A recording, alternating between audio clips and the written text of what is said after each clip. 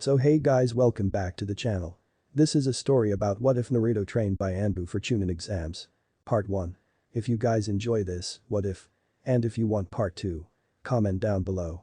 And let me know before I start. Please do support for more awesome content. And leave a like and don't forget to subscribe to my channel. And also share this video with your friends. And check out the description. And check out my playlist. So let's start the video. Chapter 1. He did not notice the boy until said boy was halfway done vandalizing the Hokage monument. That, in itself, impressed him, more so was that no one else noticed till after the boy was done and set off a small smoke bomb just to get the village's attention. What followed was a run the likes of which the man had not seen in years. Part of him was greatly impressed as the boy outran, dodged, maneuvered and outthought the elite ANBU, skilled and seasoned Chunin, and many Chunin. Of course, the other part of him was enraged. Not at the boy, but at the ANBU.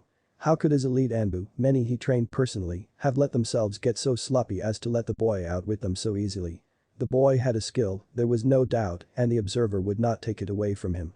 But the elite shinobi should not be outsmarted that easily. He watched the blonde and knew who the kid was the moment he saw that shade of blonde hair. He watched as the boy ducked down an alleyway. He saw that the kid let the Chunin Academy instructor catch him, and he watched as the boy smiled and laughed and joined said instructor for a bowl of ramen. The observer then went to the records room at the academy and looked up the boy's records. What he found made no sense. On paper the boy was less than useless. He made copies of all the graduating students' records and quickly snuck into the teacher's lounge. He observed the teachers talk, and what he learned tempted him to break his cover as well as their necks. Decades of training in the art of infiltration taught him enough self-control not to do either. But he was severely tested. His next stop was a lone teacher squirreled away in his private office. The teacher Mizuki was asleep, his head resting on his desk. The observer performed a mind-reading jutsu that the Yamanakas taught him. What he learned tempted him to kill. Again. This creep planned to use Naruto to steal a scroll from the Hokage's tower and then frame the boy for treason or outright kill him. Instead of killing the traitor, the observer came up with a plan on the spot. This village would not know what hit them. You passed him?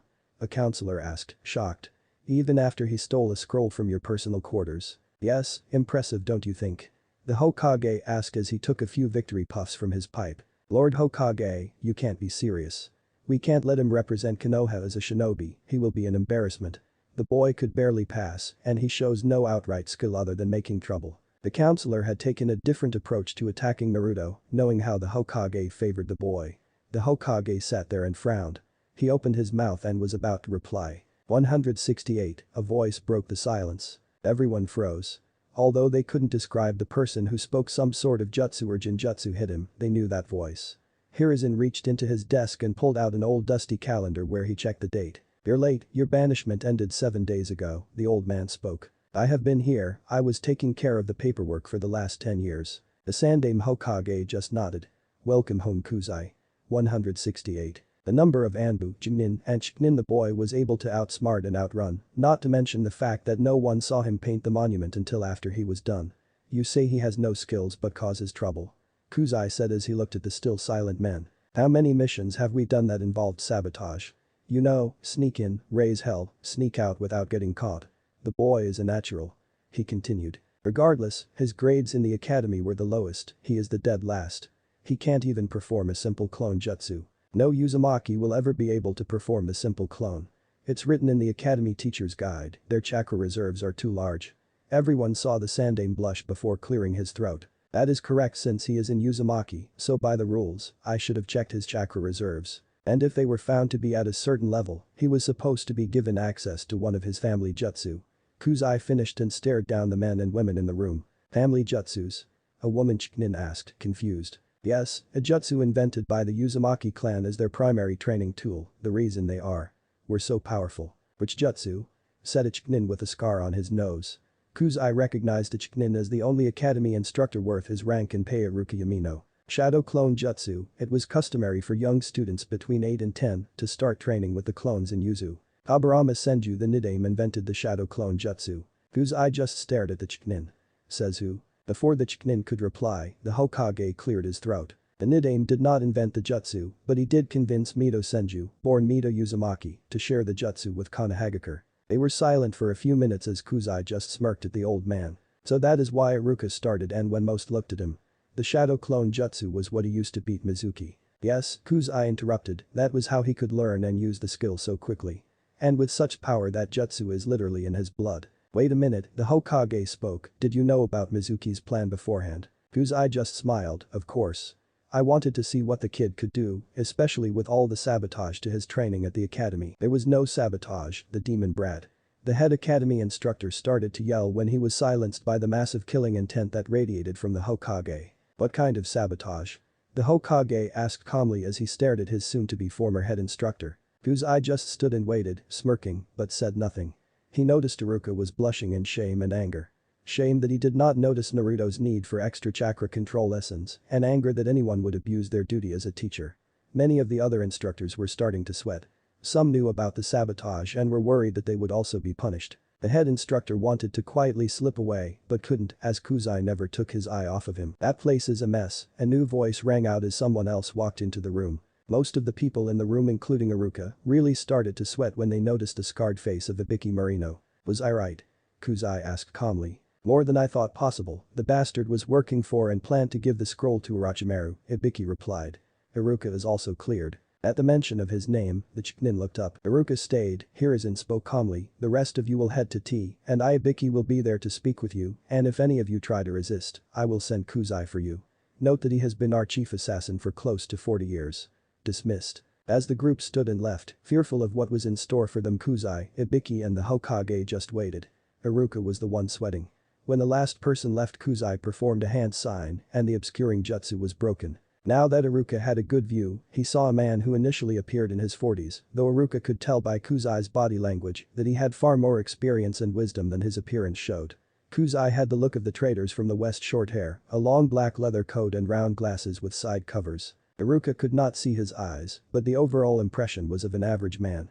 So, on average, Kuzai could probably blend into any crowd and no one would notice him. Uzumaki, Ibiki handed a folder to the Hokage, was not the only one affected by tampering. The Hokage took a long look at the file before handing it to Iruka, who played with the information. What? How can we fix this? Did any of the students know? The Chunin asked as he read. No, they appear to be innocent. I will know for sure after I speak with the rest of the teachers, Ibiki replied calmly. So what? Do we hold them back, retest them? Punish them for their teachers? Iruka asked, not sure how he felt about that. No, Kuzai replied. But we can fix this problem, or rather I can fix this. If you agree to it, Lord Hokage. Kuzai, you have been an ANBU instructor for many years, the chief instructor for the ANBU training camp, Hiruzen started. But we are at peacetime, when was the last time you trained students this young? Itachi, was the elite's reply. But I do understand your concern, a fool I am not. I can train them to match their skills and age, and I will have Mai with me to make sure I do not cross the line. The Hokage just nodded, what do you need? Delay the team selection an extra week, he replied. Kuzai looked at his watch and glanced at Iruka. Send out a notice to all who passed. 2 days from now is a mandatory training day for all students, 10 in the morning will be fine. The Hokage and Iruka both nodded, anything else? I want Nico to help, without her mask. Also, Kuzai looked at the silent Ibiki.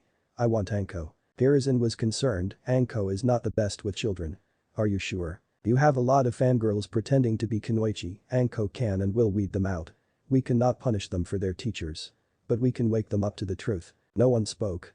Kuzai grabbed a list of students that passed and started writing as he waited. Iruka returned to reading the report while Hiruzen smoked his pipe and stared at his elite assassin and ANBU instructor. How long will you need Anko for your training camp? Ibiki asked calmly. About a week, that should read out the week and give those that pass time to rest, Kuzai replied calmly, and for the record, I believe only these 9 will make it. The rest couldn't possibly pass due to either lack of skill, desire, or just plain stupidity. Handing the list to the Hokage. The Hokage just nodded, are we done? For tonight, but I know this boy, as he looked at the aged Hokage. You made a lot of mistakes while I was gone. I can fix most of them, but I am not done busting your balls. It was 6 in the morning, the day after his fight with Mizuki, and Naruto woke up groggy and tired. Just as he finished his morning routine, a knock came from the door. Quickly moving to check the peephole, he smiled as he opened the door. Jiji. Naruto, this is Chunin Kuzai, the old man. He wishes to speak with you. May we come in? Naruto nodded as he watched the new man. Kuzai wore a long black trench coat, buttoned closed. His face and hair seemed plain yet neat. His glasses were round, dark and had side guards that made it impossible for anyone to see his eyes. It reminded Naruto a lot of Shino and the Aburam clan. So, Naruto started looking between the two. What did you do? Kushina Uzumaki, the man started. That was your mother's name. She was a hell of a powerful shinobi and one of the best barehanded fighters I had seen in a long time. Naruto was shocked. No one, not even the old man, had actually told him about his parents. Either of them. Her name was kept from you due to her enemies.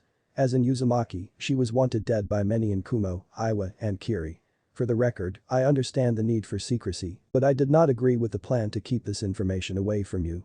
As a shinobi of the leaf, understand that you can't tell anyone about her yet. Naruto stared at the man, then at his adopted grandfather, then back at the man and nodded. Your father had more enemies than your mother, so no, I cannot tell you about him yet.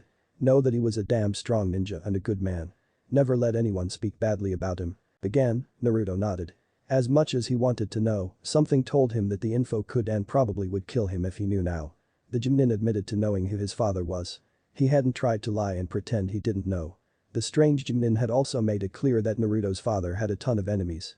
For now, the lack of a name did not bother him. Naruto, the Hokage started. After the incident with Mizuki, we looked more closely at all of the instructors at the academy. You and many other students were cheated in your training, the man interrupted. None of you should have passed. However, we cannot punish you for your teacher's failures. In order to make sure everyone is trained correctly, you and your class will be put through a special training camp the day after tomorrow at 10 a.m. This camp will help you prepare for your team selection and final test. What test? Naruto replied as he picked up that detail. You're not a ninja yet, no one is a ninja until they have passed a final test set by their Chunin instructor. Although nobody could see Kuzai's eyes, Naruto got the distinct impression he was glaring at the Hokage.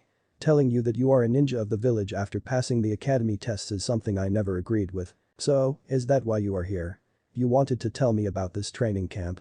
Naruto asked. No, an official letter will be sent to all the students, the Hokage replied. We are here because Kuzai plans to give you a jump start to your training. Since your education was sabotaged the most, we decided that you need some extra help. Naruto looked half thrilled at extra training and half skeptical as he stared at the Chunin. He was the head instructor for the ANBU for many years, he has been out of the village for over 10 years. Hiruzen began to say. My training will make you stronger, Kuzai bluntly interrupted. Naruto began to smile his trademark grin, but then stopped. That was the second time that the Chunin had interrupted the Hokage. Despite the fact that he was getting answers, Naruto did not like anyone disrespecting his Jiji. Is it not rude to disrespect the Hokage like that? Sure, I tease and prank him constantly, but he knows I do it with total respect despite what anyone else sees. You. Naruto, Kuzai is older than me, the Hokage spoke up. He is one of my former teachers and has been one of my biggest critics for longer than you have been alive. He knows when to respect me. To be a good Hokage you will need a friend and an advisor that has the ability to speak to you as an equal, and Kuzai is one of mine. Naruto was not sure how to respond, so he just growled and went to get dressed. Meet at training ground 93, I will be there soon. The Chunin said as Naruto nodded again and headed out the door. The two older men followed him at a slow pace as they walked down the hall. I guess we are done for this morning. The Hokage asked. No, I have one more thing to tell you. But aside the old ninja turned to face Kuzai, only to see a fist at the last second. The punch dropped Hiruzen hard and he felt the bones of his nose breaking. Kuzai stood over the Hokage. That, Lord Hokage, was for disregarding my warning and giving that damn snake a genin team. You better think real hard starting now. I can fix most of your past mistakes, but if you make any more I won't wait for your enemies to deal with you. I will kill you myself. Naruto watched his strange new teacher walk into the clearing. The man watched the boy calmly as he unbuttoned a few buttons on his coat in order to give himself more room for his legs to move. We will spar now, to jutsu only. Give me everything you have. If you can knock me off my feet, I will pay for all your ramen for the next 30 days. Naruto attacked hard. But Kuzai easily blocked his first punch and threw him away. Naruto managed to flip around and land feet first on a tree, which he used to launch another attack. That set the pattern for the sparring session. The Chunin noticed that Naruto could take a hit and get right back up, so he started to hit harder and harder each time. The boy just would not stay down. Naruto's forms were so sloppy it was almost embarrassing, but Kuzai was impressed with his talent for improvisation, not that Naruto ever came close to actually landing a hit. Naruto was only a little upset. He realized that this was his first time sparring with someone outside of class, and if he was honest he was enjoying it. It was fun, even when he missed a punch, and Kuzai punched him in the back of the head, driving his face down into the grass. Soon there was a ding and Kuzai motioned for a stop. What? Why? Naruto asked, breathing a little hard but still able to go. We have just sparred for 1 hour, I have learned what I needed, Kuzai replied, shocking Naruto with the time. Now it is time to improve on what you can do. Show me your shadow clone jutsu and make 10 clones. Making the hand sign he shouted the words. 12 clones appeared. Kuzai did not say anything, he just made the same sign, and 3 of his own clones appeared without a sound or smoke. He looked at the clones, you 5 with him, you 3 with him and you 4 with him, he told Naruto's clones. He told his own story. You know your orders. Kuzai's clones nodded and took their assigned clones into the woods. Now, that clone jutsu is special. Everything they learn you will learn when they dispel. Shadow clones have been a primary teaching tool for many years. Yes, they are good in combat since they know everything you know and can fight as well as you do, but your clan primarily use them for their ability and training. I have a clan? Naruto asked, shocked. Had? You had a clan, though they were wiped out many years ago. As far as we know you are the last, but now is not history class. I will make sure you learn the truth soon. Naruto wanted to ask more questions but stopped and waited. Now of all the things your clones can do, one thing you and only you can improve on is your physical conditioning. Here the man got an evil smile. Sit up, start. Naruto got down and started, he was slow and sluggish and… How many? Naruto asked after a few minutes. The man took a meditative seat and breathed out to relax, till I'm tired. He was not joking. Naruto continued to do sit-ups for what felt like hours. He was panting, grunting, groaning and hurting. He even stopped twice to throw up. Kuzai only asked if he had got it all up and told him to continue. Then the ding interrupted them both. That's 2 hours, switch to push-ups, when it dings again start jumping squats, Kuzai ordered. Naruto obeyed. Although he was sore and hurting, he really wasn't tired. He also felt the pride that comes from getting a good workout. After the final ding, Naruto stopped and was almost ready to collapse to the ground. Stretch out so you don't cramp up, Kuzai spoke as he handed a water bottle to the boy. Naruto just nodded as he took a drink and stretched. The silence was starting to grow. He had been silent for hours, and anyone that knew the blonde knew it would not last. You know a lot about me, Naruto started, do you know about? And the boy trailed off, not sure how to mention it. The fox? Kuzai asked. When Naruto nodded he continued, I know more about that fox than anyone alive at the moment. Naruto looked at him waiting. I am old enough that I was there during the battle between Madara Uchiha and Hashirama Senju at the Valley of the End. I watched as the fox was sealed into a person, called a Jinchuriki. That person was Mito Senju, who was born Mito Uzumaki. Naruto was shocked by that. What I am telling you can't be bragged about or boasted about, there are people in this village that would either try to use you for their schemes or outright kill you. That's another reason the knowledge of your family was kept secret. Naruto stopped again, I understand, and if people knew I'm sure they would treat me better only because of my ancestor, and not because I had earned their respect. I want to be respected for my own achievements, not theirs. Good, now back to the fox, I have spent a lot of my life studying demons, and the fox is probably the most powerful and most corrupted of them all. Hatred and cruelty have warped his mind. Here Kuzai stopped and looked out into the woods, as if he was remembering something. He remembered what it was like before Madara showed the world just how big of an ass he truly was. He was thinking about how the fox used to search out evil and hate-filled humans. The fox attacked them as he tried to preserve his father's dream. Kuzai-sensei? Naruto asked. Chief. Call me Chief. He replied, I am the chief instructor for the ANBU training camp. Are you okay, Chief? You went quiet, Naruto asked. The Nine Tails, who has a name though I will not tell it to you, has been abused and hunted and harmed by humans for many years. His outlook seems to have turned dark. The best thing you can do is be respectful of him. He is not a mindless killing machine but a creature of the world, with dreams and feelings and desires just like you. That is not to say he won't try to hurt you. He is a prisoner and no prisoner likes their cage. He will try to trick you so he can escape. It is not the time for that yet, just remember that no prisoner likes their cage. Here Kuzai stopped, shifting his head to the side. Okay, the first of your clones are about to dissipate, get ready. Naruto nodded and stood up. It did not take long before he felt a rush of information. Next, he walked over to a tree and started to walk up to it slowly. Once he was certain of his footing he began to go faster. Cool, this is awesome, he shouted as he ran up a tree and along the underside of a branch before jumping and flipping to land on his feet. Then a second rush hit him. When he looked around he could not find any water, but that was okay, since he had not yet mastered that training. We can walk on water? He asked, shocked. Yes, it is a basic but very important skill. Once you have learned both tree and water walking I will teach you how to fight using both. Woohoo, I will be stronger than Sasuke team and no. Naruto was quickly silenced by a slap to the back of his head. He glared up at the man, only to be frozen by a glance. Focus. You are a shinobi of the leaf, there are more important things than who is stronger.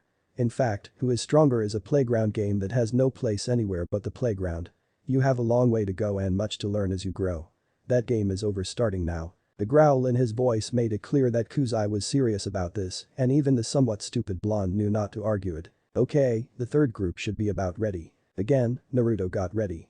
This time the rush came harder and he stared out into the woods for a moment. He started to perform a kata, working through each step slowly. When he made a mistake Naruto would stop, correct his position, and then continue. He did not master it right away, but now he could see his mistakes and how to correct them. It made Naruto realize, without a doubt, that the chief could and would make him a better ninja. Go to the bathhouse. I want you to soak well and long. Your body will be sore and tomorrow we will do this again. Meet me here at the same time. And with that Kuzai vanished. Naruto did not know what to think, so he just followed his orders. Kakashi had sat on the memorial stone as he read his book. He was reading it to all the friends he had lost so they would not miss out on the golden literature. As he turned a page he realized that someone was squatting down on the rock behind him. The copy ninja closed his book and put it in his vest. He drew a kunai and the fight was on. It was the most one-sided fight the ANBU captain had ever been in.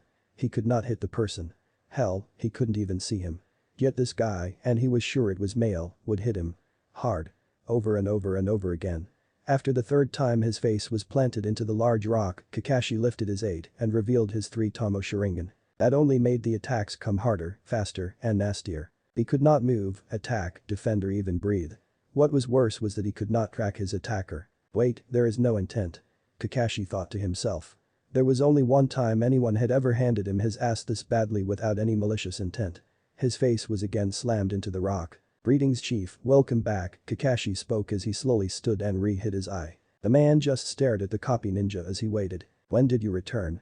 Kakashi asked, reaching his feet. My banishment ended 7 days ago. I am not happy with what I learned in those 7 days. Kakashi did not reply, he knew better.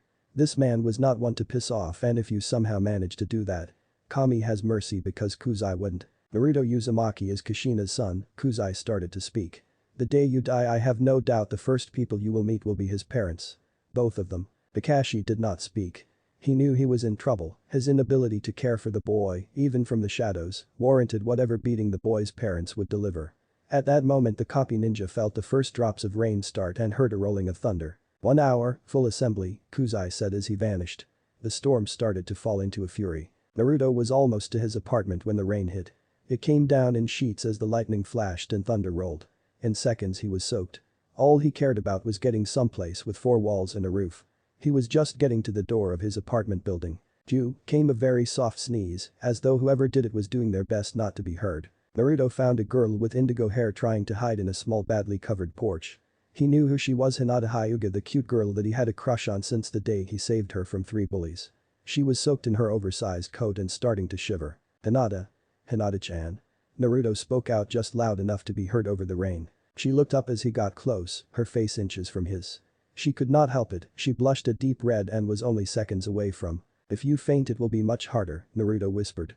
Stay awake for me. She looked into his eyes and somehow, she was able to regain her footing. She gave a soft nod. Naruto did the only thing he could, he took her arm and led her up to his apartment. Once inside he handed her a clean towel and robe, then quickly showed her to the bathroom. Once she went in he turned around and looked at the mess that was his apartment. He quickly made a large group of clones and set them to cleaning, sending 2 more out on errands. It was barely 3 in the afternoon, but the storm raged and blocked out any light. So, it was dark when every ANBU and elite Chunin of the Leaf Village stood in formation. Everyone in formation stared at the man at the front. He stood, back straight, feet apart, hands clasped at the small of his back. No one knew what to think when they heard the call. Much less why it was the copy ninja that called the assembly. A flash of lightning came and everyone felt his presence. There was no mistaking that aura, he had returned. Kakashi snapped to attention without a sound. Those that weren't already at attention quickly followed him. 2 people started to walk up the center of the formation. One was the Sandaime Hokage, dressed in his formal Hokage robes, though his robes were open to reveal his battle gear. He was carrying his legendary staff. The second man wore a long black leather trench coat and a pair of dark circle-rimmed glasses with side guards. Other than that, he appeared average and easily overlooked. The 2 walked up and stood before Kakashi the copy ninja to step back and the 2 men turned to face the mass. You know who I am and what I have done. I know who each and every one of you is, what you can do and what you have not done. Kuzai spoke calmly as he looked around. I am not impressed. In fact, I am completely pissed off. A shiver went up the spines of every ANBU and Chunin. Only their training kept them from running from this one man's intent. I am thinking about stripping you all of your ranks, cutting your pay and making you rerun the gauntlet. No one spoke, though a shiver went through the formation. You all owe yours for preventing that, I trained you better than this. Kuzai finished. An ANBU stepped forward. Chief, I and many others are not. We do not understand. The boy, Kuzai replied, is skilled and clever, I am impressed. But none of you saw him painting the monument till after he was done. Most of you did not see him until he set off a smoke bomb. And then he outran all of you. He is skilled, yes. He did it with piss poor training, yes. He impressed me, yes. But you all let yourselves get sloppy. The group started to look around. Some are ashamed to admit he was right. Some wondered about the poor training. Another person stepped up, she had purple hair and a cat mask. Chief, there is something else, isn't there? Something you have not told us yet. Nico asked. War, Kuzai replied. There is a war coming, at best in less than 5 years, and there is no stopping it. That silenced everyone, even the Hokage. That is all. Dismissed. Kuzai barked and turned his back to them. Most started to leave in quiet groups. Soon it was just the Hokage copy ninja, Kuzai and one other person. Hello asshole, Kuzai called out as the fourth person stepped up. A lightning flash illuminated the face of Hiashi Hyuga. The elite Chunin and head of the strongest clan hesitated at the insult but did not let it stop him. Chief Kuzai, I do not appreciate being dragged out in the rain. I am no longer an active shinobi and am no longer under your control. I heard you had retired, Kuzai stated as he turned to face the Chunin. Strange thing is, I did not have your paperwork on my desk. Even with my banishment, it was a simple rule. Once your paperwork goes through the chain of command and lands on my desk, not the Hokage, not the Chunin commander's my desk, then it is official. The Ashi knew to tread carefully. This shinobi was not one to be arrogant with, are you sure you did not misplace it? 10 years is a long time. Kuzai gave a smile that put Hiashi on alert. True, very true. That document could have easily gotten lost, stolen. There are a million different reasons why I did not find it. Hiashi was starting to get ready for a fight. He knew this man better than most, and he realized then and there he was being set up. But, you have still received your monthly pay, every month on time. And you have never put in the paperwork to stop payment. Kuzai smiled as Hiashi paled. Now when a clan head goes on long-term sabbatical in order to run their clan, which I might add is perfectly legal, they can keep their pay. Otherwise, you are guilty of stealing from the village. Thief, or sabbatical. Sabbatical, Chief Hiashi replied quickly, standing at attention. Okage, Kakashi, I will speak with you soon. Walk with me, Hyuga. And Kuzai led the clan leader away while Kakashi looked at the Hokage. He is very pissed, the copy ninja asked concerned. Our time of peace is over, Hiruzen replied as his shoulders sagged. I just hope our will of fire will be strong enough. Chapter 2, Special Training Camp. Ino asked, confused as she looked at her father, then Shikamaru and Choji. These were her fellow classmates, and the sons of her father's teammates. There was no doubt this would be her team. The boys just shrugged as they turned to their fathers. Why? I thought we passed. We don't know how the elder Nara spoke. We just got the message, all graduates report to training ground 93 at 10 in the morning the day after tomorrow, the elder Yamanaka continued. The direct order from the Hokage, Choji's father finished. As shinobi of the leaf, you will be expected to follow orders even if said orders have no other information. The three kids just looked at their fathers. There was a message in that last statement. Choji knew there was a hidden meaning, but could not find it. Shikamaru got the hint very quickly. Troublesome was the only thing he could think of. Ino did not understand at all, but she knew one thing. When her father looked at her with those eyes she would not get answers. As the rain continued to fall, the Yamanakas left for home. Choji's father had duty that night, so Choji stayed with Shikamaru. Shikamaru noticed it was barely 5 in the afternoon and there was time to kill. Shino? Choji asked as if he could read his friend's mind. And Kiba? Something is going on and I know in my bones not knowing what will be more troublesome than finding out. Kiba was slipping through the trees using the rain to cover his scent. He wanted to avoid being tracked by his mother, though he did not know how foolish that was. She knew where he was as well as why he was going. He came across an old house with a roof that barely kept the water out. Inside he saw Choji and Shikamaru waiting. As he entered he picked up the other scent. Shino was there as well. Hey guys. What, no Naruto. Correct, Shino replied as he stepped out of the shadows. Okay, we are all here for the same reason, right? Choji asked as he munched on his bag of chips. Training camp? Kiba asked to make sure. Correct. My father had returned from a special summons when we got the notice. Shino informed them. Our fathers too, Shikamaru replied and Choji nodded. My mom as well. She had a look in her eye that scared me. I have never seen her with that look. Kiba finished. There is a new person in the village, Shino. I know next to nothing about him, but he seems to have some power over the Hokage and many of the village's top shinobi. My allies have not been able to get close to him. That surprised the other three as Shino never failed to tag someone. Well, almost never failed. For some reason, he still was unable to tag Naruto. I learned while listening in on some older shinobi that he is called Kuzai and many refer to him as the chief. He appears to be a special instructor with an elite Chunin rank. Many spoke about him in hushed voices. Shino finished his report. I picked up on a scent once, but I can't find it again, Kiba replied, scratching his head. This has Naruto, Choji started as he munched on more chips. Written all over it. No, it's something else, Shikamaru replied. Well, something more, no doubt Naruto is involved, but there is something else. How did Ino take the news? Kiba asked as he wondered about that something else. Blew it off completely, Shikamaru replied. I still cannot see how a member of the Amanaka clan could be so oblivious. Perhaps she is faking being stupid or lazy like we do, Kiba spoke. He stopped to look at Shino, well most of us do. Choji snorted as he ate. Wish she was, me and Shikamaru are bound to be on a team with her. But to be honest, Shikamaru will have to do all the thinking while I do the heavy lifting, including carrying her skinny butt. My sympathies, Kiba replied in a truly mournful voice. Shino, are they still planning that tracking team with you, me and Hinata? Yes, that does still seem the plan, but I have good news, Shino replied and looked at the puppy sitting at Kiba's feet.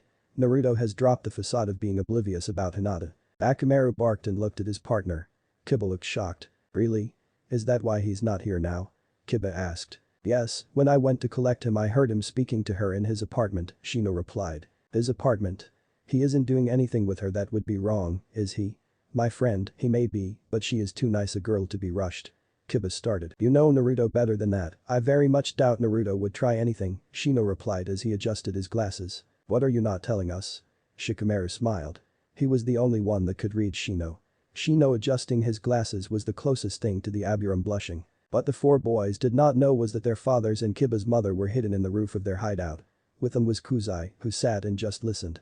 Once the boys left, the four men and one woman dropped out of their hiding spot. Your boy is skilled, Kuzai spoke as he looked at Shibi Aburam. Especially with information gathering. Maybe we should introduce him to Jiraiya. All of our sons seem to be more than we thought, Choza Akimichi said. Do you really think you can help Ino? Shikaku asked, looking at the chief. I may tease Inoichi about having a daughter, but I would hate to see his child get killed or fail as a kunoichi. Mai and Anko will take care of her, Kuzai replied. Who knew my boy actually had a brain? Tsum laughed. I thought he was just a braggart like I was at that age. I guess I won't have as much to break out of him as I did with you, eh puppy?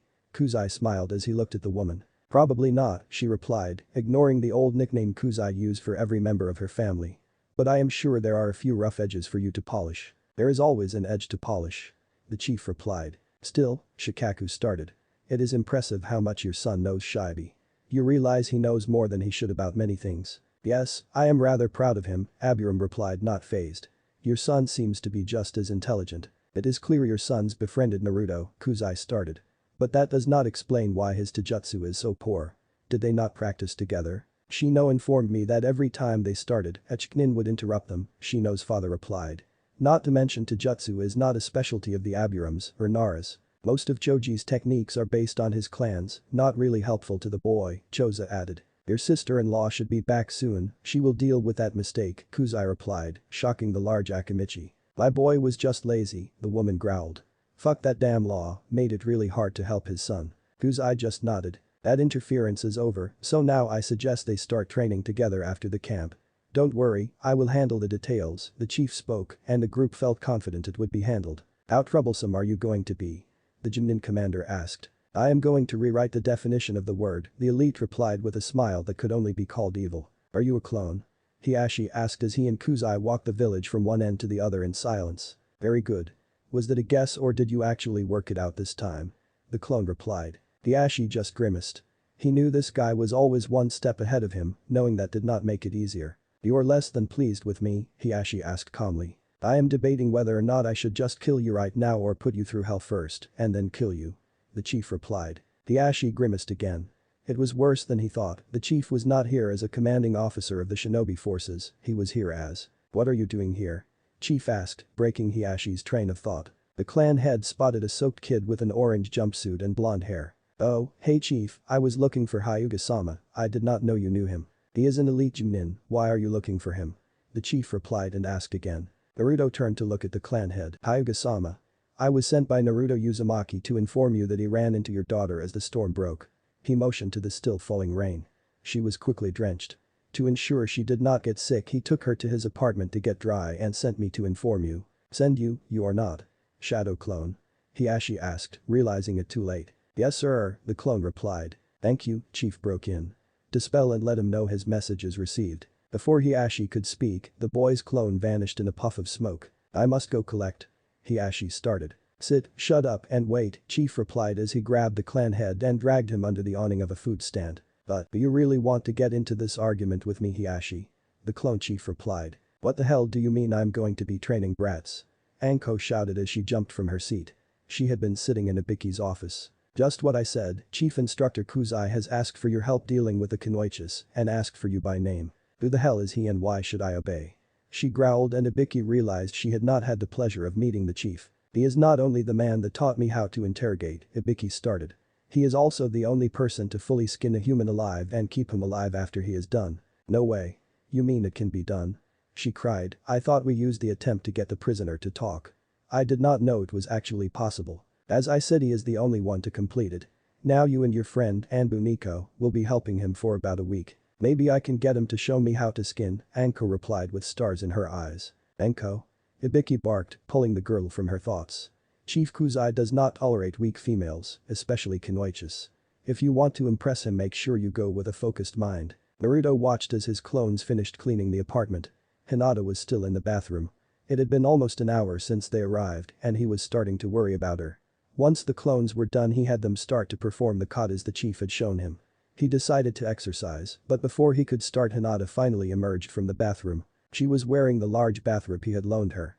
She looked for a dryer and Naruto simply waved to the back corner where his small washer dryer was hidden. The clones watched her out of the corners of their eyes but did not speak as she put her clothes in the dryer and sat on the couch with Naruto, keeping a little space between them. She fidgeted with her fingers, checking and double-checking that her robe fits perfectly and covered everything.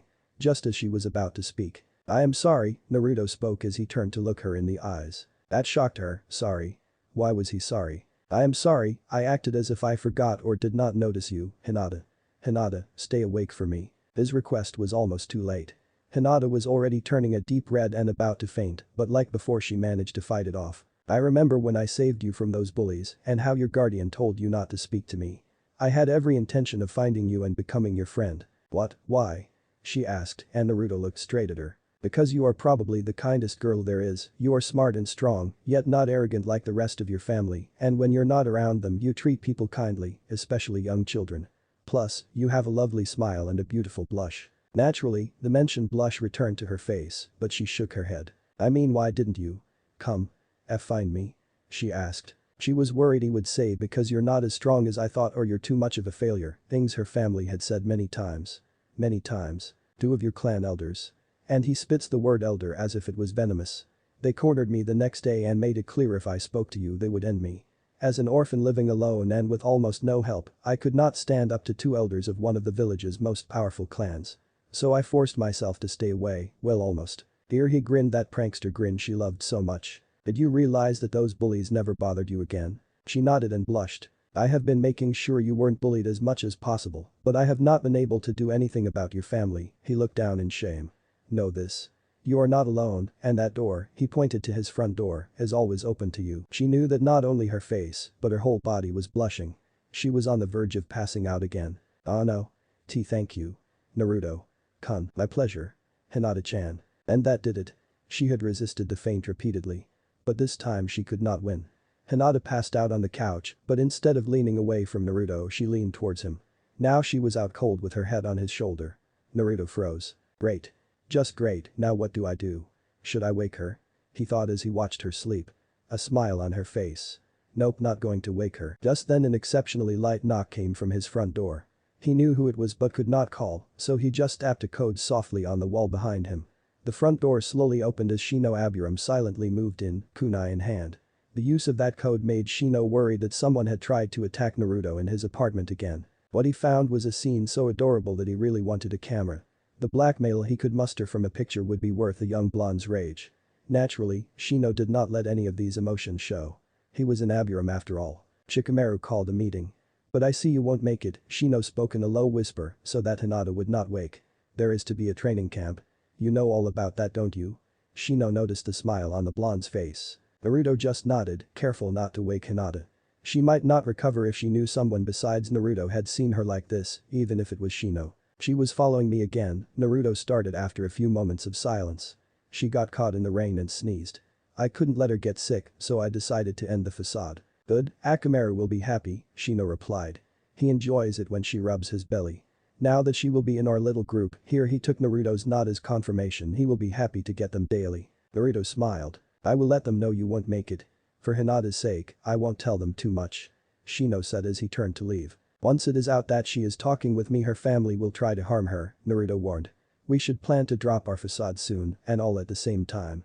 She will need us. Shino nodded and left without a word. Naruto sat on the couch, unable to move for fear of waking the cute little Hyuga. Trying to find something to keep him occupied while he waited, he noticed a book on the end table. Carefully picking it up without jostling Hinata he saw a note attached. This should be a good read for you, Chief. Naruto looked at the book. He wasn't as stupid as people thought, but he knew he wasn't a prodigy or a genius. He sure as hell did not do well in bookwork. But the chief had yet to be wrong, and he literally couldn't do anything else, so he looked at the cover. Pre-beginner's guide to Fuinjutsu or Sealing for the Stupid. After a bit more hesitation Naruto cracked open the book and started reading. Kurenai sat at a table in a private room of her preferred restaurant as she went over some files about her future students. She was going to be leading a tracking team. The members would be Kiba Inuzuka, Shino Aburam, and Hinata Hyuga. That last name put a smile on her face. She liked Hinata, cared for her. She knew that the girl had the potential to surpass any Kunoichi before her, including her mother. If only she had not been raised by that arrogant wide-eyed bastard of a father. The good news was that Hiashi Hyuga had placed Hinata in charge the week before. Of course, his parting words had filled the Genjutsu mistress with more hate than she thought she could ever have. Her longtime friends arrived. First was Yugao, otherwise known as Nico, though they kept to the general rule of we do not know, talk about it or guess. The purple-haired sword user slid into the seat to Kurenai's left and poured herself some sake.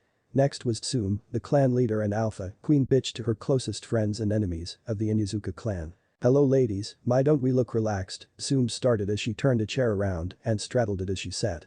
Seems your mails have been useful. The dog woman grinned evilly as she saw the start of a blush on the red-eyed woman's cheeks. From the sounds of it, Yuga replied in a relaxed voice. You're just jealous, guess you still can't get your needs taken care of. The growl from the dog woman was loud, deep and threatening as she leaned towards the relaxed purple-haired Kunoichi. Mother, behave. Hana, Tsume's daughter and the newest member of this group, spoke as she entered. I doubt she ever will. Kuramaru, Tsume's large one-eyed partner, spoke as he walked in and looked around. I will stay outside with the triplets. He said as he turned to leave. Not going to stay. Tsume teased. Too many females, I know better than that. The chuckling Tsume mumbled the word chicken as he left. How long before Anko arrives? Hana asked as she took her seat. Why, tell me she hasn't thought Yugao started with another teasing grin. She has been here for half an hour, Kurenai replied as a body literally slithered in behind Kurenai, then all the way around her body, before coming to rest with Anko basically hanging from Kurenai. Ah, you knew I was there. She teased as she wrapped her legs around Kurenai's waist. Anko slipped one arm under Kurenai's while the other came up over Kurenai's shoulder, completely entrapping her in an embrace. Everyone knew Anko was looking for a reaction, which was why no one reacted. Kurenai just sipped her drink as if nothing was different. Now that everyone had arrived, Kurenai decided to get the meeting started. Although Tsume was older than the rest by almost 10 years, close to 20 regarding her daughter, it somehow came about that Kurenai was the group's leader. She looked around at the strongest collection of Kunoichis in the village of the Leaf. In fact, they were the only real Kunoichis worthy of the title of ninja, at least active ones. She was disappointed. For 15 years she had been a shinobi, hoping to prove women were just as skilled as men, and all the good Kunoichis in the whole village fit in this one small room. Stop dwelling, Tsume spoke, reading Kurenai's mind. It's hard, I had hoped there would be more of us by now. Your little Hinata should be joining your team soon, yes. Hana smiled. Kurenai just nodded before frowning, but she is the only one.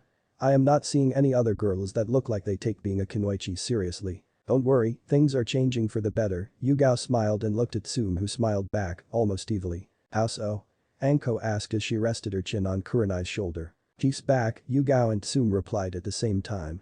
Anko, Hana and Kurenai all lifted their heads. Do you know him? Anko was really interested. He was the head instructor for ANBU camp, Yuga replied. Trained me when I wished to become a hunter nin, Tsume added. When asked why she called her tracking team Hunter Nin when that name had been taken by the Mist Village, her reply was simple. To piss them wanted trackers off after that no one questioned her and just accepted her team as Konoha's Hunter Nin. I have never met him, Kurenai spoke. What can you tell us? He will beat the stupid out of anyone, Yugao spoke. He will be twice as hard on the girls, Tsume smiled and looked at Anko. Why? Kurenai asked, worried about Hinata. He hates weak women and will not tolerate weak kinwaichis, the two women replied as one. Fangirls? Anko asked. He asked for you by name, did he not? Yugao replied, smiling at her sadistic friend. Anko smiled back, finally understanding why she was picked. So, any more good news? Kurenai asked. My son is not as stupid as I thought, Tsume replied with a grin. Everyone, even Hana, looked at her in shock. Yep.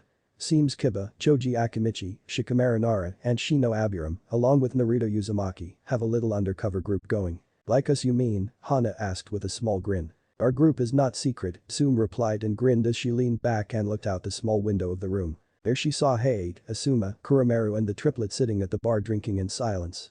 It's just that none of the men want to risk trying to interfere, cowards. Tsume stopped and gave a very evil grin to Kurenai. Seems Naruto was not as blind to Hinata's affections as she thought. They, all the boys, seemed to have put up a facade to fool the village. Oh, and last I heard Hinata was at Naruto's place. She should be fine, Chief vouched for him. Kurenai's first thought was to run to Hinata, but Anko refused to let her stand. Relax, Tsume trusts Naruto to behave. Right? Anko asked, looking at the oldest woman. Far better than I would have behaved at her age. Tsume replied with a smile. Not helping, mother, Hana replied and looked at Yugao. She vouched for the boy, so if he does anything. You will get to see the skinning technique for sure, Yugao replied causing Anko to skiver. After a short time trying to reassure Kurenai that her charge was safe with the boy, the kinwaichis continued. You and me, training the girls, Anko laughed evilly as she looked at Yugao, again making sure Kurenai did not stand. And my, Tsume replied. Oh goody, Yugao gave a strange giggle, something not heard often. Who is my? Hana, Kurenai and Anko asked at the same time. The woman holding a blade to your throat, Tsume replied and smiled at Anko. For a second Anko was confused, then she felt the point of a kunai at the jugular. Slowly she turned her head to the left. Kurenai and Hana just gaped as they saw a woman smiling sweetly. The woman took the blade away and leaned in to kiss Anko's cheek.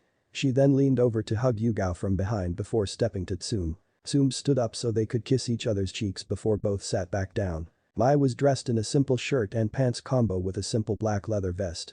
Her hair was long and black with hints of a blood red, her face looked plain. The only thing that stood out was the large choker around her neck with a yin-yang symbol and the kanji for balance in the center. Mai waved at Hana and started to make seals, at least that's what the group that didn't know her thought. Then they realized the hand signs weren't seals. It was sign language. Hello, my name is Mai.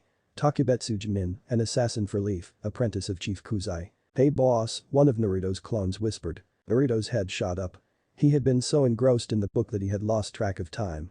When he marked his page, he realized he was already halfway through the book.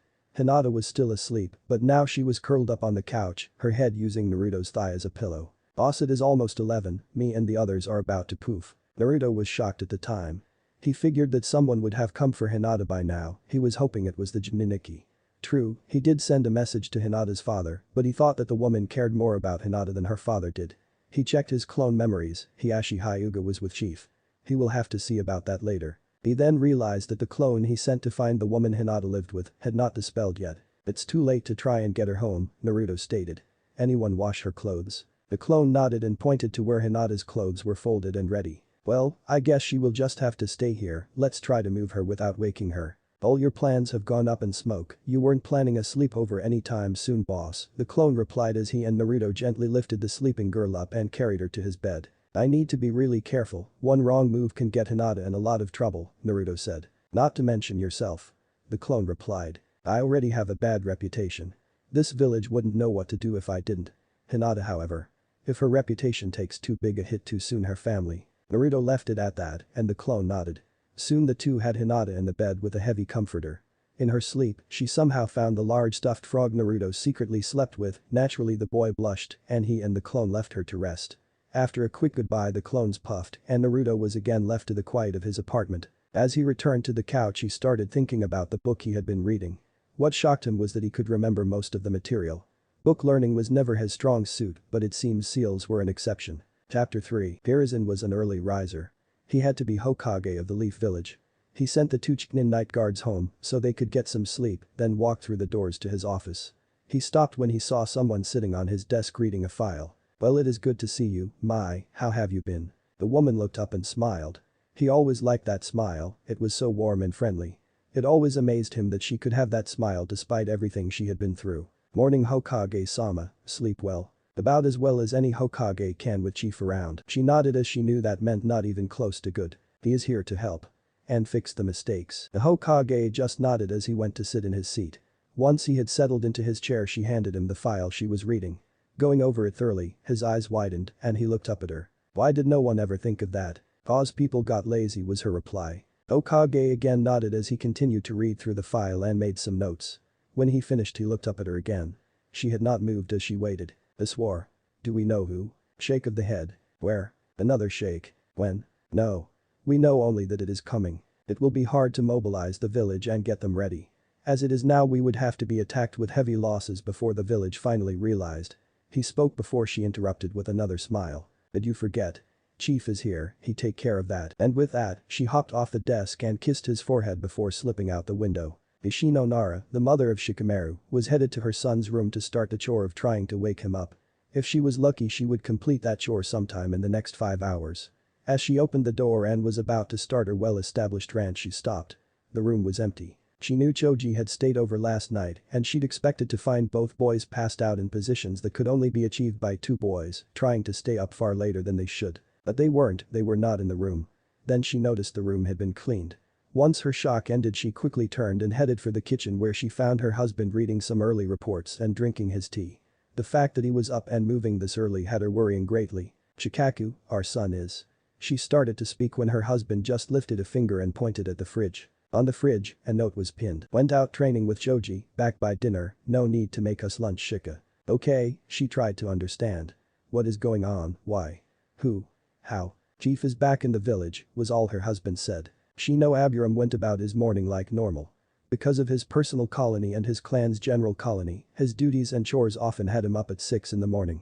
As he finished and put his long coat on, his mother called. "Shino, your friends Shikamaru and Choji have arrived." "Humming, mother," he replied. He went to the kitchen where he spotted his father reading a paper. His father briefly lifted his head and despite his glasses, Shino knew the man was watching him out of the corner of his eye. His mother smiled at him. She was a kind, friendly, and open woman that his father had met on a mission out of the fire country. In a rare act of emotion, one neither Choji nor Shikamaru would ever mention, Shino pulled the collar of his coat down to kiss his mother on the forehead. She was, in fact, shorter than her 12-year-old son, before replacing his coat and nodding to the two boys and following them out. The three boys walked in silence through the early dawn. Shino and Shika were having a silent conversation with each other, silent as in no words used at all, yet they knew what was being said. Choji knew something was up but had long ago resigned himself to never understanding how his friends' minds worked. As they walked into the Inyazuka compound, they noticed they were watched by several people and many dogs. Hana, Kiba's older sister, was in front of one house tending to her triplets. She hesitated slightly, which told Shikamaru and Shino all they needed to know. "Morning, boys," she smiled. "Morning, senpai," Choji replied politely. "Kiba up?" "Doubtful, it is too early for him," his sister replied. "This cannot wait, can we collect him?" Shino spoke calmly. "Sure." She replied with a grin, then hesitated. "Wait here." Hana quickly went into the house and into the living area. Tsume was lying on the floor, almost completely naked, with 2 or 3 empty bottles around her, using Kurumeru as a pillow. "Really, mother, this does not help us dispel that rumor," Hana thought as she grabbed a blanket and covered her mother. The massive dog just opened his eyes. "Kiba's pack has arrived and is looking to collect him," she told them. "Worried about that rumor?" he asked, giving a dog a grin. "It is getting out of hand. Even her closest friends are starting to believe it. Or at least consider it. We know the truth, that is all that matters," he replied and closed his eyes to sleep. Returning to the door, Hana called the boys in. None of them turned a head or batted an eye as they walked to Kiba's room. They had all seen Tsume passed out on the floor, her head on the large dog and a thin couch blanket covering her. Several pieces of clothing were spread over the room. "This does not help the rumor, best not say anything," all three boys thought at once. Entering Kiba's room, they found it in just as big a mess, the boy out cold and snoring loud. Akamaru woke up as he sensed the boys enter. Shino went to find Kiba's clothes. Shikamaru collected the puppy while Choji grabbed the sleeping boy and lifted him up on his shoulder. Said boy didn't even budge as he slept. "Good morning, boys," was their greeting as they walked back into the living room kitchen. Sitting at the table in a simple bathrobe was Tsume, drinking her tea as if nothing was wrong. It seemed hangovers didn't bother her. "Greetings, Inyazuka-sama," Shino replied in a greeting to the clan head. She smiled and sipped her tea. You know where the training ground shower is, yes? Shikamaru and Shino just nodded and Choji shifted to get a better grip on the boy who still did not wake. The woman returned to her tea as a dismissal. The shower was a cubicle with just enough wall to cover the basics. The Inyazuka were known to be more nature-based than most, so nudity was not taboo here. Putting Kiba's sleeping form in the floor of said shower was easy. Choji just dropped him on his butt. Still, he slept. Shino reached in and turned on the water, cold first. What the hell, cold? Knock it off. What the hell MOT? Kiba stopped as he finally woke up and found not his mother but his friends. You could have just my foot, he said. Akamaru whined as Kiba finally noticed he was not in the house shower, but way outside at the training ground one. Choji tossed the boy the body wash. Kiba took it and stripped off his pajamas, leaving him in just his shorts. They were standard shinobi utility shorts, designed to dry quickly for quick swims bathing just about anything, a standard in shinobi gear. You carried my sleeping bud all the way out here? Kiba asked as he washed. When the others nodded. Damn, I really need to sleep lighter, this heavy sleeping will get me. Someone killed out on a mission. Agreed, Shino replied. Any news? Kiba asked as he finished and started to dry. Mom was pretty drunk when she got home last night. I ran like hell when she challenged the older clansmen to strip poker. Our parents know, Shikamaru replied. Kiba's head shot up as he finished getting his vest on. My father was awake when Choji and I woke up and tried to sneak out.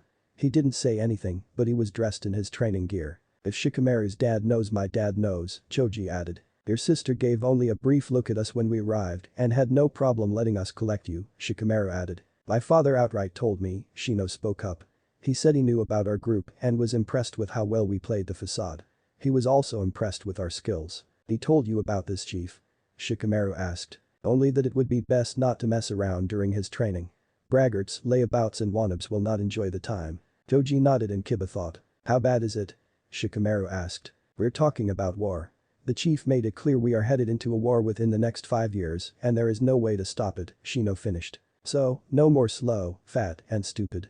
Choji asked. Or stupid, boastful and arrogant? Kiba asked. Or lazy and weak, Shikamaru finished. The good news is chief is running the training camp, which means we can grow and become stronger without having to show the village just how much we played them. Our cover is secure except in the eyes of our fathers and your mother. Shino spoke as the boys slowly made their way back to the entrance of the compound. I am not sure I want my mother to know yet, Kiba spoke and stopped as a chill went down his spine. She is behind me, isn't she? Naturally, Shikamaru replied. Kiba was embraced in a massive hug from his mother from behind. I am so proud of you. You were able to hide your true self, even from me. That is an important skill for a shinobi to have, you boys did well. Thanks mom. Ouch, he cried as she smacked the top of his head. That's for lying to your mother and making me think you were stupid. Be back for lunch, the woman called out as she turned to return to her house. If the number of bruises she leaves is how you determine how much a mother loves you, then my mother loves me more than any. Kiba whined as he rubbed his head. So, what did they say? Kakashi stopped and looked around. Kuzai was sitting in a tree. Kakashi had just left a secret meeting with the council. They told me who my team would be, and Kakashi started. Uchiha, Haruno, and Naruto, but let me guess, train and push the Uchiha, give no training to Naruto, and they couldn't care about the girl. Chief asked. Correct. What are my orders? Chief attacked.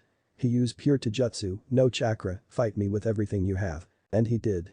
Kakashi used every trick in his book except his Sharingan eye, the thing was useless against the chief. Within 20 minutes he realized just how over-reliant he had become on the eye and how far his other skills had fallen. You grew lazy with that thing, what did I tell you both about that? Kakashi was panting as he tried to lift himself up off the ground and just nodded. Ask them. Fuck the test if they pass my camp pass them and then train both, the prince and the girl, train them both. The copy ninja's head shot up. Fuck the council, and with that, he vanished. Naruto woke up when his alarm went off at 6. He walked to the bathroom in a sleepy daze. He knew there was something he forgot but couldn't remember no matter how he tried. He walked out of the shower wrapped in nothing but his towel and went to his room for clothes. As he dropped the towel it came back all at once. He stood there in his birthday suit for an eternity, or maybe just a minute. Both seemed possible. Slowly he turned his head to look at the bed. It was empty. Now he started to panic. Naruto knew just being his friend would put her in danger, so he dressed very quickly and left his room. There was Hinata sitting at his kitchen table eating as she tried to read something. Her blush spoke volumes about him walking around in a towel. Naruto didn't care, he was just glad to see she was okay. He kicked himself for forgetting he had a guest. Morning Naruto. She spoke with a stutter trying to get over the situation. Morning Hinata, what are you reading? He replied as he joined her for some food. A letter from someone called Chief, here is one for you. Chief is the guy I was training with yesterday. He will be leading a training camp for all the graduates tomorrow. What did he write? He wrote about those shadow clones you use and gave me the maths. Here she stopped as she heard a thump and something that sounded like a hiss. She found Naruto on top of the fridge, glaring and baring his teeth like a pissed off or scared cat. For a moment she was confused when she noticed his eyes were locked on the paper she held and remembered how much he had lacked in maths class. She could not stop it. She started giggling at his antics. Then she openly laughed. A sound not heard in that village in a long time. Hearing her laugh was like music to his ears and calmed him down as he slowly started to climb down from the fridge, one eye on her and one eye watching the evil numbers. That's a good Naruto, come sit, the evil maths won't hurt you, it's for me anyway. She chuckled as she coaxed him back to the table like a cat. Or any other small scared animal. What is the maths for? Naruto asked. Just how much chakra I would need to make a clone that could last 5 minutes and a trick to make it last longer without draining me, she replied as she continued reading. Oh, that's cool, well can you? After doing some work on a scrap of paper she smiled. I can make 2, what does your note say? Naruto had forgotten and quickly looked, then his eyes widened. It simply says bring her, he replied then looked at the clock. Shit, we are going to be late. Naruto grabbed his shoes and made them into clones. You two work on that sealed book, don't go out, the knowledge of me using clones will get out. But I want to keep it a secret for now. I came up with a prank I want to pull. And with that, he took Hinata's hand and ran out the door. See, Anko spoke as she was half asleep as she clung to Kurenai's back resting her chin on the woman's shoulder. Perfect gentleman. Kurenai was perched on the roof of the building staring into Naruto's apartment. She had been there all night. He forgot about her and walked past her almost naked. The red-eyed woman replied looking for a reason to be mad. You're pretty absent-minded that early in the morning, Anko replied. Now take me to bed, don't care what you do with me after we get there, but take me to bed yours or mine I don't care. Anko mumbles and starts snoring. Kurenai just scowled as she turned to take her friend home as she realized how tired she was herself. Hours later Yugao had walked into Kurenai's apartment to find both women asleep on the couch, a sight that was so common that the ANBU did not bat a lash as she knew more than once that she too had woken up in the same state. Hinata just had to hang on for dear life as he basically took her across the village. Arriving, Naruto noticed he was 1 minute early, but Chief and 3 of his clones were already there waiting. Make your clones, Chief spoke as he waited. Naruto did again making more clones than the 10 needed, this time it was 15. He turned to Hinata and she made her clones, 2 more Hinatas popped up and quickly all 3 took a pill. Once taken the 3 Hinatas looked much better as the soldier pill refilled their chakra reserves. Chief looked at the girl and simply asked, "Tree and water?" She looked up as she thought. I have mastered trees but not water, she replied feeling self-conscious. Her clan's elders had told her all children had passed this by now. Good, very good, better than most of your class, Chief replied, shocking the girl. You 5, Kata's take a Hinata. You 5 the tree, you 5 take the other Hinata and work on water. Remember clones can take the soldier pills without damaging the body, so there is no rush. Hinata and Naruto watched as the clones left with the chiefs before looking back at the man. I am sure you both remember your standard academy stretching. Yes, good, begin. And the chief once again sat to meditate. Naruto did not say much as he and Hinata started to limber up. He did notice that she was very nimble, and as she sat with her legs forward, she could bend and reach past her toes, something the fastest ninja in the village could not. Stand, Chief said without moving. He looked at Hinata. I am the teacher and ranking shinobi, yes Hyuga. Yes, Sense. Chief, she replied. When I give an order trust that I do so for a reason. Yes Chief, she replied as neither she nor Naruto understood yet. Take off the coat. Hinata looked down at her baggy coat that she always wore. For a moment she wanted to argue. Chief doesn't give an order for no reason. I may not understand why he does things yet, but I do. He always has a reason, Naruto whispered. Hinata just nodded as she removed her coat, under which she wore a sleeveless training shirt over a white tee, simple and perfect for training. Good full counts begin. Naruto groaned and started. A full count was a mix of many exercises combined into one, jumping jacks to squats to leg thrusts, push-ups, and back. Designed to train you up and wear your ass out. About half an hour in Hinata painting. How many do we till Chief is tired, Naruto painted back. Slow down. Find the pace for you. What? Why? She asked. This hell is not about speed or the total number you can do, Naruto growled. It is about how long you can last. And if you need to vomit just do it. No one will say anything. And if they do, I bet he will make them join us. The full counts lasted, who knew how long, and both kids were getting slower, though neither lost their breakfast yet. The ding was a welcome sound as Naruto collapsed, followed by Hinata. "Stretch out so you don't cramp," Chief spoke for the first time as he stood. "How long?" Naruto asked as he worked his hamstring. About 6 hours later, the chief smiled. "Not bad, I believe the only other kid that can do that around your age is named Lee. I heard of him, he is on my cousin's team," Hinata replied. "So, I have heard, get ready for the first group dispelling," Chief replied, and son Naruto got in a rush, he was better at walking trees. "Now for the water," Naruto smiled as he looked at Hinata. The rush was not as strong as she only had one clone where Naruto had 5. "Woohoo, we did it, Hinata-chan. We can walk on water," Hinata smiled as Naruto did his victory sign, then he grabbed his head as the final team dispelled. "But both of you," Chief spoke as he saw Hinata look at him. "Now follow." He started walking in a relaxed space, taking them deep into the woods. They walked in silence, Naruto, because he knew now was not the time to talk to Hinata, because she did not know what to make of the man. He led them to another clearing, in the center was a stone block 30 meters tall and 7 wide. It had a coarse texture, but it was smooth, in fact there was not a single semblance, as if it had been carved from a single piece of stone. "Walk, do not run or jump, walk up the side to that halfway line," Chief spoke, pointing to an orange line painted halfway up. "Take all the time you need." And with that he started walking slowly and steadily. Hinata and Naruto both looked at it with hesitation, one slip and it would be a fun landing. Then they both started to walk, not even halfway to their destination they realized, walking was harder. It took more concentration and focus.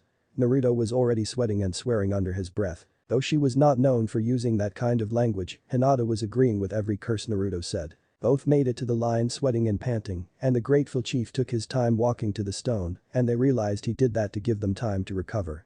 Chief stood there as if this was nothing as he stared, sideways, out over the treetops. "Begin your katas, take your time, as soon as you complete 3 full sets you are dismissed," Chief spoke, and then he started doing his personal kata. Naruto started his style that the chief was having him learn, the sweat started to pour from him, he looked over and saw that Hinata was no better as they both went very slow through each move. Hiruzen was impressed as he watched with his crystal ball, he had been a genin for almost a year before he could begin the training on the stone.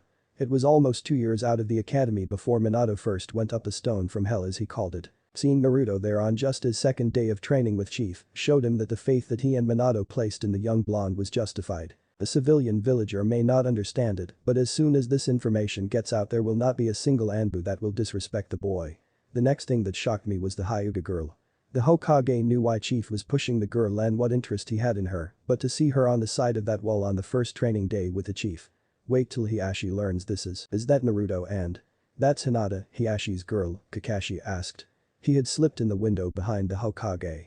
Are they already on the wall? At the mention of the wall, the ANBU that were always stationed around him actually broke their cover, Chief would chew them out later and came to crowd around the orb shocked as they watched. "Naruto," Hiruzen started. "Only need a little motivation. To raise a lot of hell," one of the ANBU whispered in reply. The Hokage looked around at the stunned faces and smiled at the ANBU's slip. "Why so shocked?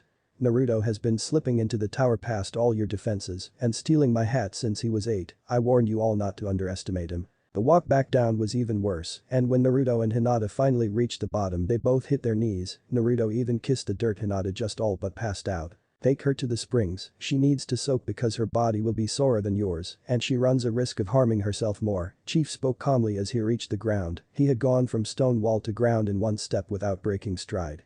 "I am sure there will be someone to take her into the bath waiting for her." Hiruzen actually blushed as he knew he had been caught watching the training. Naruto's head shot up confused. "Most people don't heal or recover like you, Naruto, you have your clan's healing factor at the Fox." The Hokage stiffened to that and you recover in a fraction of the time of a normal person, you will simply walk or sleep off things that can and have killed older better trained shinobi. "I never have." "Really?" Naruto asked. "Most take days or weeks to recover from a broken arm, you were healed after a night's sleep, remember?" Chief smiled. "How did you know about it?" "Boy, I take my job very seriously and as such I learn all I can about my students. Now take her to the hot springs." And with that Chief vanished. She wasn't fully asleep, but she was almost there as he somehow got her on his back in a piggyback, then he noticed her heavy coat was hanging on a tree branch. "I thought we left that at the other clearing." "Oh yeah, Chief." So, he grabbed it and carried her out of training ground 93 and through the village. Some villagers scowled at him, but most just ignored him. He did notice a ANBU, he had a knack for spotting them, but was kind of shocked when a couple actually nodded their heads in a respectful manner. He did not know how fast some news traveled. Waiting at the springs was Kurenai. Yugao had told her that Hinata would be coming and would need some help soaking. Anko had come along and was actually standing by her friend instead of hanging on her back like normal. Close by, the red-eyed woman noticed Inara, Abiram, and Akamichi heirs along with Kiba, Tsume's son waiting. It seems she was not the only one notified. Reading Chunin Eaxm, Naruto started noticing who was waiting for them. I apologize for last night. I was not expecting Hinata to stay all night and planned for you to come and collect her when my clone found you. I swear I was very respectful of Hinata. The first words out of his mouth shocked the Ikki. Don't worry brat, Anko said. Kurenai knows she camped out on a rooftop and watched you all night through your apartment window. And she laughed as Kurenai spun and glared at her friend. Thank you Mr. Uzumaki, Kurenai spoke after a minute. I will take her from here. I am told she had some strenuous training. Ma'am, Naruto started. If I wasn't 100% sure of him I would swear he is trying to kill us with how tough our training was today. No one spoke as he slid the now sleeping Hinata, with a smile and a light blush on her face, off his back and into the arms of a concerned woman. Anko, the scary-looking woman in Naruto's mind, just smiled as she followed her friend into the woman's bath. Naruto moved over to where his friends were and led them into the men's bath. Deeper on the wall, Naruto called out as he walked into the men's side and spotted a man trying to force a hole open in the bamboo. Want us to deal with him? The man spun around with a scowl. He was short, skinny with drunk eyes. Naruto and the boys had heard of the super pervert called Jiraiya, and this was not him. Just then the tail of a massive-sized snake came over the fence, wrapped around the man and threw him out of the hot springs, followed by a very shrill shriek from the peeper. We got it, thank you, Naruto recognized the crazy lady's voice. Once all the boys were in the water, Naruto gave a massive sigh as his aching body found relief. The boys watched him closely. Really that bad? I have never seen you that wore out, Choji asked as he snacked on a few treats. Be ready tomorrow, Naruto replied. I think this guy will redefine the word workout. Closing his eyes, find anything? No, Shikamaru replied. Your tips about sneaking into the records room really helped, but it was hard. I have no idea how you can get in that tower so easily. Seems I have a skill, Naruto smiled. Yes, Shino replied. But to the point, Chief Kuzai's file was not there. I am thinking an elite shinobi like him will be hidden in the Hokage's personal files, which means breaking into his office, something only you seem to be able to do. Guess it will have to wait till after the camp then, Naruto spoke. No time tonight as we will all need all the rest we can get. Chapter 4. The morning was quiet, calm, and cool. There were no clouds in the sky, but the air held no warmth. It did hold something though, and those with more than 2 brain cells could feel it. Don't open the store, we are closed today, Tucci called out. To say his daughter was shocked was an understatement. She was half a step away from calling the hospital. He could be having a seizure, stroke. Or something, if not he might be an enemy shinobi, and I need all the ANBU thought as she quickly went to find her father. She found him in his back office, turning the dial and opening a safe he had not touched in years. The look on his face was of serious concentration. Pulling a red leather book, he opened it and read. Did I have everything, he thought as he closed the book and turned to head out of his office with it and locked eyes with his worried daughter. Hiruzen could not sleep. Well, that was a lie. He slept dead and solid. He just woke up at 4 in the morning, charged and ready to go. He hadn't felt this in years and was thinking that it was Chief's doing. He got dressed, putting his battle armor on, and summoned Enma, who quickly turned into the staff. The Monkey King did not speak much, he too could feel the air. Ash walked into the tower at 5. He was greeted by shocked faces as this was rather early for him still. Okage-sama, Echnin, spoke as she stood. Is there something going on? Why do you ask if he tested her? Well. You're not here normally this early. There seems to be an energy in the air like a storm is just waiting to break, she started. And Ichiraku's is closed yet he and his daughter are there and they seem to be working in a mad rush. The Hokage just smiled. So, you two feel it, Tucci, good. The old man thought with a smile. Good, thank you for the report, I will be in my office. The Hokage simply replied as he went to his office door. At the door he stopped again. This was the second time in 2 days someone was in his office this early and no one in the tower seemed to know.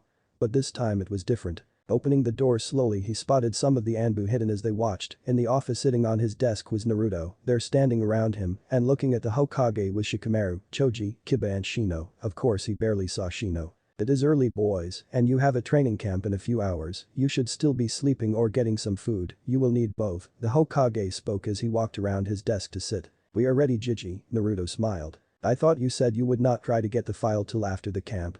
Hokage asked with a grin. That is still the plan, Naruto replied. Unless you want to hand it over now, save us the trouble and save your ANBU the embarrassment. There was a stir around the room. Shika just grinned. Naruto had literally just called out the ANBU with that one. No, Hokage replied simply. That is what I thought, wouldn't be a challenge if you did, Naruto smiled. And would not be as fun. I am here for a second reason. A thought I had last night. The Hokage sat up and listened. I am going to tell them, Naruto pointed at his friends. And Hinata too. I just figured it would be easier to ask permission. The Hokage thought on his words, his law had been as much trouble as it was helpful, so Tsume told him regularly, he knew it would not stay secret forever, and these boys proved to be his friends, even risking sneaking into the Hokage's office with him. Very well. And Naruto told the boys about the fox and about his mother. Wait, you really are a Uzumaki? Choji asked. Yes. Why? Naruto replied. It is a long story, just know the resentment some of my clan gave you as they thought you were just using their name. The Akimichi clan was very close to the old Uzumaki clan. Oh. Naruto replied, not sure how or what to think. We better get going, Shika spoke, checking his watch. So, you guys don't care about the fox? Naruto asked. It seems that is why my allies refused to tag you, Shino commented. Or why you always had the scent of a fox, Kiba added. It explains why you have far too much energy, as troublesome as it is at times, Shika spoke with a sigh. Nope, don't care about the fox, Choji simply stated. I hope Hinata feels the same, Naruto smiled. Let's get moving. We still need food. Sakura had not felt this full in a long time, her mom had woken her up at about 7 and got her ready. The pink-haired girl could sense there was something off but could not guess why her mother was so tense. Then when she came from her room dressed, her mother had forced her to eat breakfast. Sakura always looked for something very light with her diet, but her mom refused. The fight was on and after 10 minutes Sakura found herself eating more food at one meal than she had since her diet started. She noticed it was all healthy foods, but with a lot of calories as well. When asked why she had to eat this much and completely destroy her diet, all her mother said was, you will need it. So now at 9:30, she was walking on her way to training ground 93, which was further out of the village proper than she had ever gone. Truth is, her like many, hadn't even heard of training ground 93. She spotted Ino up ahead and jogged a little to catch up. Sakura noticed she too looked like she was still working through a full course meal. Ino pig, billboard head. They called out to each other, but did not have the same fire. This whole day felt foreboding. Walking the rest of the way in silence, and as they reached a trail leading into a densely wooded area, they met two Chunin, one Sakura recognized as Kurenai, the Genjutsu mistress of the village. Names? The older woman asked. Ino Yamanaka, Sakura Haruno, the girls said together. The Chunin just handed a name tag to each girl. The guy that stood beside the woman had a lit cigarette and a beard. Follow the path to the clearing, can't miss it. Neither of the two Chunins seemed impressed with the girls. Truth was, they were not at all impressed. And the two girls quickly started walking the path. After what felt like forever, they arrived in a clearing. To one side stood most of their class, including many of their competition, i.e. the girls that were gunning for Sasuke. To the other side was a group. Shino Aburam, Choji Akimichi, Shikamaru Nara, Kiba Inuzuka and Hinata Hyuga all sat together with the loser Naruto as they. What, are they really going through the academy stretches? Ino asked, confused. Looks like it, man. Choji is so fat, Sakura whispered. Hinata had woken up early and prepared quickly. She was still blushing a little about when Naruto carried her as she was so tired from the chief's training. She still had not made up her mind about him yet. He seemed like a perfect instructor, never belittling her and very patient, but she also felt that he was holding something back in regard to her, but she could not figure out what it could be. Hinata joined her guardian Kurenai for a solid filling breakfast, a larger than normal breakfast, but Hinata did not ask somehow, she knew she would need it. Then the two went to leave together only to find Naruto and his friend waiting.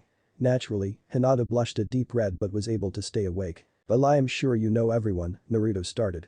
Shino, Shika, Choji, and Kiba, you know Hinata-chan. Hinata-chan, these are the guys, and we are hoping you would like to join our little group of outcasts and misfits. She giggled at the introduction and gave a nod as she reached to rub the belly of the small white dog that had jumped from his master, walked over to her and simply rolled on his back. That's good, cause with Naruto and Kiba in this group, we need all the smart people we can get to make up for it, Choji joked, earning a pained moan from both boys mentioned, but smiles all around. Since it seems you have an escort, I will leave you here, Hinata, see you soon, Kurenai spoke as she vanished in a swirl of leaves. The six kids quickly started to walk. They knew they would be early, but both Naruto and Hinata were sure it would be best. Arriving at the entrance to the training ground, they met Kurenai and a man with a beard and a lit cigarette. We will be assisting in the camp, take your badge and head in, Chief said to head to the lake clearing. The man spoke as Hinata and Naruto both nodded and led the way. They were early and the first ones there. The clearing next to a massive lake felt eerie. I feel as if we are being watched, Shino spoke as he looked around. I feel that the test has started already, Choji also looked around. We should go through this as if the training started the moment we took our name tags. We should be ready for an attack from now on, Shika spoke after a moment of thought. Kiba tensed as he watched the empty woods and lake. How should we proceed? We should stretch and get ready, Hinata offered. Chief likes to start with heavy workouts. Yeah, my guess is he plans to run us to the ground today. Did anyone else besides me notice that the mandatory part was written only for today? No, Kiba replied. Shikamaru pointed it out, Choji admitted. Yes, both Shika and Shino said together. And Hinata just nodded. So? Stretching? Kiba asked as he put his partner down. Any form of stretching we can think of, Shika nodded. Not just the basics. And so, the group started going through all their stretches including some from Choji's family, and Kiba walked and helped them work through the stretches his family used that helped them walk and run on all fours. People started to arrive including some adults. The adults looked at the six and looked somewhat impressed. The other kids from their class simply stared, some laughing at them, others waving them off as if they were bugs. Hinata was starting to get shy again when Naruto, "Hey, it is just us here, the rest doesn't matter, you and I know what the chief will do, our friends are trusting us about them." Then the boy smiled.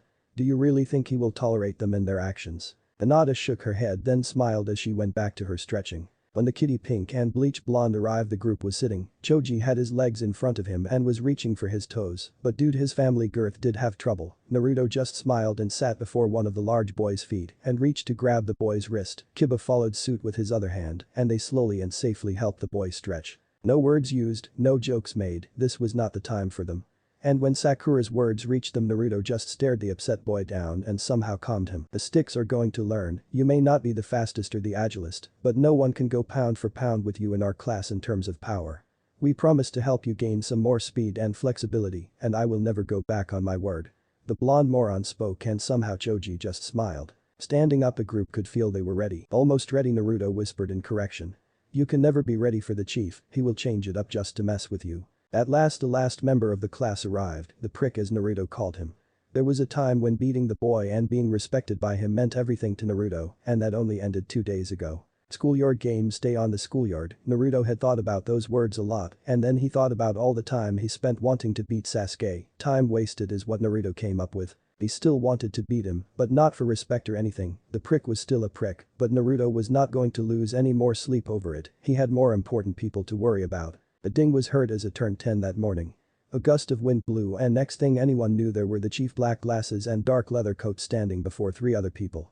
The crazy woman from last night, a woman with a kind face with long purple hair. And an ANBU wearing a dog mask. Behind them stood the Chunin Eaxm Kurenai, the man with a beard, a sickly looking one and a guy with a beard in his mouth. The group of kids slowly moved forward as they waited, Sasuke stayed in the back and thought this was a waste of his training time, Naruto and crew did not move forward just watched and waited. The minutes ticked by as they waited, Chief did not move as he stood, their arms crossed as if he was waiting on something. The green blurs came from the trees, a man in ugly green spandex with large eyebrows and an ugly bowl cut stood with another kid that was dressed just like him, an eyesore that Naruto had not thought possible. Behind them stood 2 more, a girl in a kipao and dark pants with her hair set in 2 buns. The guy beside her wore a beige shirt and short pants, his long hair was pulled back and he looked both bored and interested at the same time. That is Team 9, Hinata started to whisper. That's Guy Mido, a Taijutsu specialist, the kid dressed like him is Rock Lee, the girl is Tenten, she is known to be able to hit her target regardless of what she throws over great distances, the other boy is Niji, my cousin. At this Naruto growled. I don't know why they are here. They have been a genin team for a year now. Hinata finished not hearing Naruto nor noticing how Choji had to grab the blonde. Why are you here? Chief spoke. Could not pass up a chance for my students to train with the great Chief Kuzai. He looked like he wanted to say more, to scream his reply, but Chief's look seemed to stop them. Did they volunteer? The rest were ordered here by the Hokage, but your kids.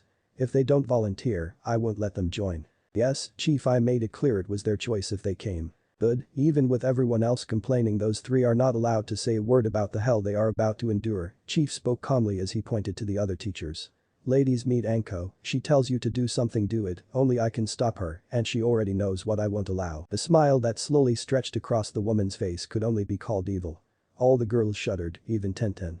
Hinata knew a friend of Kurenai, maybe well in control, would not save her. With her is Yugao, maybe she will show mercy, Chief continued the introduction. Yugao just looked at the girls with pure contempt. Boys, this is dog, you won't find many better in the village, Chief finished. Kiba whispered to his crew. Mom told me about him, she said he is the best ANBU ever. Chief seemed to pick the best and meanest for his assistants. Now. Run. Chief pointed to a path that went along the lake. Sasuke and the Lee boy started on a fast hard sprint, but Guy pulled Lee back. Some of the other boys followed the Uchiha. "Move it bitches," Anko called out as she produced a large bamboo cane and smacked Ino on the back of the thigh. Yugao just produced her own bamboo and cracked it over another girl, causing them to scream and start running. "We stay in a group," Choji sets the pace, Naruto orders, quickly getting everyone moving. Choji chief cares more about endurance than speed, set the pace to something you can do for hours, but remember, do not go light. The big one just nodded as he set a hard but sustainable pace, falling in line nearer the back. The sound of the bamboo canes meeting flesh and the screams of the girls filling the air. Dog, it seemed, had also produced his own rod and started striking any boy that would start to slow. The other Chunin had simply vanished. "We will do the same," Guy spoke. "Tenten, you set our pace, eyes open."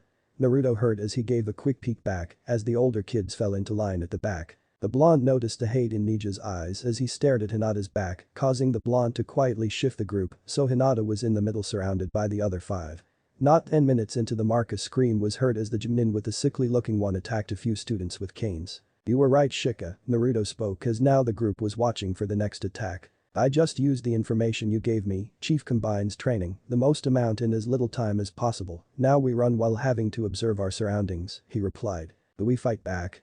Kiba asked. "We shall find out now," Shino answered as the smoker attacked from a bush with a cane. Choji used a multi-size jutsu of his family to enlarge and strengthen his forearm to take and block the strike, and Naruto came around to throw a punch. Crack. Bamboo smacked his head and Anko came from the shadows. "You can block, dodge and evade, but you cannot attack. Keep running, brats," and again she caned Naruto. They never stopped or slowed their pace, so the Chunin moved away. The group just kept the pace as Kiba put the dog down, having him run as well. It was endless, the attacks, the screams, the crying, and the run itself had all their muscles screaming for a rest. They passed several kids that were barely jogging that had uncontrollable tears and welts, many bleeding. They came across Ino and Sakura holding each other up and barely jogging. Anko was following them at a walk waiting. "Seems if you put effort into it, then no matter how slow you went you did not get struck." The welts and bruises on the 2 girls made it clear they were Anko's favorites. Naruto saw him, they had caught up with Sasuke as they finished doing the single lap around the massive lake. He was bleeding and limping, but still looking at everyone with a scowl. As he and a few of the faster boys, all beaten and bloody, started to slow, Naruto urged his friend to keep going and start the second lap. "Did I say you could stop?" Chief asked as he struck one of the boys that stopped hard with his own cane. 3 times they went around the lake, everyone had a bruise or 2, everyone except Hinata. Naruto had taken many hits that were aimed at her. "Stop, rest, 10 minutes, Chief called and the kids dropped, well all but Naruto and Lee, but even they were winded. "All the little princess is untouched," Anko cried as she charged at Hinata again. When he was done, Naruto growled and caught the cane in his hand, wrenching it from Anko. He swung it and cracked the crazy lady on her head. "Damn it, you little," she cried as he grabbed her head and pulled a kunai. "I said rest," Chief spoke as he walked up behind Anko. The woman just growled and walked away, catching the cane as Naruto just stared at her while he threw it back. Chief 2 left and Naruto just took a deep breath. "How far, Shika?" "About 3 miles for 1 lap, time." Less than 2 hours later, Choji's pace was about 5 miles per hour give or take, Shino answered. "I could have gone harder," Choji replied with a heavy breath. "No, we did good," Hinata spoke up for the first time. "We kept a solid pace the whole time and are ready for the next round." Naruto looked around, half the kids were laying down, many crying and asking to go home. "Many were not ready for this," Hinata spoke. "Most had no idea what to expect. And they called me the dead last," Naruto replied as he took some water. "I am starting to think our village is full of nothing but fools," Shika spoke. "How troublesome can they get?" he asked with a weak grin. Anko was off out of sight as she put a small bandage over the cut on her forehead. "Anko?" Kurenai asked with a dangerous tone. "Don't look at me with those mommy eyes," she whined back. "Explain please." The red-eyed woman asked. "Hinata did good, her and Tenten are the only ones that impress me, the rest are lazy stupid brats," insults to Kenoichises. "And you tried to harm her, why?"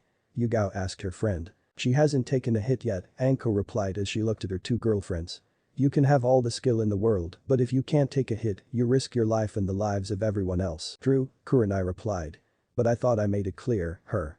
The family has made sure she could take a hit." And Kurenai hissed the word family. "So? You weren't exaggerating, her family really does treat her like that?" Yugao asked as she batted Anko's hands away and helped put the bandage on straight. "Watch the Niji boy, watch his eyes." The 3 women turned to look out at the kids, and Anko and Yugao spotted the boy he was shooting hate at the girl with his eyes. "Sorry Kurenai," Anko spoke. "I do like that girl, good spirit and drive. I just wanted to make sure she won't fold up when things get nasty." As the break ended, a few were still on the ground as Chief performed a strange hand set of hand signs and large purple circles appeared on the ground. Everyone to a circle, he barked, and most moved, those that didn't, were motivated to do so by a pissed off Anko and her now bloody cane. Full counts. Begin. The moans were followed by the sound of the canes cracking and the screams of pain. Naruto was ready for this and made sure the others were too. Kiba put Akamaru on his head as he started the counts. Shino looked at him strangely. My mom would always have me do this, it's to help my balance while doing full counts without letting Akamaru fall. Good idea, Shino replied, nodding. We should come up with something as well. That's it. 4. Later, Choji started to puff. The Chunin walked between the rows watching the kids. Anko could be heard screaming at random people. Naruto watched and he saw that she took particular pleasure in punishing the girls. Thank you, Naruto, Hinata whispered. But you do not have to protect me. Hinata stuttered as she could not find the words as she started to tire. You're welcome, Hinata, Naruto replied. I know you're not a weak flower, and I know I will not be able to save you from every attack, but I am not just going to sit back anymore and let people hurt you just because. Your family has done that far too much in my eyes. No more. How much do we have to do? A boy a few rows down asked as he stood and stopped. Till I am tired, the chief replied, dog. The crack of the cane filled the air as the boy was motivated to continue. Then came a sound both Naruto and Hinata learned to love. Ding. That's enough, stop for an hour lunch, Chief called out. The boys stood up slowly. Kiba and Naruto had to help Choji, then they looked behind them. Somehow someone set up a few tables that were now covered in food. Behind the tables stood Tucci and Am. As the kids slowly moved to the food line filling up their plates, any diet the girls might have had was destroyed as they ate with ravenous hunger. Naruto and crew reached the start of the line. Hey old man, what are you doing here? Naruto asked as he took his food. I felt this was the place for me today. The older man replied. You seem to have done this before, Shino spoke calmly. During the war, I worked the mess line between the villagers, shinobi, refugees and everything in between. I basically fed the whole Land of Fire at one point or another. This is good, Choji called as he ate while they stood. It did not used to be that way, the old man replied. At first the goal was to feed them the right food to keep their energy up and the taste did not matter. Then one of my best customers gave me a recipe book that showed me how to put taste and health together. And we are grateful, Kiba replied as he and the dog ate. Yes, Kushina was an amazing cook, Am said. The boy's eyes all snapped to the old man and he knew they knew who Naruto's mother was. Hinata did not seem to notice the name yet so did not react. Tucci leaned closer and whispered to Naruto, you're doing good, both of them would be proud. Chapter 5. Neji sat and watched the kids eating, he had not been impressed at all. No, that is not who he had been impressed with the graduating class's so-called losers. Even his cousin, who couldn't stand her gentle nature and kind smile, was performing very well. The Uchiha had also performed. Okay. For Niji's option, but the 6 that seemed to keep a tight group, they were solid. And he noticed how the blonde dead last one faded to fail, always had his eyes on him, and always made sure he was between Niji and Hinata. This training camp was far more than he ever thought possible, and this chief was just as harsh as his uncle had warned. Night before, Niji was in the dojo he used at the Hyuga compound, alone as usual since most avoided him. The leader of the main house and clan head who was his uncle as well walked in. Hiashi-sama, Niji spoke as he stopped his training and kneeled to the man. Stand Niji, the man spoke. Obeying Niji stood and waited. Irjimin-sensei spoke to me saying he wished to join the new graduates training camp. Yes sir, he spoke to me as well, said I could join if I wanted to, but made it clear it was my choice, Niji replied. I declined. As Guy said it is your choice and no one can force you, not even me, Hiashi spoke calmly and noticed how Niji narrowed his eyes at that statement. But I suggest you go, you will learn more than you ever thought. Niji waited as he thought, this was something he had not seen in his uncle before, may I think about it? Yes, I want this to be your choice, and yours only, if the chief even thinks that I might have pushed or forced you to go. He will remove my eyes at the least, Hiashi replied with his words full of conviction. That startled Niji. Never had the clan head ever admitted he was worried about a single person. Chief is dangerous, he is also far older than he looks, the truth is no one knows how old he is. He is very skilled and has killed more people than most, the Yondaime is probably the closest to body counts. When not training our elite forces, he is an assassin, one of our most effective. To be an elite Chunin or ANBU means you have survived him. Hiashi spoke, reading Niji's face. The boy stared at him, the training looked more interesting by the minute. If you go, and it will be your choice, know this, Hiashi continued. Don't use your Byakugan. That stopped Niji cold. What? He asked, forgetting all honorifics. Do not use your Byakugan, it will be of no use to you with him. Here Hiashi did something Niji had never seen, he sighed and took a seat, motioning the boy to sit with him. With the clan head not at his feet. Chief Kuzai developed a skill that blocks all genjutsu and affects all the jutsus as well. It works on ours and the Uchihas. Not sure if it works on the others as I do not know if it was ever tested, but I have no doubt that it does. Some claim that the effects on the Byakugan were a side effect of the techniques, but I know for fact he made it for the Byakugan. He did it just to piss off the Hyuga clan. Neji remained quiet. This was something he had never heard of, never had he thought it was possible to beat the all-seeing eye his clan was famous for. Why? Why would he do that just to piss us off? Your words, Oji-sama. He has a powerful and complete hatred of our clan, even I do not know where it started. I do know the number of Hyugas he has. Any respect for can be counted on one hand with fingers left over. And I am not on that list. Neji sat and ate as he looked to the chief as he now walked with a new woman who seemed kind and caring as she went around, hands glowing blue as she healed many of the beaten kids. He had let Tenten with her limited skill to treat his, to test it, he activated his Byakugan, chief vanished, and the girl became a very hazy blur. Seems he did teach someone his skill. Neji, once his eyes were back to normal, admitted that this training had turned out more important than he had ever thought possible. Sasuke was sore, he was tired, he knew he was being pushed hard, and he ran the attacks. Then the rapid move into physical training, then he realized it. This was how Itachi described ANBU training, he was being trained the same way Itachi was. And he knew he was not doing as well as he thought he could. He was not ready, never thought for a second this would happen here today, and what was worse was the dead last. Naruto had come prepared, Sasuke had sneered when he saw him and the others getting ready. The Uchiha cursed himself as his muscles cramped as he ran. Well, the Uchiha heir would not be caught flat-footed again for whatever was next. And Sasuke finished his meal and started to go through warm-up stretches. A few other boys saw this and did as well. But Sasuke could not clear his mind as he still thought about the blonde and orange. He had not spoken or in fact, acknowledged Sasuke once. No boosts about who is better, who would win, nothing. He had never cared about anyone's option, but now. He had never been ignored before. He did not know what to think. Sakura and Ino sat together, both worn out already. Though the food and rest helped a little, both were still tired. If you didn't count Hinata, the girl with the buns, both clearly doing better than any other girl. Lee and the bleached blonde were the only ones able to actually sit up. It had only been 3 hours, and already the other girls were beaten. If Sakura remembered correctly, this camp lasted until 10 that night. 6 more hours of who knew what. How are my little toys doing? Some evil voice interrupted Sakura's thoughts. Anko had slid up between them, an arm draped over them casually. A shiver went through their spines as fear gripped them. She pulled them both closer to her and started to whisper. Tell you girls a secret, the reason I am so hateful to you both is. You have wasted yourselves. Both were shocked. Neither knew what to think. The rest of the girls, she motioned to the group in front of them. Are trash, plain and simple, but you two and Hinata had great potential. And only Hinata-chan is proving her worth. Little Ten there from the previous year is also useful.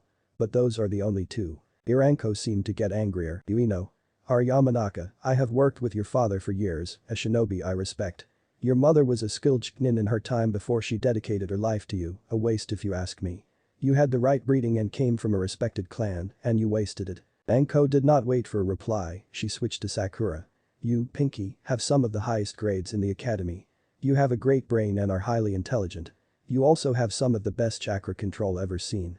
In your class, you are second only to Hinata, and she has been training in control longer than you. Your mother and father are not an old ninja clan, but they both became shinobi. They too gave up their careers for you, and you like Ino wasted it. You're going to find yourself some fat, smelly, greasy guy's personal toys.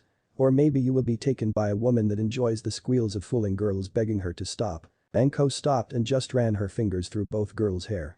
Then moved away and her evil playful voice vanished, and Anko looked like a very serious shinobi. Both are possible if you two don't get your heads out of your asses and take your training and your careers as shinobi seriously. And the crazy woman just slipped away, leaving the two girls thinking. Lee was in heaven, the hard training and the improving of oneself at every step.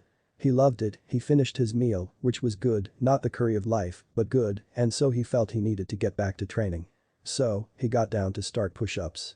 But stopped as he felt the tip of a cane on his neck holding him down. I said rest for 1 hour, Chief spoke. Not 45 minutes, sit. Lee quickly sat in a cross-legged position and looked up at the man. There will be times you're on a mission and you can't move, not even a muscle.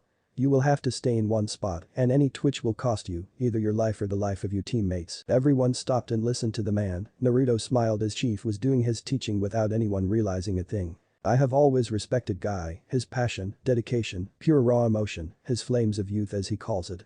It has pushed him further than anyone could think possible, it will push you there as well. But a shinobi needs to be able to be fast, silent, and deadly. That comes with patience and time. Meditate, become one with the area you are in, know where everyone is and what they are doing while your eyes are closed. Chief walked away leaving the green-clad student closing his eyes. Naruto and crew were finished eating and sat waiting, his eyes drifting to Itachi and the millions of questions he had about his parents. "Who is that?" Shino asked calmly, and Naruto looked. Walking through the kids without making a sound, a woman just smiled and healed the kids. She had a simple look much like Chief, as if you would not notice her in a crowd. The only things to stand out were her hair, black long with a hint of blood red, and a choker around her neck with a yin-yang symbol and a kanji he could not see yet. "No idea, must be new," Naruto replied. "I think that's Chief's apprentice Mai. Kurenai told me a little about her," Hinata replied. "If it is, she can only speak with sign language. She seems nice," Choji watched. "Looks can be deceiving, as a shinobi they usually are," Shika added as he watched as well. "Time is up," Chief called. "You have 5 minutes, then everyone will be in the lake swimming across it and back. I trust everyone has the standard swimming attire with them, as is required for all shinobi." Naruto watched and most gave a tiny nod, but a few looked worried. Chief led them on a trail that led to a large beach. "Swim in whatever you are comfortable in but leave all other equipment here on the shore, any questions or complaints?" Chief asked. Almost no one replied. All but one green-clad genin, Lee stepped forward. "Chief," he spoke up. "I cannot swim." I looked at his student almost heartbroken as he realized he did not know that. He failed his student. One of the boys started to snicker. Crack. The cane from Dog broke the silence. "No one insults their fellow shinobi around me," Chief spoke, never taking his eyes off Lee. "Boy, are you prepared to learn how to swim right now?" "Yosh," Lee shouted. "Leave the weights and prepare," Chief ordered, and for a moment Lee was about to argue with the Chief, but stopped as Guy coughed. "Imnin Guy of Team 9, Chief," spoke, taking his eyes off Lee. "For failure to see to your students' training. 10,000 push-ups. On your pinkies." "Yes, Chief," Guy shouted as he got on his pinkies and started. A sight that scared most. "Move it, trash." Anko shouted as she started to motivate the girls into the lake. Naruto and crew had slipped in the water, Shino and Choji were wearing a standard thin full bodysuit. Shino to protect his allies and Choji. Well, he was still a little self-conscious. Shika, Kiba and Naruto just wore trunks. Hinata fought like hell and beat the blush. Hinata wore a basic one piece that showed more of her forming curves than she had let anyone see outside of the bathhouse. No one said anything. Naruto may have smiled in his head at how cute she looked, but no one said anything. That was brave, admitting he could not swim. Kiba started as the swarm, Akamaru paddling with them. "We take it for granted simply because our families began teaching us young," Choji replied as he proved to be an excellent swimmer. Bested in the water only by Hinata. Hinata did not swim, she flowed with it, it was almost artistic and angelic to watch her. Naruto almost drowned twice. "Well, I had to learn almost on my own," Naruto spoke, waking his mind back up. "Almost?" Shika asked. "I always had an ANBU watching me, normally the same one." "Which one?" Choji asked. Naruto just smiled and pointed his thumb up behind them. Walking on the water behind the group was Dog. It shocked the group as none of them had realized he was walking there. This was not a random sight as all the instructors walked or jogged to the water as the kids swam. "Yep, when I realized I was being watched I made it a game to always try and find him. It is how I learned to detect ANBU.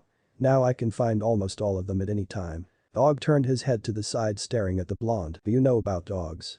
Naruto asked as he turned to a backstroke and slapped his stomach. Dog nodded. "Good Hinata, there is something I need to tell you, I learned why I am hated." Naruto started talking, and she too went to a backstroke to listen. "The truth is that you house the nine-tailed fox," Hinata finished. Everyone stopped, even Dog. "How?" Naruto asked and Shika and Shino were very interested. Kiba and Choji took a defensive position, making sure no one was close to hearing. "You have the largest chakra reservoir I have ever seen, and parts of it are red. And I have only ever heard of demon chakra being red before.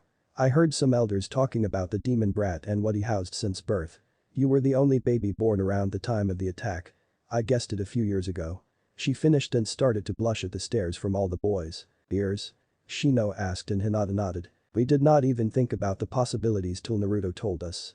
This morning," Shika spoke. They had stopped swimming, and Dog smacked the water to get them moving again. "Thank you, Hinata," Naruto spoke. He knew no matter how oblivious he acted to her she never gave up on him, and now he knew that she had known this the whole time.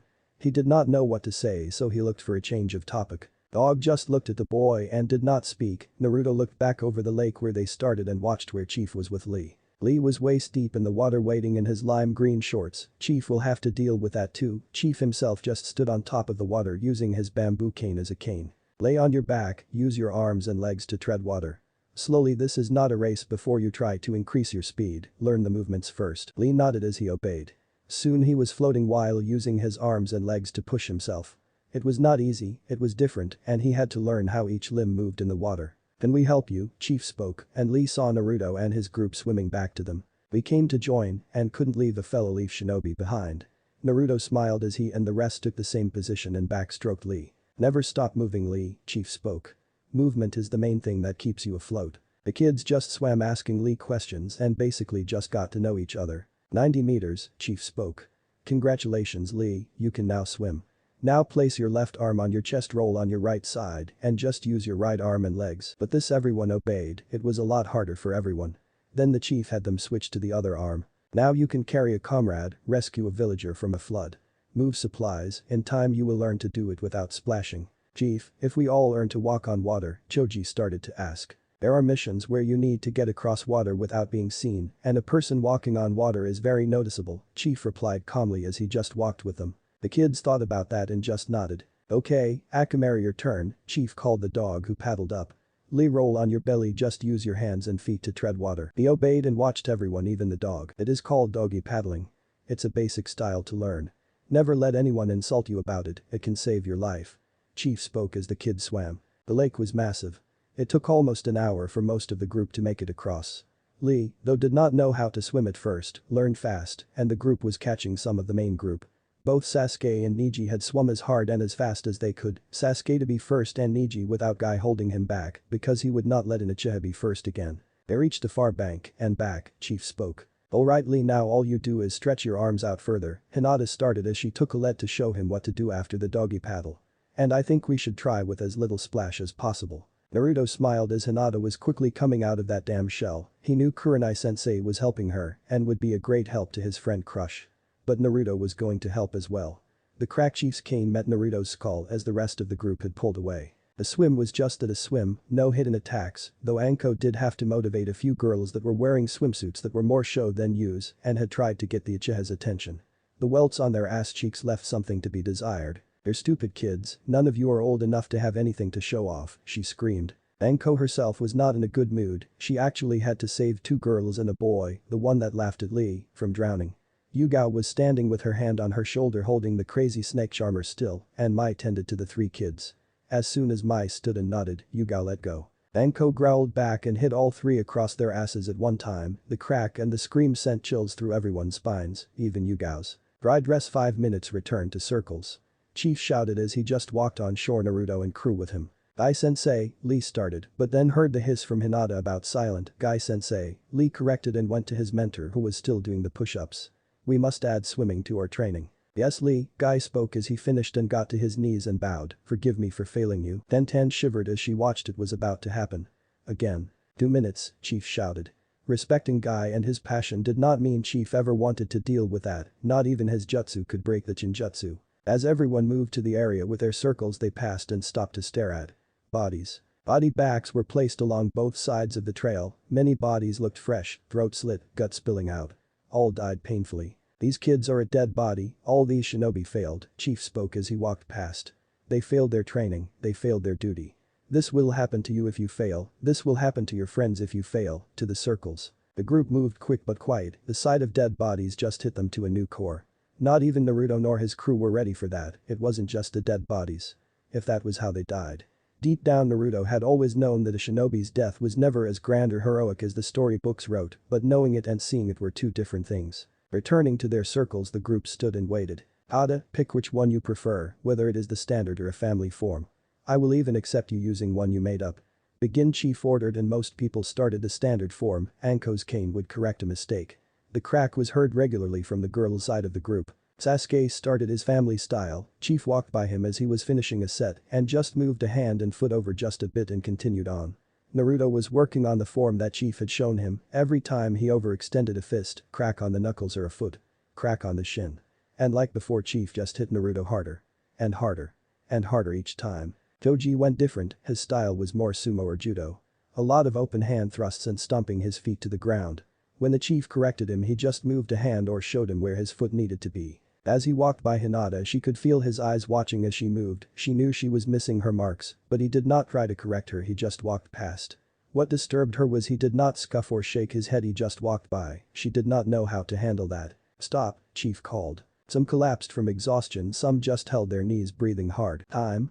Naruto asked. 8:30, Shino replied, and everyone looked at him. Started swimming at 2 and swam for 3 hours, now caught us for roughly 3.5 hours give or take. "Boys with me," Chief called. "Girls follow Anko. Anko, I trust you can deal with the girls without my help." The woman just smiled evilly and held up her cane.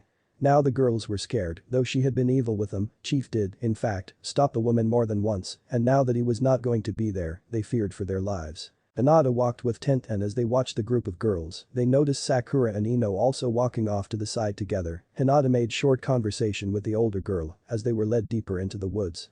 As they reached a clearing, they found the ground covered with pillows. "Asses, find a seat," Anko called as the girls went to find a seat. As everyone sat, they looked at the older shinobi. Anko glared at them all as Yugao looked indifferent. Mai was sitting up in a tree swinging her legs back and forth with a pleasant smile on her face. Kurenai stepped forward. "For years the argument has been made, many think women cannot be as good a shinobi as males. That argument will probably never end, but there is one field that women are not just as good, we are the best at. Bodywork missions. Lipstick missions, a mission that requires seduction to complete." That got the girl listening. No one spoke, no one removed their eyes from the woman. The idea that a girl should remain pure or should only be intimate with the one they marry is a civilian idea, and only civilians can think that way. You are kunoichis, you are shinobi, every inch of your being is a tool, and you should know how to use it to complete the mission. We are not bound by civilian etiquette, for it has no place in a shinobi world. There was a warlord many years ago, cruel, corrupt, evil, and many shinobi died trying to kill this man. In the end, all the ninja clans claimed he was unkillable, simply because he could not be reached in his fortress. A girl that had been harmed by this warlord's men seduced and enticed the warlord from afar, tricked him into taking her to a private room where she pushed a hidden blade up into his brain, quick, quiet, and effective. She left the room later with a smile and a sway in her hip, and none of the warlord's men knew he was dead for hours after she had made it out. That was the assassination that changed the rules. Before, women were only good for tending home and producing and raising children, then we killed the unkillable. I want all kunoichis to be their best. I believe that women are just as good as men in all fields. But make no mistake, bodywork missions are our field, though men do take them as well. Men have had to seduce women, men have had to seduce men in order to complete a mission. But bodywork missions are our specialty. She stopped and watched each face. Most looked scared or blushing deep red, some looked at themselves with a self-conscious look. The training for bodywork missions is long. No kunoichi from the Leaf Village will be sent before the age of 18, and only after they train for close to 3 years before. Not all girls can do bodywork, and no one can be ordered to do it, you must volunteer. Lust, desire, and perversion of power, these are traits we find in most humans, so we learn to use them to our advantage. Do not worry about a reputation in the village. Any act performed during a mission cannot be used against you. A husband cannot punish their wife, and a wife cannot punish a husband. If someone speaks negatively about you, they have their tongue removed. The Hokage has no tolerance for anyone that disrespects one of his kunoichi for doing whatever it takes to finish the mission and get home alive. The woman looked around one more time, then stepped back. Mai jumped from the tree with a smile and nodded her head to Yugao. "Are you sure you want to do this part?" she asked the woman. "Who knows better? Translate for me." "I am Mai, I am 30 years old. 17 years ago I was a young innocent naive genin of just 13, doing my first C-rank mission outside of the village walls. Our genin was away, so it was just us 3. We were ambushed, my teammates died, I was captured and taken to a cave. There were 9 of them, 5 males and 4 females. I was raped for 2 days non-stop. Every degrading thing that could be done to a female's body was. After those 2 days, one of the men complained about the sounds of my crying and screaming and wanted to remove my tongue. The leader, one of the women, said she had uses for my tongue. Mai stopped and reached to remove her choker. Under it on Mai's throat were several jagged nasty scars. They ripped out my vocal cords instead. 2 years I was in that cave. In my time 108 others were brought there, mostly kunoichis, but some civilians and a few boys. But, mostly girls none older than 15. 108, and I was the only one to leave that cave alive. I was broken. I forgot my name. I was a shinobi. All I knew or cared about was serving who I thought of as gods and goddesses. I knew and cared about nothing else. This happened because I was lazy in my training, I laxed in my training of my body and was easily beaten. I did not train my mind, so I was broken just as easily. I did not train my spirit, so I did not care about myself. I only got out because another shinobi found the cave and rescued me and stayed with me for 5 years as I slowly healed my mind, body and soul. I ran away and tried to sell myself as a slave again. It was the only thing I knew. He always found me and brought me back. But in time I healed and recovered.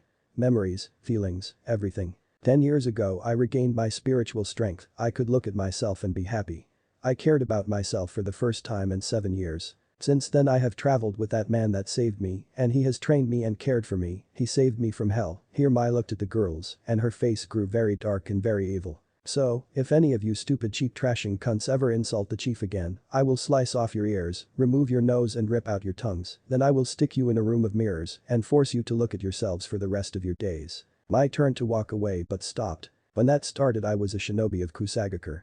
Yes, I was a grass ninja, the people that captured me were shinobi of the Leaf Village. But that Mai did walk away leaving Yugao to finish. That, ladies, has always been and unless something changes will always be a threat we face. Whether you are a housewife safe in a home or a shinobi on a massive battlefield, that will always be a threat. What can be done? 1.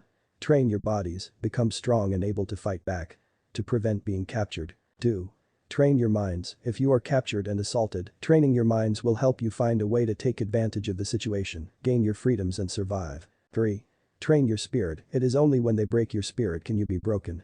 If you have a strong spirit you can survive anything. Survive it, escape it and then return to punish them and kill them all. Focus on your training, this is not some fairy tale book. This ends the mandatory training starting tomorrow. It is all volunteer and I assure you it only gets harder and nastier from here. Dismissed. The girls quickly got up and left heading back along a trail. Sakura and Ino walked in silence side by side. They were listening for the other girls. That wasn't any fun, they were so mean. Wouldn't it be great if I was captured and Sasuke came and rescued me? The two were shocked, did none of them get the meaning of any of that? That's why I hate fangirls. Tenten spoke behind them, they turned and found the older girl walking with Hinata. No words could be said, so the two friends rivals just stayed quiet. When they left the forest, they saw their mothers standing there waiting. The two girls walked in silence and were greeted with hugs from their mothers. At night Sakura and her mom stayed at Ino's. Hinata and Tenten walked and as they left the forest they were met by Naruto and the guys along with Lee. "Hey Hinata," Kiba said, "we were all heading to his place for the night." Naruto smiled. "Well, I better head home, Tenten wants me to walk with you, make sure you get to your father's shop." Lee asked. "Thanks, Lee, we'll see you tomorrow." She said asked. Naruto smirked, "Wouldn't miss it." Lee gave a thumbs up in a nice guy pose and Naruto smiled again and just bumped his fist to Lee's. Smirking, the guys all followed suit as they passed. Hinata wasn't sure but in an act of boldness did the same and raced to catch up. "Is it okay, wouldn't Kurenai will be joining us?" A woman with wild hair and red face markings walked up.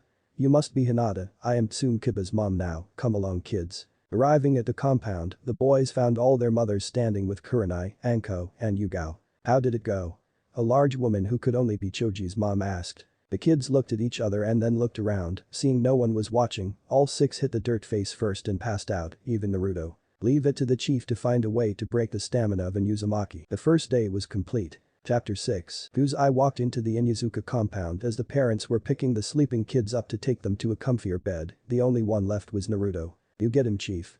Naruto asked without moving, shocking several of the people. "Yes," he snapped a picture of you 6 out cold, "they now think they know your limit," chief replied. Naruto rolled and slowly got up, he may have still been awake, but he was more tired than he had ever been before. "So? You can't break a Uzumaki's stamina?" Choji's mother asked, almost smirking. "I haven't tried yet," chief replied. "Wait a few days I will break him yet." "I am right here you know," Naruto spoke. "Who the hell was watching us, I could barely notice them." "The Izurute shinobi," chief replied. "See you tomorrow, get some rest.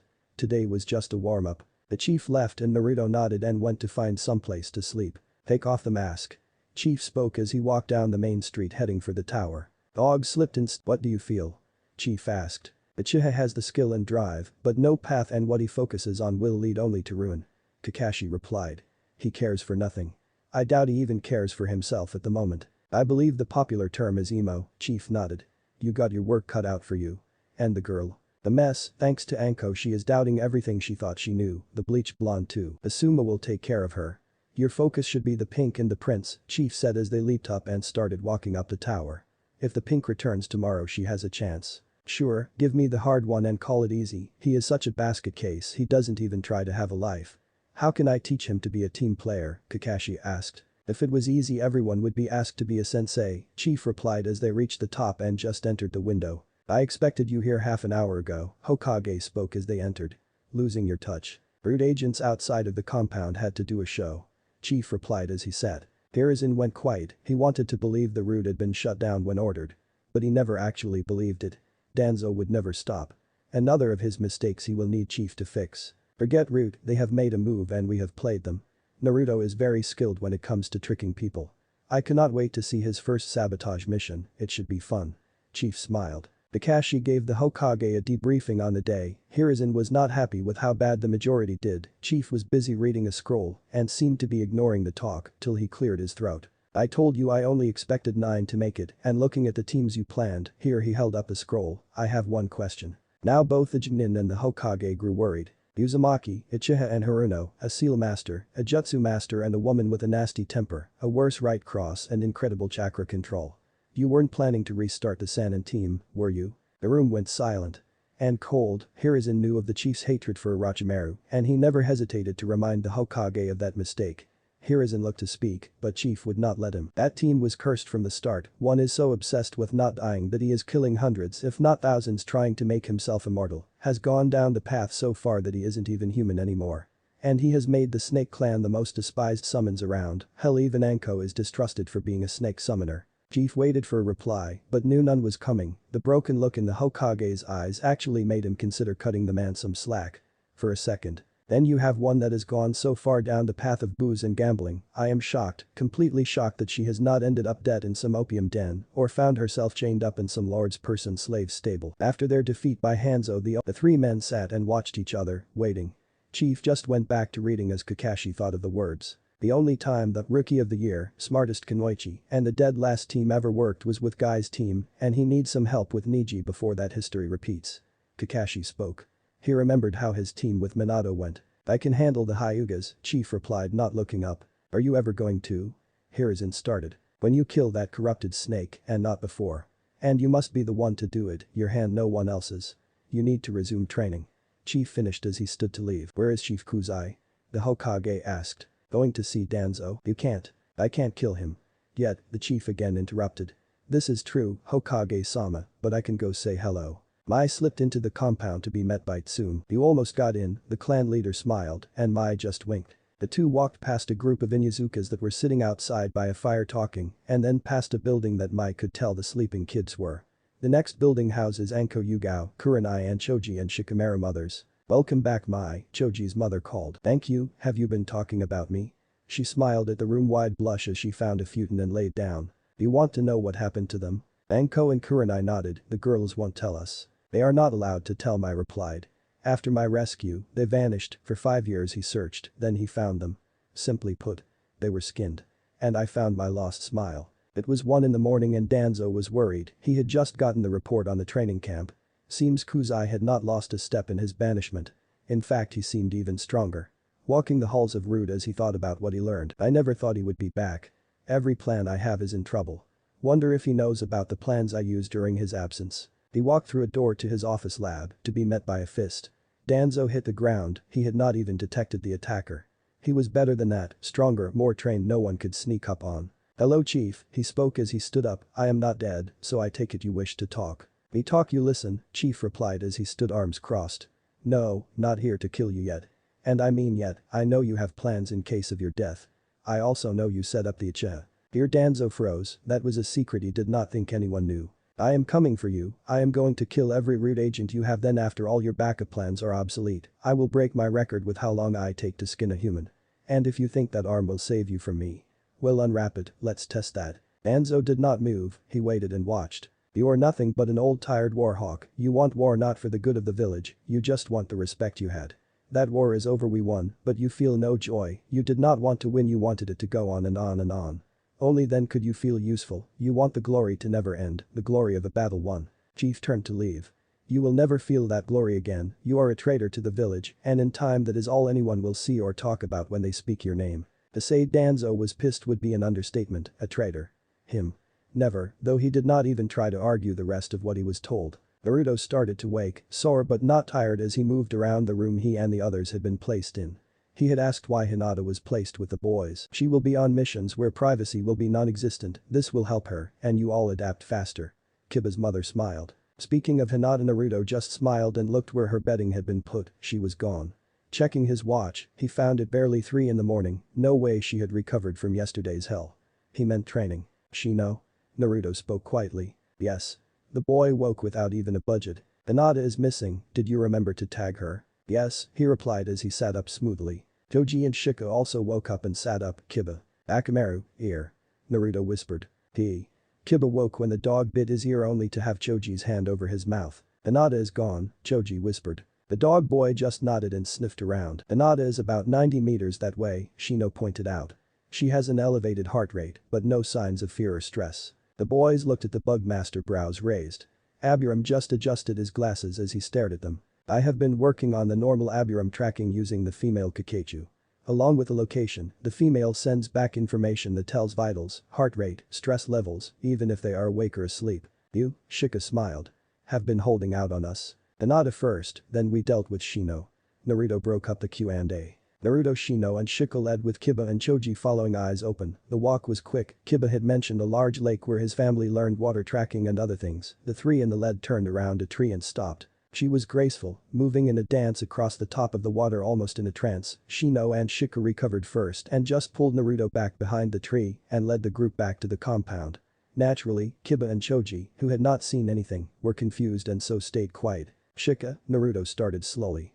We just saw Hinata dancing on top of the water. Yes, using a form we had never seen before. Yes, and the only thing she was wearing was the moonlight. Yes, but I am not dead, I need a distraction. Naruto finished. Why were you so worried? Shino started to ask. You haven't told her how much danger she is in, have you? Choji asked. I haven't told Hinata, the chief, I haven't even told Jiji, things have been happening fast the last few days. Crap, Hinata is still, Naruto turned to return to the lake. I have seeded the area, Shino interrupted as Choji grabbed the blonde. We will be well informed if anything or anyone goes near. Akamaru guard, Kiba called to his partner and the puppy was off like a bullet. Thanks, guys, Naruto smiled and blushed. Shikamaru had been silent, he crouched down and started his thinking. Problem, Shika? Choji asked, still holding Naruto. Just thinking about yesterday, where those dead bodies came from, how many of the class will return today, and how are we all awake? No way we could have recovered from yesterday with just a few hours sleep. Nara was trying to solve the problem. My colony informed me that the food Tsuchi-sama fed us at lunch was more than what it seemed, it was laced with chakra replenishing nutrients, designed to do it at a slow steady rate, most would not even notice. Shino answered. As for the other things, Kiba started. We will know how many return in a few hours, and I don't think we want to know where he got the bodies, they looked way too fresh for me to want that answer. Are you good? Choji asked the blonde who had finally stopped trying to break free. Till I can tell Hinata, chief and the Hokage, I doubt I would be good, but you can let me go now. Tell me what? The boys all jumped spinning to face the man, none of them sensed the man as he just popped up behind them. Then Naruto spun back around, kunai in hand, the tip was a millimeter from Kurenai's face when Anko slipped a finger into the hole and pulled it safely from Blonde's hand. This shocked most as they either did not sense the women, boys, or did not expect to be sensed. Kurenai. Oh, sorry, I am a little on edge, Naruto blushed and rubbed the back of his head. We noticed. Tell me what? Chief replied. Shino simply started giving a blunt report about waking and finding Hinata missing, then finding her. All the while avoiding Naruto's attempts to kick his shins.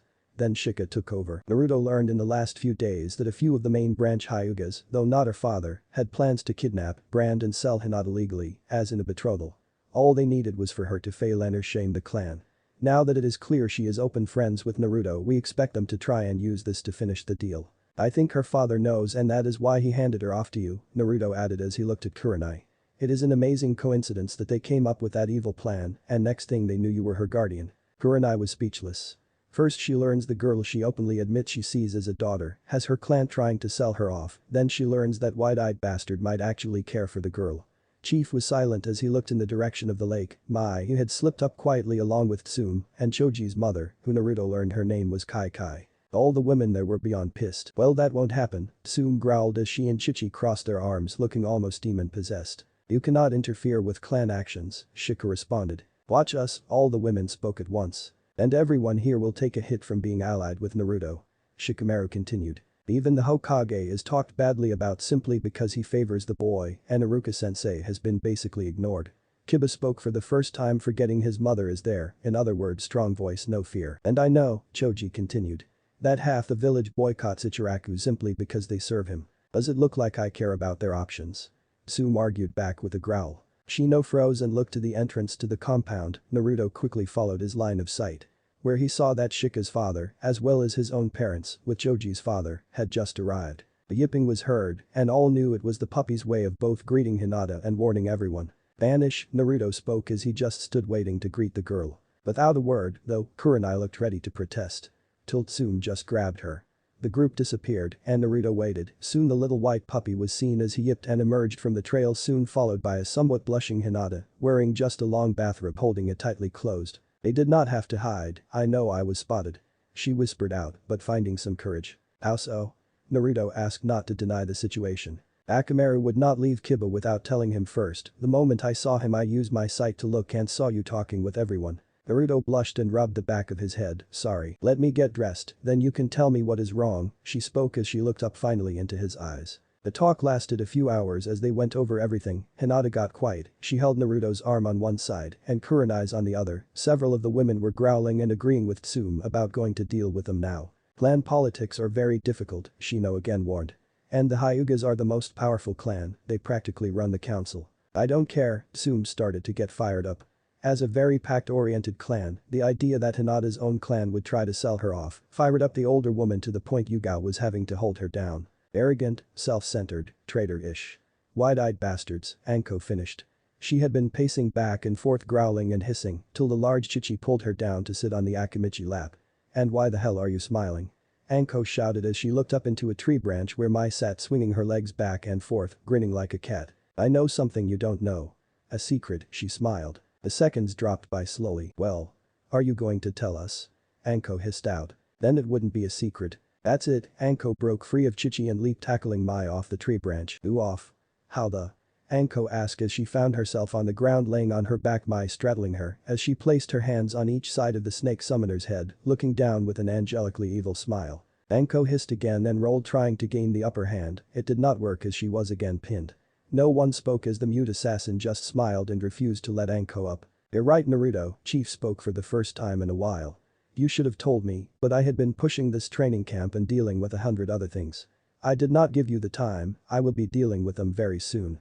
Mai led her up close to 8 times to head to the training ground. Mai smiled, got up and helped Anko to her feet. "Thought we started at 10? Shika asked calmly. "Gucci should have breakfast." Chief spoke and most of the group, Anko and Kurenai included, stood to leave. Those that did not have the lunch watched. Tsume cleared her throat angrily. "You never move that fast when I say I am cooking." The group stopped and looked back at the group, not sure how to respond. "Gucci has Kushina's cookbook," and the chief simply spoke. That did it. Everyone else got up and were ready to join the charge to breakfast. "If you want breakfast you join for the day's training." "All 12 hours." Chief informed and waited. "About 3 seconds. Let us just get our..." Kai started when Mai just walked up with a couple bags in her hands. "You snuck into our homes and found our training gear?" Choza asked, almost smirking. Mai just smiled and nodded, then tossed the bags. "Let's go food." The group with Naruto and his friends left with Anko, Yugao and Kurenai.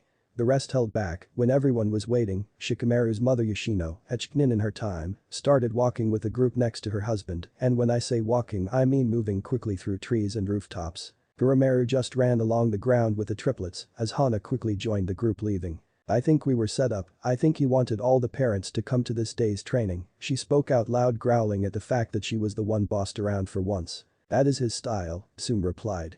"He likes to mess with everyone and keep them all on their toes." I wonder if Hiashi will come to represent Niji." "Oh, shit." And as she spoke that everyone stopped. "Chief doesn't expect her to come, does he?" Kai asked, realizing what Alpha was thinking. "Crap, we got to move." Kai stepped on it. Tsume cried as she moved faster, everyone following close behind. The Aburams were at the back just watching, as is the clan's style. When Shibi's wife, who had shocked everyone as she was keeping up, they did not know if she had training, moves and climbs on her husband's back. "Shibi. What do I not know?" she asked. "It is complicated and a long story." Niji prepared himself and walked out the door of his living quarters, where he was met by his uncle, who was in fact dressed in his combat gear. "Chief has ordered that the parents of whichever kids return today to come as well. I will be coming to represent you today." The stoic man spoke as he turned to let out of the compound. As he did, he watched Niji and he was not disappointed. The boy hesitated and looked over his shoulder at a small hut on the far edge of the compound. Clearing his throat, Niji quickly moved forward and went ahead of his uncle, who in fact had stopped and also looked back at the lone hut. "He will not like this." Sakura and Ino woke up at the same time. The night before they basically passed out in their mother's arms as they walked home. Looking around they found themselves in Ino's room, the old camp bed that Sakura used to use was there, but like the old days when Sakura would sleep over the two girls ended up in Ino's bed. The old days, sleepovers and playdates, sisters in all but blood. Then Sasuke came into their picture. And they got stupid. Slowly getting up neither girl spoke as they went to shower, having shared showers before this did not even faze them as they washed and treated each other's cuts and bruises. By the gods they had been tortured the day before. Walking into the kitchen they were met by their mothers. Breakfast is being offered to any student that returns today, otherwise we can make you something, Ino's mom spoke in her relaxed yet regal tone. Both girls wanted to never see that training ground or those instructors again, to run and hide and pretend it was all just a dream, a very bad dream. As one the two girls took a step, then another and another as they headed out the door and out of the Yamanaka compound, heading for the training ground. The two mothers just stood and walked out the back to a storage shed. Opening the door they found their husband sitting on the floor where they had slept. As a father, Ino's mother started speaking that angry regal tone her husband learned to fear. You are supposed to spoil and cater to and baby your daughter, it is tradition, it is normal, my father did it all the time. However, as a shinobi you are supposed to make sure your daughter who wished to also be a kunoichi was trained correctly. And if you had trouble you were to send her to her mother like my father did with me. I asked you repeatedly how Ino's training was going and you told me good and that I would be proud. What I saw yesterday was not good and I was not proud. She was not ready and she was tortured because we, both of us, failed our daughter. Remember the gauntlet run he did during our Chunin Eaxm, the one that had a 36% death rate. What he did to them wasn't even a tenth as bad as that and it almost killed our daughter. Never lie to me again. She finished as Sakura's mother just looked at her husband. Do I need to add anything? She asked. No dear, we failed. We can start working on the mistakes. Sakura's father started. They went back, both women spoke as one shocked their husbands. The chief is having a parents' day. We will be joining her in that hellhole today. So? Let me get this straight, Shino's mother started as she ate and watched the kids eat. Hiashi Hyuga and his brother Hisashi who were twins, married a set of twin sisters, one being Hinata's mother and the other being Niji's mother. Yes, her husband replied. A set of twin brothers married a set of twin sisters. Yes, I thought that only happened in bad stories or good stories that end up using tired old plot lines. Or somewhere in between, she finished and started chuckling. That is actually the funniest thing I have ever heard come out of the Hyuga clan. I did not think they had that kind of sense of humor. Or any sense of humor for that matter. Dear, you did understand the rest of what I told you? Shibi asked calmly as he watched Ino and Sakura walk into the clearing, clearly shocking a few as it was not for sure they would return. Yes, dear, but I think our son is paying close attention to us at the moment. Shibi took his eyes off the girls as they loaded their plates with food to look over at Shino and his friends. Sure enough, the boy was clearly watching. Just then a growl was heard, Tsume was looking for a fight, and the adults all looked. Niji walked into the clearing, Hiashi right behind him. And no one else. Hiashi felt the eyes and knew something was up, he had been marked. Shortly after Guy and his team, Lee had waved at Naruto and the group and he and Tenten dragged a protesting Niji over to join the group. Niji got a very cold greeting, only Shino offered a verbal greeting that was cold as ice. Last to arrive was Sasuke, but he wasn't alone, the Hokage was with him.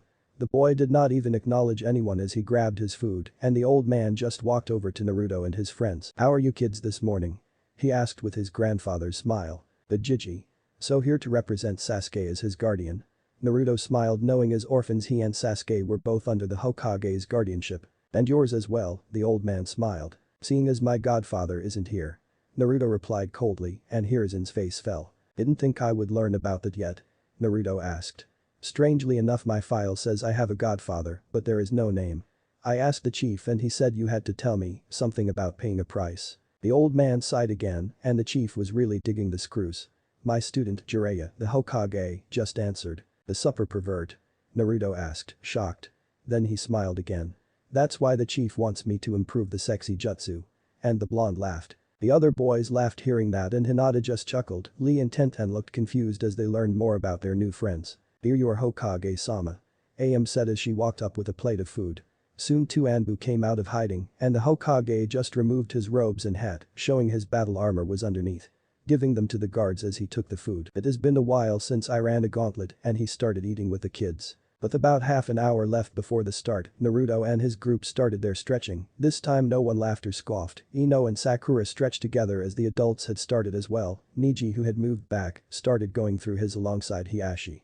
The instructors were not idle and Anko was going through her gear picking her canes and looking around. She spotted Ino and Sakura and as she caught their eye just smiled and licked her lips. After they shuddered, the snake summoner just looked around, more stopping to stare at the parents and adults she got to play with. Then her eyes landed on Hiashi. "My new bitch," Anko hissed a smile. "No, don't think so," Yuga replied, and when Anko looked at her. "Follow Hiashi's eyes." Anko looked and noticed the clan head was staring at something. As she tracked, she found the chief.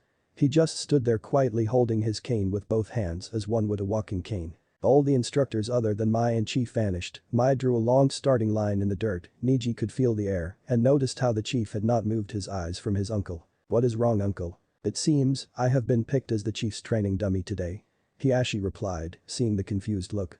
"He picks a victim every day at random and then proceeds to beat that victim all day long. And that's a long day," Tsume added, accenting the long, as she walked past them. When the two Hyugas looked up, she just licked her finger suggestively, then showed Hiashi her middle. The group and dogs lined up, with Mai at the lead holding a watch. Chief simply walked to stand beside Hiashi. The second ticked by till at last Mai waved her hand. "Run," was all Chief said as he brought the cane down on Hiashi's thigh as hard as he could. No one had heard Hiashi Hyuga scream that loud in over 10 years. Chapter 7. Jiraiya sat looking over his notes the last week insane, and he was still trying to work through what he was learning, thinking back to see a pattern. He was missing something. Jiraiya was pissed and ashamed that he had lost Orochimaru, and the snake had vanished. First, the Toad Sage had tracked him to a group called Akatsuki, a mercenary group that now houses several S-class missing ninjas. A very dangerous situation. Then he learned that the snake had left that group and went. That was the problem, he vanished. Never before had Jiraiya's spy network lost someone so quickly. He started thinking when a blue toad arrived and opened his tongue, handing the sage a note, shaking his head and muttering again. Jiraiya moved quickly. He was only a town over as it was slipping through the woods, and he found the warehouse quickly. Slipping in, he disabled the two guards quickly and found a room that was full of cages. The good news, it was almost empty. There was only one person there. The bad news was the person was a young blonde large-chested woman unconscious in a cage smelling of booze. Jiraiya did not hesitate as he quickly freed her, as powerful as she could be. The path of booze and cards was a path of pure self-destruction, and no one could resist opium-laced sake. Not even the slug princess. Performing a quick check showed that nothing had happened yet, but Tsunade was out cold and he had to pick her up and carry her on his shoulder. "Well, where do you think you're going with my property?" A wheezy weak voice trying to sound important called out. Jiraiya didn't even blink, his hands flashed as he walked out the door as the walls of the warehouse changed into the stomach of the great fire toad off. The scream was muffled, and Jiraiya knew those men would take weeks to die and feel every second. Moving quickly with the woman on his shoulder, he headed for the hotel he knew Shizune was at, waiting. He was not disappointed as she quickly opened the window and he carried the blonde in and laid her on the bed. "Same rules, she does not know, she will wake up thinking she just had a hangover," Jiraiya spoke as he headed back out the window. "Why? Why don't you want her to know?" the young lady asked. He had been watching out for both ever since Tsunade first left. This was not the first time something like this happened, and unless something drastic changed for her mistress, it would not be the last. "She will feel indebted to me. When I get my date with her, it will be because she wants to, not because she feels she has to." And he was out the window and gone.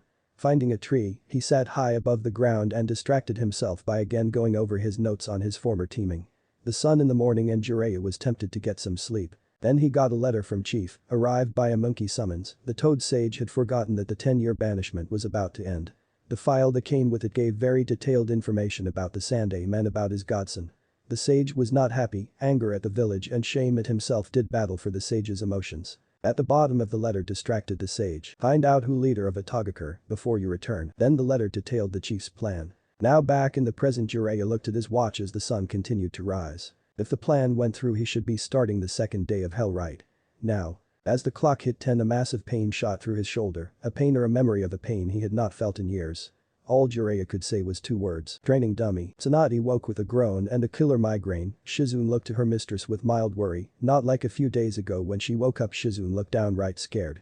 The migraine returned and ended any thought as she stood. "I need a shower," she growled and started for the bath. Her eye caught the clock for a second, in that second it turned 10. A pain ran across her lower back, so painful it put the Sanin to her knees with a scream. Shizune came running with the pig at her heels. Before she could ask, her mistress just stood up. "What happened to Lady Tsunade?" "Just a memory, a shadow of the one day I was." She shook her head trying to get that memory away. "Of the day I was a training dummy." The scream set the tone of the day. Naruto started his group moving. Joji set a faster pace, but not too much. "He will run us harder and nastier than yesterday," Naruto ordered, and Choji nodded and set the pace. It is a safe bet the attacks will come harder as well, Shika spoke and Shino nodded. Yes, there are far less victims for them to choose from, and unlike the rest of the class we return, there is no doubt they will push harder to break us. And with our parents here I think he will be even more sadistic just to test them. Kiba finished. The prediction turned out to be more than accurate, the viciousness of Chief's attack on Hiashi inspired Anko. She wanted to make someone scream louder. Naturally her first targets were Ino and Sakura. Before they were halfway around the lake they were bleeding from thighs, shoulders and calves. Anko went after all the soft spots. Well, most of them. But those two were not the only ones. Anko and Yugao both targeted the parents, paying close attention to Ino and Sakura's, but everyone was bleeding by the end of the first lap, even Hinata. The group was focused on the task, but the boys figured it would be Anko looking for the prize she was denied the day before. Crack. Hinata cried out but kept moving as she held her head, and the boy saw Yugao. You got too focused on one threat, we are all here for one job, she vanished with that. The start of the second lap had Nigi and Sasuke in the lead. The Hyuga had dashed forward before Guy could reel him back, and soon he and the Uchiha were in a race, seeing as they were both rookies of the year. To the point they forgot about the gauntlet. Crack crack crack crack crack.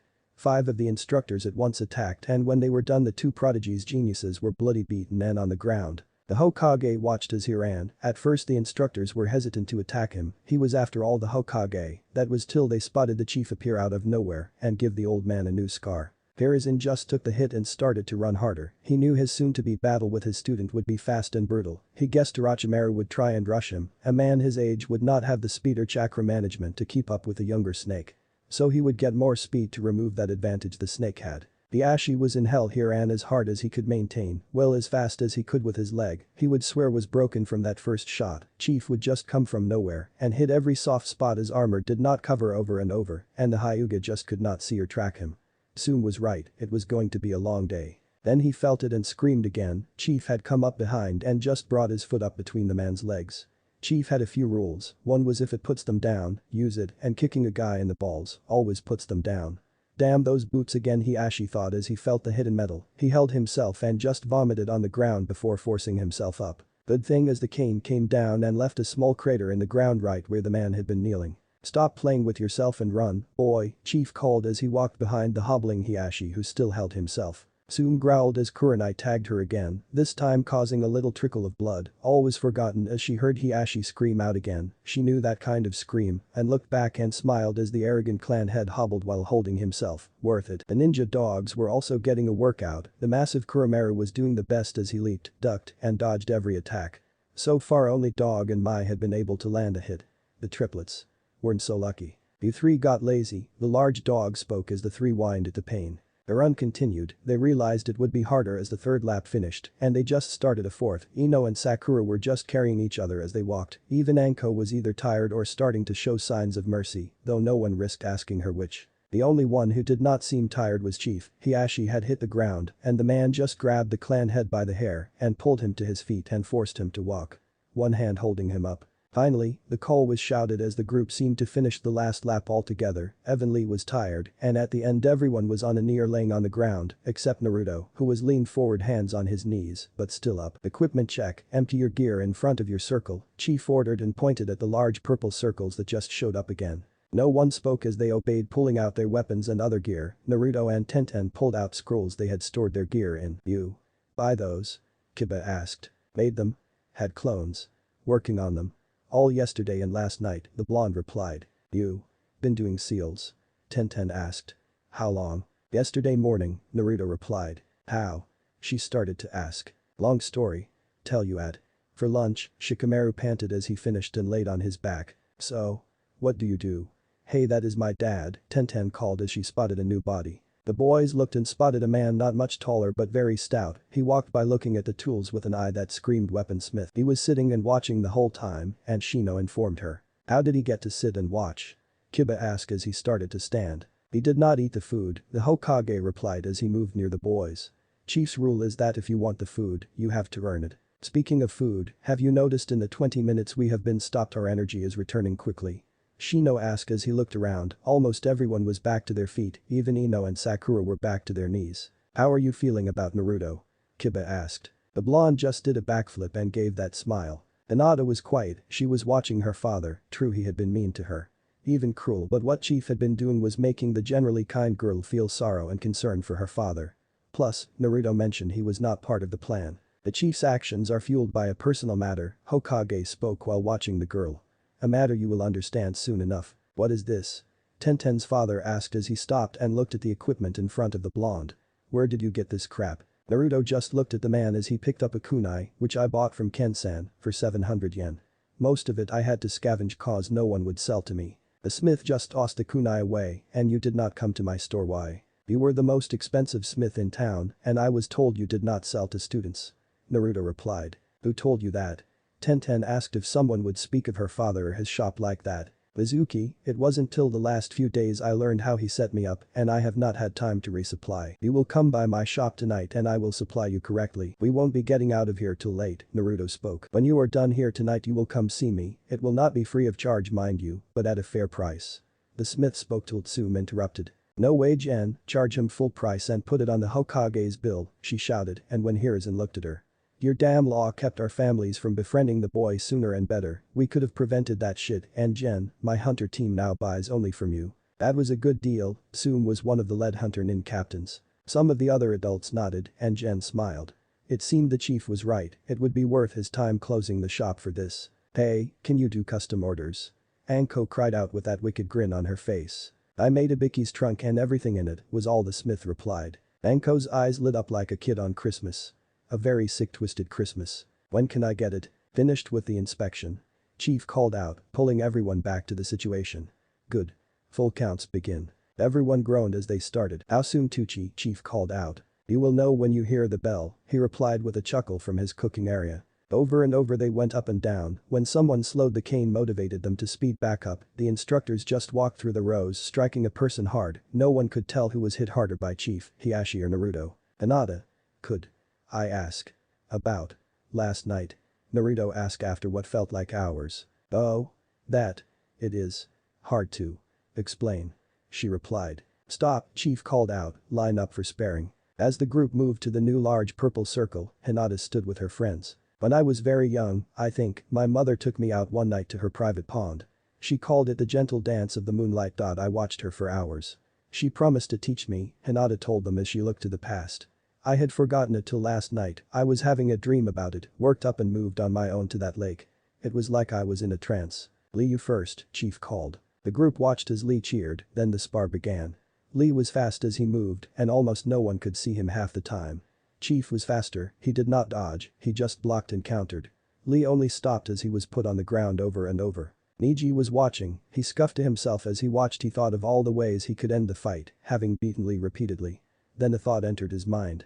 Gear Byakugan was useless with the chief, he asked what he could do without it and realized he had become reliant on it. His family's greatest weapon had become their crutch. He paid a hell of a lot more attention to Lee and the chief. Sasuke was watching, Lee was fast, and Chief looked to be able to block and counter everything, that loser can't land a single shot. When I get my Sharingan I will surpass them all. Lee was knocked back hard but just leaped to his feet, so overcome in joy of the spar he made a really stupid mistake. First gate. Lee no. Guy shouted, but it was too late. Oh. He couldn't finish as Chief moved faster than anyone had ever seen, pushed Lee's arm to the side and slammed his fist into the boy's chest, ending whatever he planned, forcing the boy to pass out. Chief while holding the boy lifted his right root and kicked out to his side, where his foot found the jaw of Guy, who had been rushing to his student's side. The green beast hit the ground as Chief carried Lee to where the Hinata and Tenten and the boys were and left him. Okay, Naruto started, that. What was that? Tenten started to explain that the gates and the Hokage filled in a few gaps. But. He closed the gate, Hinata replied. Is that? How normal is that? You can do it, Hiruzen replied. It takes cage level chakra reserves and control. Cage level? Naruto asked. Yes, cage level, if it wasn't for the fact he would kill me for thinking it, I would try to hand the title of Hokage to him. That would be dangerous. Asuma spoke as he stepped closer, remembering what happened when he proctored that one Chunin exam, or that year he worked at the academy. The old man just growled and nodded as the chief woke up the knocked out Guy. Fool, you're next. Chief shouted as he stood waiting for Guy to stand. This fight was faster, where before Naruto had watched Chief evaluate and work with Lee, this time Chief just beat Jonin. Your father warned you about the gates. Teaching them to the boy who would use them in a spar is reckless, and Chief stopped and used a heavy axe kick to put Guy's head into the ground. We will be talking about this later, Neji. The young genin walked forward not sure what to do. He had just watched his sensei the Taijutsu master get beat without even landing a hit, and through all this time, he never saw the chief show any sign of fatigue, he wasn't even breathing hard. The match did not last long without the Byakugan, the Hyuga could not even get close, his Jaiken was empty without being able to see the targets, Niji was kicked from the circle easily. Tiba, the boy did better, he was quick and good at hand-to-hand, but he did not have the experience to back it up. Choji was next, here Chief changed, he went to a different form that turned out to be a lot like the Akimichi, a lot of power and little skill. Choji was pushed from the circle quickly. Soon, the woman came hard and fast and used every skill she had. And lost quickly though she was smiling at the end. Shino, Chief called and when the boy entered the circle. You can shut that off now, Chief. Shino replied confused. Shibi was also confused. So, you can't control it. You don't even know do you? Chief asked.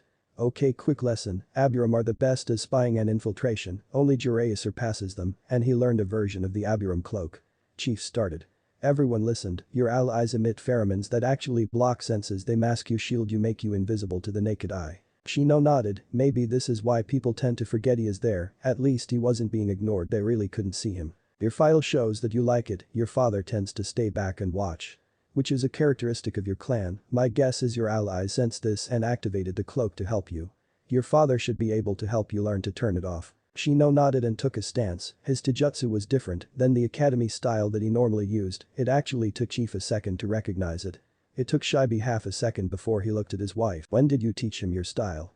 He asked his wife who just smiled. When you weren't looking, her grin, and when his eyebrow rose above his glasses she replied by sticking her tongue out at him before. Shino, I saw 6 holes you missed, she called as Shino was standing up and heading back to the group. The boy just nodded to his mother and stood by Shika. How many secrets are you keeping? Shika asked his friend. How many are you? Shino replied, and the young Nara just nodded. And so, he went down the line. Adults and kids in no order, when fighting a student or member of Team 9, Chief was mostly defensive, did not stop him from ending the bouts with Ino and Sakura in less than a minute, and that was with adding the times for each girl together. Less than a minute total. As he faced the adults, he pushed. They gave a rather decent showing, and Naruto learned a few things. 1. Shino's mother's name was Midorando Mitsubachi, Sume called her Meme, the rest of the adults called her Midori. 2. Chief was just as hard on Sakura and Ino mothers as he was on the girls, combined they lasted 6 minutes. Chika, he called, and here the younger ones questioned, they did not know Chika. Till Choji's mom Kai Kai stepped forward. I thought her name was Kai Kai, Ino questioned louder than she thought. Takachiyoko Akimichi, the large woman spoke as she stepped forward, but that won't change anything, I am still Mama Kai Kai to you, Ino. Ino blushed and ducked her head, yes Mama Kai Kai. Kichi was wearing a sleeveless shirt and a pair of dark brown leggings and was tying what looked like a mawashi. She stepped into the circle and set her feet waiting, Chief looked at her and got into his own stance. Began, the Hokage called and Kai Kai charged and pushed Chief back 3 inches, so far no one had moved him back yet. Then started a fast contest of hands trying to gain leverage on each other. Kai Kai kept trying to pick and throw, after her momentum to try and push him from the ring ended. Chief would either outpower her lift or use another means to break her hold, kick to the shin, slap to her side. Even a headbutt, which gave her a cut on her eye. For 10 minutes they grappled back and forth. Ino's mother, was clapping while Tsume and Choji cheered loudly for the woman. Even though Choza was giving out encouragement, till Chief got under her arms finally and pulled using a hip throw to put the big woman down on the ground out of the ring. It was the closest anyone had gotten to beating the Chief, Choza didn't even do that well. Hinata, Chief, called as he helped Kai Kai up. The young girl was scared as she stepped forward, for once neither her father nor her cousin scoffed at her timidness, Niji had his ass handed to him in his spar and Hiashi. Still hurt. Easy Hinata, he is not out to hurt you, he is testing us to see what we can do and what we need to work on. Naruto whispered to her. She just nodded and went to the ring, she did not activate her eyes, but took her standard Jaiken stance. Chief just looked at her. It wasn't a cold stare. Hinata felt like he was waiting for something. Hinata attacked and Chief started a strange bouncing dance going side to side. Every time she attacked he just dodged and slapped her hands away, he moved in a way that as time went by Hinata would get tangled in her own feet. What is he doing, Hiashi asked himself. He is acting like. No, she can't. Some were getting tired of watching the Chief play with a girl, it was the first time he acted this way. One person was getting mad, Shino and Shika spotted the shaking of the blonde who stood between them. Both boys looked at each other after staring at their friend and both held up fingers counting down, 3, 2, 1. Hinata dances with the moon. Naruto called out not knowing just how powerful that one sentence was. The group as one looked at him, then the adults looked back at the girl, the kids however, stared at the blonde, Ino and Sakura shouted things calling what he said a stupid distraction. Not speaking, but both Neji and Sasuke agreed with the girls. The Ashi was wide-eyed and pale as he watched his daughter, not saying a word. She changed her stance from the solid footing of her clan style to up on her toes. "Let's dance," was all Chief said. Hinata charged. She flew and attacked, staying on her toes. She attacked and spun around on the tip of her toes to avoid the counter. Those watching had never seen anything so graceful, and those that could see it or knew that style so deadly. Zoom was grinning evilly as everyone watched Hinata push and challenge the chief. He was still holding back as she walked up beside Hiashi, who was deathly pale. Seemed she inherited her mother's kindness, her gentleness, and it seems her fighting style, the woman whispered. Yes, the man whispered more to himself than to her. Hinata was pushed back, but she stayed on her feet in the circle. When she looked back up at the chief, she had a fire in her eyes no one had seen before. So powerful, her Byakugan activated, no hand signs or words. But she lost, Hiashi spoke out. What? Naruto growled. He was getting pissed how that man could just disregard his daughter so much. Chief Hiashi started realizing how it sounded for once. Has a special skill that makes the Byakugan useless. He looked at the boy. Once our eyes are activated, he vanishes. Really? Shibi asked in a surprised and almost humorous tone. Yes, Hiashi replied and turned to face the man on his other side. He stopped and looked back at the spar. Hinata was still going and getting closer and closer. Then she landed a finger on the chief's hand. He actually winced and shook his hand, reopening the Tenketsu point in his palm just as fast as she closed it. Hiashi stuttered, she can see him. And he activated his eyes to make sure. Sure enough, the moment he did, the chief vanished, and it looked as if Hinata was fighting air. And it seems her mother's eyes. Zoom finished and walked away. Hinata again attacked, and as Chief went to block, she shifted, catching him off guard as she pivoted and brought her foot around in a roundhouse kick to the side of his head. Chief hit the ground, his glasses falling off. He got on his knees and grabbed his glasses and replaced them before anyone could see his eyes, but he did reach and touch the spot where she kicked him. Pulling his fingers back, he saw the red of his blood. Getting to his feet, he grabbed the clasp that kept his coat fastened on. Finally, in a real fight, he growled as he went to remove his coat, only to have a hand on his chest. Mai had walked up and stopped him. Confused, the chief looked and found Hinata on her hands and knees panting. She was done. Quickly clipping his coat back together, he walked to the girl and helped her up and over to sit next to Naruto. At that moment only 4 people were left, Naruto, Sasuke, Hiashi, and the Hokage. Chief just ignored Sasuke as he had the whole time. The emo boy was starting to get pissed at the lack of attention. Hiashi was pale, and only his training kept him from pissing himself when the chief locked eyes with him for a second. Naruto knew he would not be called. He had been spared just a few days ago, so the chief already had all the information he needed. Hiruzen, Chief called. I need a fight or I'm going to kill Hiashi. The Hokage just put his helmet on and stepped into a circle and took a stance.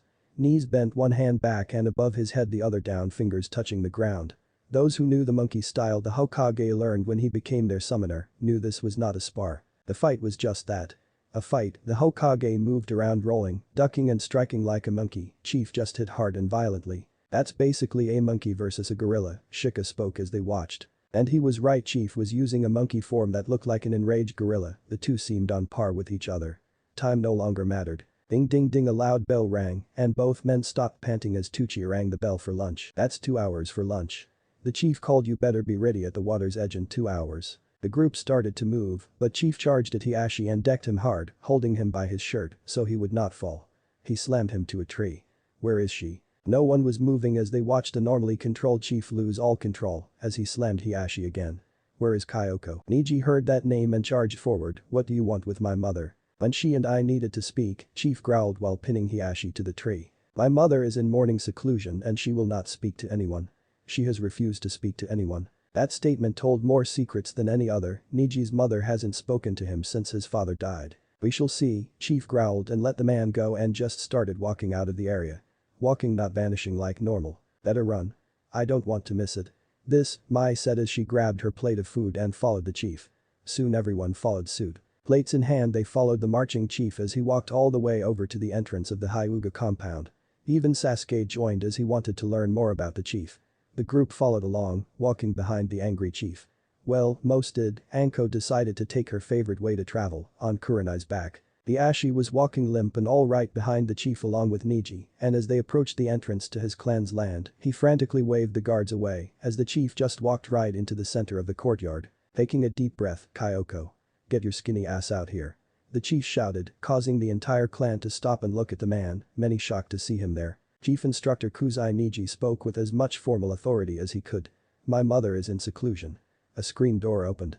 Not speaking, Niji said as he slowly turned to face the door that opened. To anyone, the place went silent as a pale woman with black hair wearing a pure white kimono came walking out of the hut and straight towards the chief, the clan head, and Niji. No one spoke, no one moved as she stopped before the chief and bowed at her waist, as far as she could, eyes down. Welcome home, father. Chapter 8. Amazing how 3 simple words can change the world. War is over, I'm getting married, I am pregnant, and of course, chief is back. Throughout all of history, the great changes, the earth-shattering changes, the what the hell do I do now changes, always seem to be caused by 3 simple words. Niji had no idea what to think anymore, everything he knew was just thrown out the window, and he found it rather hard to breathe now. Thank you, daughter, let me see your face. Chief spoke, and as the woman stood up again, Chief just crossed his arms and stared at her. It was the kind of stare that has broken greater men. Many in the compound took a step back, some looked ready to turn tail and run. Well? The chief asked with a growl. Yes, father. Chief's hand shot out so quickly no one even saw it till his arm stopped. An inch from Niji's face, then his thumb slowly lifted the boy's age, showing the seal. What is this thing doing on my grandson?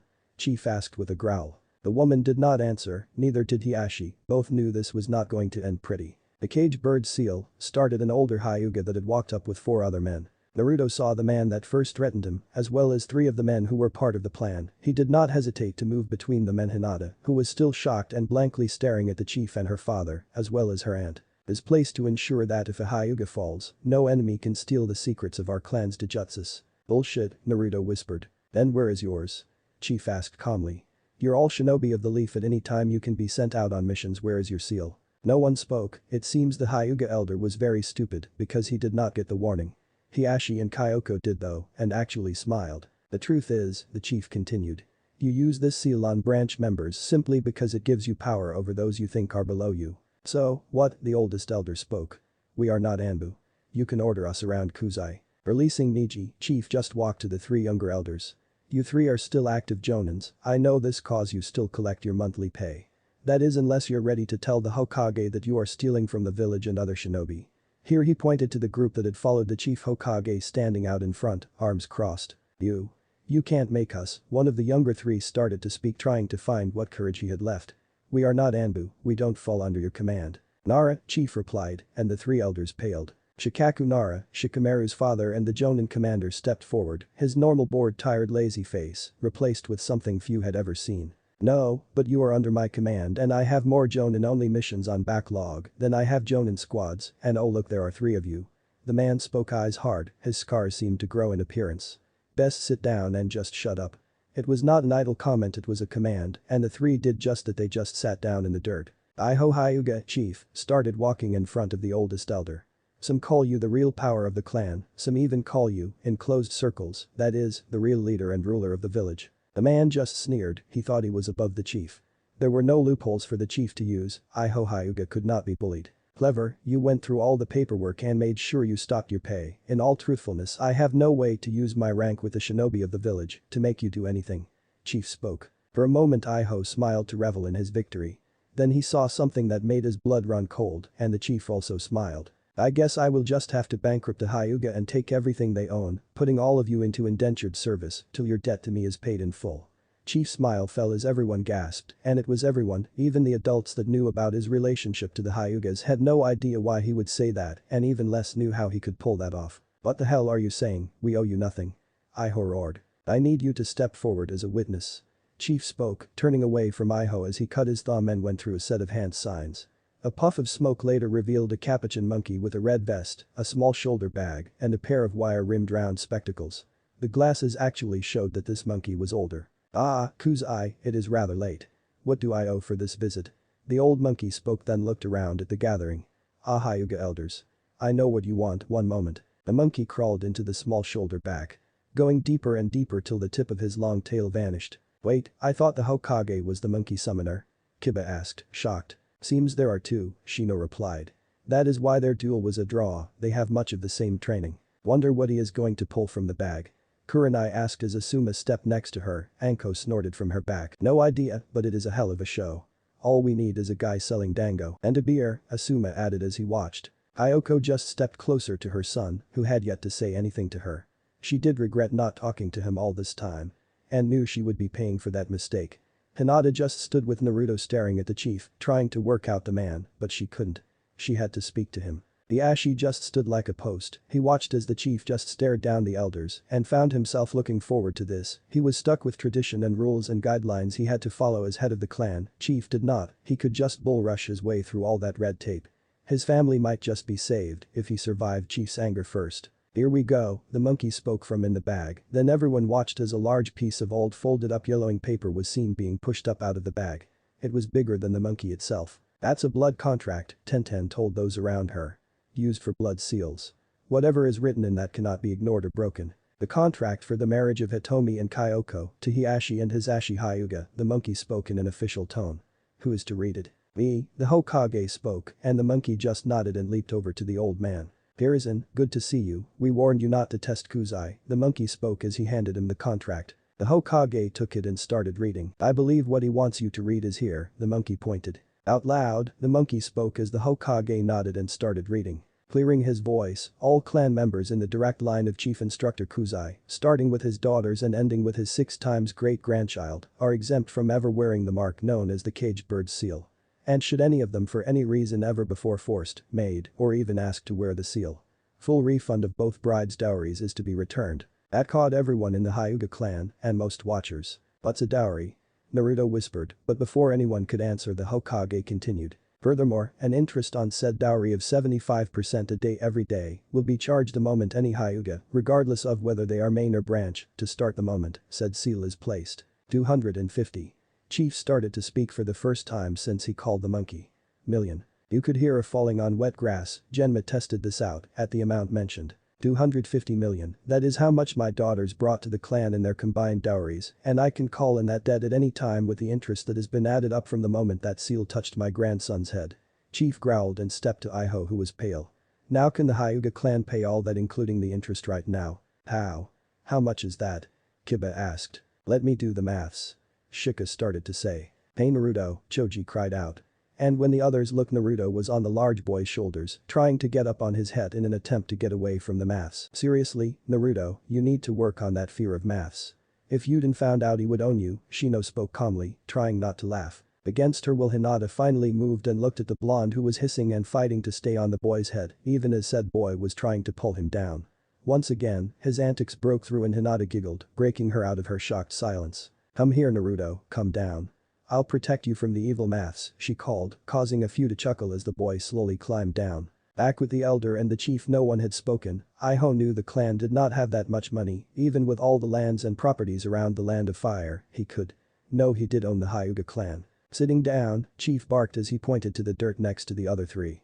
Once he did, Chief spun around and decked Hiashi, dropping him to the ground. That was for using that fucking seal on your brother, Chief roared, then pulled the man to his feet before decking him again. That was for using the seal on your brother in front of his son. Then the chief spun and pulled his cane, spanking Kyoko on the ass with it. That is for not stopping him. He called as his daughter just rubbed her rear. And you? Chief called, turning to the still silent Neji. You, my grandson, have more right to hate the main family than anyone. You may just have the right to hate them more than me. It is a close thing. But here he growled louder and got into the boy's face. Of all the people to hate, condemn, ridicule, insult and just be an ass to. Why did you choose to be an ass to the one person who always treated you with a smile and tried for years to be nice and kind and caring to you? Neji slowly stared at the man, then turned to look at Hinata. He could not answer. That is a level of stupid I will not allow in my shinobi forces nor my family, Chief continued. Either I will beat that stupid out of you. Or I will kill you, would not be the first time I killed a family member for being that stupid. The chief looked at the group, Hinata came here, and the girl with Naruto and the boys, they were not leaving her side, walked to him. The chief looked around at the Hyugas. Do you call her a failure? The elders hate her, he looked at Hiashi and glared. Yet no one knows why the elders hate her so badly. Mai smiled and pulled out a piece of paper many recognized as litmus paper. Everyone watch close, Chief called, and here Hiashi was trying to prepare the final nail to his coffin if what he fears happens. He is fucked. Just mold a small amount of chakra. Hinata nodded and took the paper, in a split second the paper became soaked and split in two at the same time. She has her mother's affinity, Kyoko shouted shocked and happy. Ah. Naruto spoke. I will get an explanation about this at some time, right? causing all to sweat drop. The chief started. That the elders were so cruel to her as she has the affinity that had beat all of them over and over again. Hinata could use the Tsuki no Yasashi plus gentle dance of the moon. A style of Jaikin that only her mother could use. And one Hitomi did use to beat everyone. They feared Hinata. That shocked everyone, Hiashi most of all. Why my daughter loved you? I will never know, she saw something in you that I could not, still cannot, Chief spoke calmly. I suggest you show me what it was she saw. Before I rip your fucking spine out. He went to the Hokage who was still reading the contract, making sure everything was legal. Thank you Haku, he told the monkey please inform Mac that I will be needing him and his crew for the next several weeks if not months. The monkey just nodded and as the Hokage finished took the contract back and then poofed out. King Enma? Chief asked, looking at the staff the Hokage had with him. The white head of the Monkey King popped out. There is a fight coming, tell your brother to be ready. Are you sure he will be needed? The monkey asked in a concerned tone. You know how I feel about overkill. Chief replied and turned away as the large monkey just nodded with a sigh. Looking at the group watching him he turned to those he was training that day and checked his watch. That's 1 hour, you only have an hour left of lunch to make sure you're ready. He called and the group took that as a reason to head back. Everyone but Hinata and with her staying the boys stayed. Hinata we will have to speak of this but not tonight I promise tomorrow night we'll talk and you can ask me anything you wish. Nodding she just turned and headed back with the rest. Naruto hesitated. Is what happened here something I should know about and understand? He asked the chief. Boy, what happened here should never have needed to happen, eyes out, those looking to harm Hinata have just lost everything. They will harm her now more out of revenge than anything else. And they will be desperate now. The chief and Naruto turned and left. Kyoko looked at the pale Hiashi. What the hell happened to you? She asked, looking over his beaten form. Training dummy, was all he said. Then you better run, she turned and walked back to her hut. Hiashi just nodded and started to walk with what little dignity he had left as the head of the clan. Chief came out of nowhere and cracked a hyuga across the back of his thighs. She said run, you have no dignity, you are not a clan leader today, you are nothing but my personal punching bag. And if you don't wish this to continue tomorrow. Run. Chief shouted as he vanished again. As the group returned to the training ground, those who had not eaten quickly fixed that and the rest just sat and rested and a few talked. I need something to distract me. Me, Hinata spoke out after a moment of silence. Shino. Time? Naruto asked. Again, we ran for 2 hours and 20 minutes, this time we did 5 laps, so between 7 and 7.5 miles per hour speed. I was aiming for 8, Choji interrupted. I noticed but we got tired halfway through the 4th lap and slowed, Shino corrected. Then 40 minutes for the equipment check, Shika continued. 1 hour counts as 2 hours of sparring and an hour of lunch. You're not going to trick me into doing maths. Again what time is it? Naruto growled causing Hinata to giggle. Just after 5, Chief spoke as he walked by. And that fear of maths. I will help you with. Oh, can't you just beat me to death? Naruto whined. Why would I do that when I can torture you worse with a math test? Chief smiled, causing Naruto to pale and his friends to snicker. All too soon the time was running low and everyone got ready for the swim. I said no waits Lee, Chief yelled as he walked by Sakura and Ino, both wore the standard swimsuits built for swimming and not showing off, as Anko puts it trying to show off what they don't have yet. Chief nodded and moved down the line. I don't care Tsume, you cannot swim naked. He barked at the alpha female. The woman finally took the suit that covered almost nothing from her pleading daughter and changed after being forced to change away from the group. Toji and Shino were again in their full bodysuits, as well as the Hokage. You kids better get over your shyness around nudity, we know you are young, but it has killed shinobi in the past, and Chief won't let any of you leave the village on a mission with it. The old monkey summoner told them. Alright get set, Chief ordered, and as the group went to the beach and stood ready, no splashing, I don't want to see a single bit of white water, and I want you all to be working to limit the wake, that is the trail you leave behind you as you swim, added, seeing a few confused faces. Ready? Begin, everyone hits the water. Crack. I said no splash Lee. Chief barked. Neji and Sasuke were first out again moving very fast as they swam. They both showed great skill as there was not a single splash and almost no wake. Sakura and Ino were second going much slower but staying together, Anko walking behind them as they swam. Then came Tenten and Guy. Lee was wanting to catch up to his rival, but Guy reminded him about also working on his patience training and reminded how Chief puts more than one test in his training. So, he chooses to stay with his sensei and teammate. Next came the boys and Hinata, again Dog was walking behind them. This no splash thing is harder than it sounds, Kiba said as he worked to keep speed without splashing. Naruto rolled on his back and looked at Dog. Have many shinobi died due to splashing? The silent ANBU just nodded in reply, then used the same hand signs Mai uses. Many they get spotted trying to swim into fortresses or try to swim out in the water. Many are unable to defend. He really worries about us dying, doesn't he? Choji asked. Cares more than most. The adults were in the back of the line also swimming in a group. You realize we are not suffering as our kids did yesterday, Shibi spoke as they traveled. Yes, I know, Inoichi replied. We are getting more rest time than they did. Yesterday was just to remove the trash, Kai replied as she glided through the water. You must be proud of Mipyuki. And why would I be proud?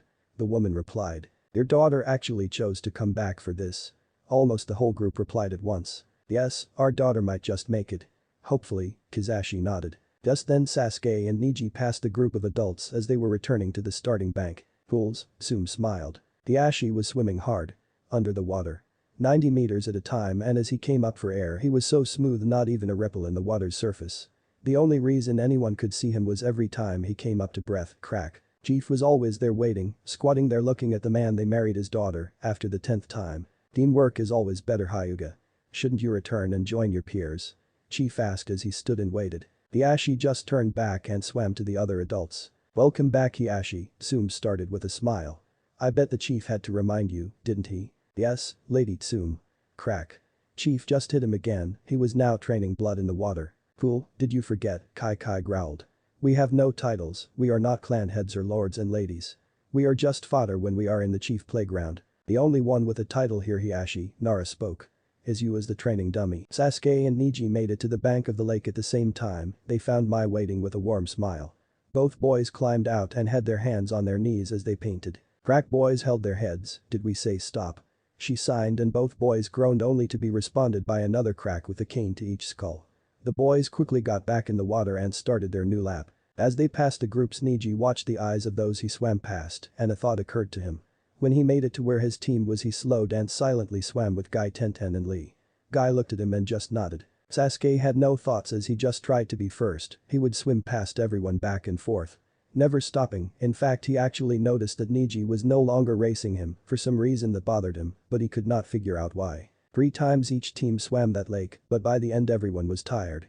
Almost everyone. Dress, Chief barked. It did not take long, and it was silent as everyone quickly dressed again and followed the chief back to the circles. How does begin? Everyone started their preferred style, Anko and Kurenai were quickly correcting Ino and Sakura.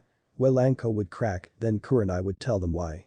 Good teamwork. Sakura Haruno, Chief called, and as the girls stopped to look at the chief, Anko quickly fixed that. Smartest Kunoichi, reports say you scored the highest on the academy tests. Did you learn anything? Sakura started to open her mouth. Stay quiet, Sakura, Hinata shouted to stop her. The normally gentle girl had a dislike for the Pink, but she did not want to hear what stupid words that Pink was about to say. Sakura closed her mouth and just continued to work through her kata. Personally, and this is the best case scenario, you just memorize what you read and just copy the answers on the tests without learning a damn thing. Chief replied as he started walking away. The ability to memorize facts well is a skill all shinobi should have. Not being able to actually learn from the information will get you and other shinobi killed. As shinobi, every action, whether on mission or not, can and will have a consequence. You must be alert at all times. Sooner or later you will be faced with an opponent that you insulted 5, 10, 20 years ago who will come at you for revenge. You will forget all about them, but their hatred for you won't let them forget. He moved through the ranks, correcting here and there, cracking Hiashi as he walked by. Ignoring Sasuke. When this happens, they will talk, brag, walk right into a monologue of revenge, giving you time to form a plan, use their rage to set them up to fail. Everyone thought about those words, even the Uchiha.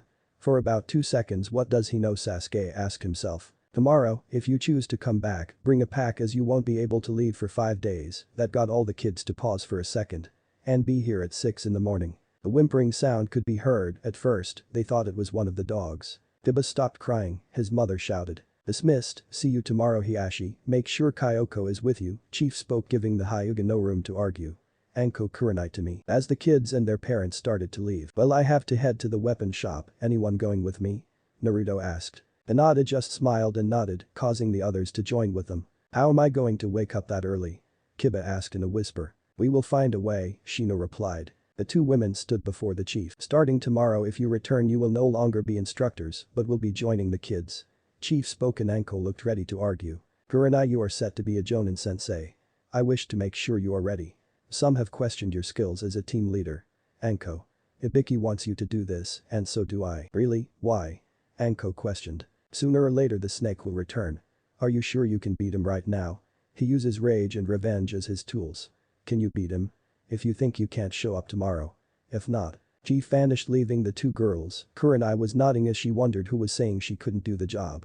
Anko was just looking deep into herself. Naruto held the kunai in his hand and rolled it through his fingers. I may not know anything about weapon making, but even I can feel a difference, Naruto spoke. Yes, Shino added. These are of a quality above most other smiths. Makes me wonder the difference with the other dealers, Shika asked. These are better than my clan's, Hinata said as she tested the shuriken. Here you are, a standard setup for long-term missions, Jen spoke as he placed a standard pack fully loaded on the counter. I am sure with your storage seals it will be easier to carry. Naruto took the pack and smiled as he looked through. Always good to double-check your equipment, but I suggest doing it at home. It is late, Jen ushered them out the door. Naruto smiled, put the bag on his shoulders and led them off, back to Kiba's compound. They chose that place because it had a better defense, and from what Naruto could tell, everyone there, especially the Kunoichi, liked Hinata. Once there and after checking for watchers again, they all sat around a small fire pit in the courtyard. Shikamaru. I spotted 6 people eyeing Hinata at the Hyuga compound. Once Chief pulled his trump card. Only 2 still looked at her. The rest realized the plan was over. Same, Shino nodded. It was too much fear, I could smell desperation but could not pinpoint. Kiba added. The parents were also watching, Choji spoke as he started on a late-night snack. We should ask them to watch while we are at this overnight. But something tells me they don't need to be asked. I really don't know what to think, Hinata started. Don't worry too much, Naruto started. I doubt any of us know what to think. Especially me. We will get our answers when it's time. Who knows, maybe we are not ready for them yet. That is actually a smart idea, Shino nodded. Who are you and what have you done with our blonde moron? Kiba smiled as Choji laughed. It worked, Hinata giggled. That night ended quickly. It was already midnight and they had less than 6 hours to sleep. Chapter 9. To say Sasuke Uchiha slept poorly would be like saying Naruto liked ramen. He barely slept after getting his gear packed. For a boy who only wanted to be left alone to train on his own, he did not know how to handle being ignored. And worse, he did not even realize why it bothered him so badly. He had been pushed, nothing given to him. He felt stronger already, and none of the fangirls were around, even the bleached bimbo and the pink, no, it all left him alone. But the fact that the chief was ignoring him, never saying a thing, it bothered the boy, made him feel weaker than he thought he was. The clock chimed 5, and Sasuke was up hoping to be there early. He noticed that the Dobe and his friends were always there before him. He would not call the treatment they got as special, but they did get some attention, even the Uchiha noticed their improvement. If the fool and his loser friends could improve from the chief's guidance, just imagine how well he would improve once the chief started to train him. Arriving soon after Sasuke was disappointed, Naruto and his friends were there. If Naruto slept, no one noticed as he slowly moved around, waking everyone. Well, almost everyone. Choji and Shika tried to wake Kiba repeatedly. In the end, they made the decision to just take him with them, so Choji just put the boy on his shoulder and they carried them to the Ikki home where they found both Hinata and Kurenai up, dressed, and with a pack on their backs. Naruto quickly handed each a scroll for them to seal their stuff in. Good thing too, as not 2 minutes later Anko arrived, her gear already stored in a seal, not as good as Naruto's. She climbed on Kurenai's back and promptly fell asleep. What is the deal with Anko? Naruto asked as they walked. They were met by Asuma, who answered the question. They were at the academy together, her, Anko and Yugao, he started. There was a sparring accident and Kurenai broke Anko's ankle. Well, Anko hated the crutches, so to repay her for the injury she just had Kurenai carry her around. And it sorta stuck. I am pretty sure Kurenai doesn't even notice anymore. That actually makes sense, Shino replied as he walked. Okay, what have you got, Shika? Naruto asked, and the 2 awake adults looked at him, then the Nara. We know the chief is old enough to amass that much for his daughter's dowry, and from what I have figured out he is not a Hyuga, but Hinata's grandmother was a member of the main house. So, the chief has some serious connections with the court of the Fire Lord to be able to marry a main family member, especially 30 or more years ago. Very hardcore traditionalists back then. He knows the political game of clans even if he does not play it. If met with a stubborn member of a clan, he just bull rushes his way through. Shino added. My guess is he has plans for dealing with most clans that would challenge him. As well as the money and respect of others to pull it off. Page level chakra, control and a summoning contract with the Monkey clan, Choji added. Only the toads and the slugs have as much respect in the land of fire. We do not have bingo books from other countries. Hinata joined in, shocking Kurenai a little. So, we are unable to tell what other countries feel or even know about him. Still trying to figure out who he is? Kurenai asked. Don't lie, we know you also want to know. He is changing the village, Asuma spoke after the kids nodded. And I can give you a little help. This is the bingo book from Kumo, though it was the one from 10 years ago. Handing them the book. This is all the information I am allowed to tell. Shino took the book and read. Name. Kuzai. Surname. Unknown. Blood type. Unknown. Age. Unknown. Village. Konoha. Birthplace. Land of Demons. Note. 47 shinobi died to gain this piece of information. Title. Chief Instructor of all ANBU and Special Unit Forces and lead assassin of the Leaf Village. Hey, does that mean we are a special force? Naruto smiled. Not yet, Asuma replied, but winked. Skills. Unknown, ranked high is Taijutsu, Ninjutsu, Yukijutsu, prefers fist weapons, and Kenjutsu, if it is forbidden he probably knows it. Said to have cage level across the board. Known to be weak using Jinjutsu but developed skills to counter all Jinjutsu as well as Dijutsus. Notes. Brutal and aggressive, known to skin humans alive. Has a pure hatred for anyone regardless of the village that takes part in the human trafficking trade and any and all sexual assaults. Unknown how many assassinations completed as he rarely ever leaves evidence that he was there, believed to have completed hundreds of B, A, and S ranked missions. Has, in fact, helped every village in dealing with human traffickers. In ranking of speed, it goes. Ranking contested between countries. 4th Raikage, of Kumo. Yondaime Hokage of Konoha Minato Namikaze. Chief Kuzai of Konoha. Not as fast as the Raikage, but is ranked a close second in power, again contested between countries. Final note. There is no flee on side order as with Namikaze, if you meet Kuzai in combat, it is either kill him or he kills you if you run you just die tired. The only known survivors of combat with him are ones he wants alive. Bounty. 500,000 dead, 5 million alive, do not recommend trying for this one. They make him out to be a boogeyman of some kind, Choji replied as he started to eat his morning snack. And he is, Asuma replied. Walking into the clearing found that they were first again, no sight nor sound could be heard. But it was not long before the Uchiha arrived, this was the first time he was not the last to arrive. Itachi left his room with his pack on his back. He met Neji as they walked into the front room. He too had stored his gear in a scroll his teammate had made, nodding as they turned to leave. And were met by a person neither had expected to see that morning. Kyoko was up packed and dressed in her Jonin shinobi uniform. He is as pissed off at me as he is at you too. Maybe more, best not to be late, she spoke and led the two males out the door. Mother. Neji started slowly. I do not know what to think at this moment. We are the same, I am his daughter, he raised me from the moment I was born. I do not know where we go from here. She replied as they quickly made it to the clearing. Training ground 93, she started. It has been many years since I came to this hell. Neji was shocked, he had not spoken with his mother in years. But he did not remember ever hearing her speak so common. This time they stayed at Sakura's house and again they somehow ended up sharing the bed. This was never planned and all the time they were friends, yet it always happened. They woke and dressed when they made it to the kitchen, both their mothers were sitting at the table. How are you two not beat? They were just as hard on you as they were us, Ino asked. We are shinobi, retired or not. The training you are getting will help you if you choose to continue, Sakura's mom replied and drank her tea. What does that mean? Sakura asked. You both wanted to be Kunoichi, why? Ito asked her daughter and the pink girl. Do you want to still be one after hearing my story? It is not the fairy tale you read about in books. It is dirty, nasty, hard, and most of the time the food sucks and the sleep is short. In time the pay is never enough, the only way to last as a Kunoichi of the Leaf is because it is what you want to be, for yourself no one else. It has to be what you want. Both girls realized their mother caught onto that damn fangirl knight in shiny armor and the princess delusion they both have. Or had as it was now gone. So, what did they want? Axe strapped to their back they both found themselves walking into the clearing, not sure when they actually left Sakura's house. Soon after the girls, Lee and his team had shown up, Tenten had, in fact, made several scrolls for storage to loan the group, even the Uchiha, though he just took the scroll without even a thank you. Lee was bouncing with energy as he smiled and waved to Naruto. Neji with a push from his mother joined his team as they talked. A woman no one knew walked into the clearing. She wore a flak jacket and had her hair braided down her back. She spoke very little and stayed to herself. Next, she was followed by three men, Iruka-sensei, the instructor Genma and a third Naruto known as the special Jonin Eaxm, who had a scar from his nose to the side of his face. Uchiha had been there as well again feeding everyone, but he urged them to all eat quickly and as soon as the last people were fed began to break down his tables and stored all his cooking gear into 3 packs for transport and waited. As the clock hit 6, Chief appeared without a sound and stared at everyone.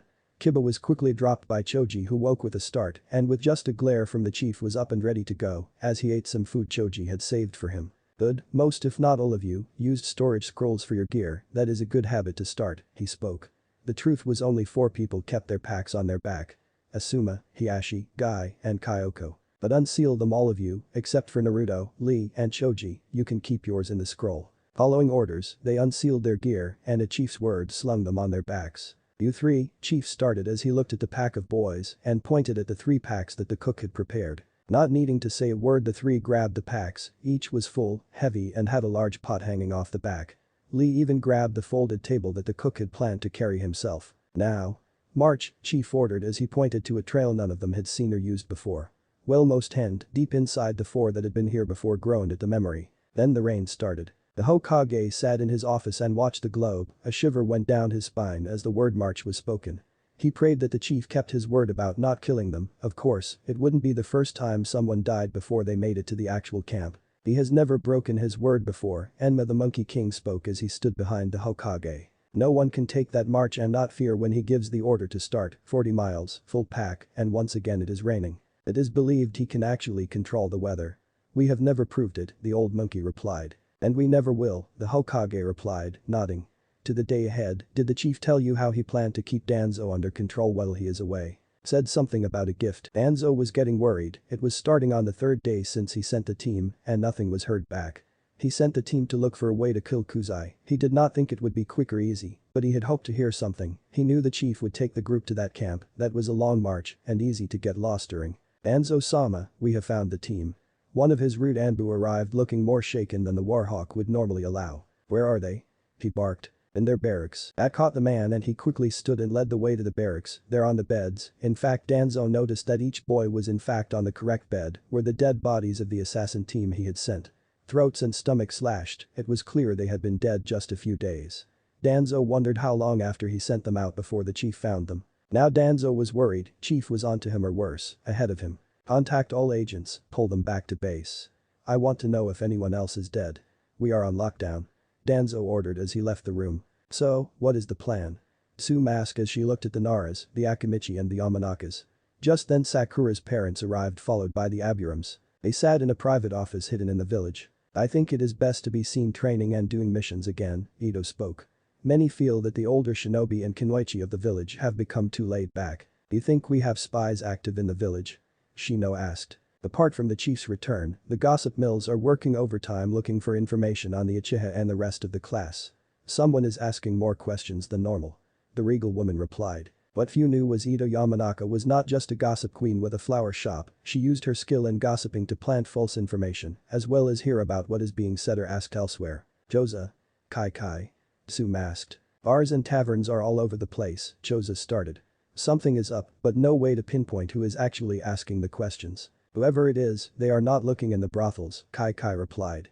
"Neither the straight nor gay have noticed anything unusual." Sue nodded. If there was anything going on in the red light district, Kai would find it. As the medical nin that mostly takes care of the girls, she is on sisterly terms with all the house mothers, who are in fact themselves. "So, we know we have a spy or a few spies. They are asking questions in a way that it does not look like they are asking and use the basic gossip circles to do the legwork."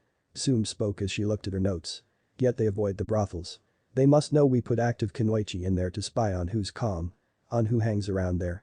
Damn it," she cried as she realized avoiding the pun walked her right into the second pun. The group chuckled. "We are looking for a medical ninja of Konoha," Shibi's wife Midori said. "That would be the only way he would know that we slipped the kunoichi into the houses." The group nodded. "Kai, ask around, find out how many medical ninja we have, and keep an eye out for one that is quieter than the rest. Including Genin in the search," Sue ordered the large woman. "Ito. How's the information about Uzumaki's grades?" "As far as the village knows as well as the paperwork, it hasn't changed. Dead last with no real skill." Yamanaka replied. "Keep it that way, in fact. See if we can make the idiot seem well. Dumber, and while you're at it, make the Uchiha seem better than the village already thinks he is, make it sound like he is the next god of shinobi." The gossip queen nodded. The group was quiet as they looked over the notes when Midori started to chuckle only to slip into full laughter. "Something you wish to share with me?" Sue asked. "Oh, just thinking," she replied. "If Chief had not returned I could see all of us adults sitting around not doing a damn thing. Any important work would be carried out by the young kids about to start their genin years. None of us would be ready for a war and the first couple attacks on the village would have to be handled by the youngest ninja in the village while the veterans sit around and look like a bunch of incompetent fools," she finished with a sour look in her eyes. The group stared at her husband read that look better than anyone, she was not impressed with the village she moved to after meeting her husband. Shibe knew his wife Kunoichi from Tanigakure village hidden in the valleys, in the land of rivers, expected that the Leaf village was stronger and better equipped for things than her smaller village. What she found was a very fat lazy village with a select few shinobi doing all the hard work and a civilian council so corrupt it made her laugh in anger. Also, she enjoyed watching a blonde child run rings around the older shinobi. She actually noticed Naruto before Chief returned and regularly encouraged the Abiram to build closer ties with the boy. As a mother, she was proud when she learned her son had done just that. As a Kunoichi, she was thrilled that her son was able to hide his skills while doing it. I want to argue that, Ito spoke. I want to argue and refute and dismiss your claim. But we can't, Mibuki finished. Because you are probably right. Good thing this village had a Hokage that could hold the line, otherwise this village would have been doomed years ago. Abiram Kunoichi spoke. He did not really hold. Kizashi spoke. He held it long enough for Chief to get back, Choza started. True, a lot of mistakes were made, but nothing that can't be fixed now. We are back in the game. This is going to get a hell of a lot worse before it is fixed, and we can't keep the kids out of it. Inoichi spoke as he put a teacup down. All we can do is help them. The death march continued, the rain never let up, and everyone was cold, sore and tired as they walked in a line. After a while, it was simply a matter of putting one foot in front of the other. The ground was rocky and uneven and slick as hell, the trail itself was no better than a path a foot wide, and if you weren't careful you could lose it. The trees and brush were thick, and everyone lost track of where they were heading. Niji's mother actually took the lead with Hiashi, and they seemed to know where they were trying to go. The trail cut back and forth, they walked around a large cliff, and in the middle, the trail was still just a foot before a massive drop-off down the side of the cliff. Hinata slipped and almost fell till Naruto caught her wrist. As he pulled her up the edge of the trail he stood on and gave out under him. Both Naruto and Hinata would have fallen had Choji not caught them. Helped by Shino, the two boys pulled up the blonde and the shy girl. They were not the only ones. Once they passed a cliff face, Sakura slipped and Ino did as she tried to help her. Sasuke actually grabbed the girls and helped them to their feet with only a pair of thank you from the girls. Sasuke was shocked. He expected the two to moon over him like normal. Shino. Time. Shikamaru called out. Shino checked his wrist only to find said watch missing. Seems I have lost my watch, he replied. Few could hear his alarm and concern in his voice.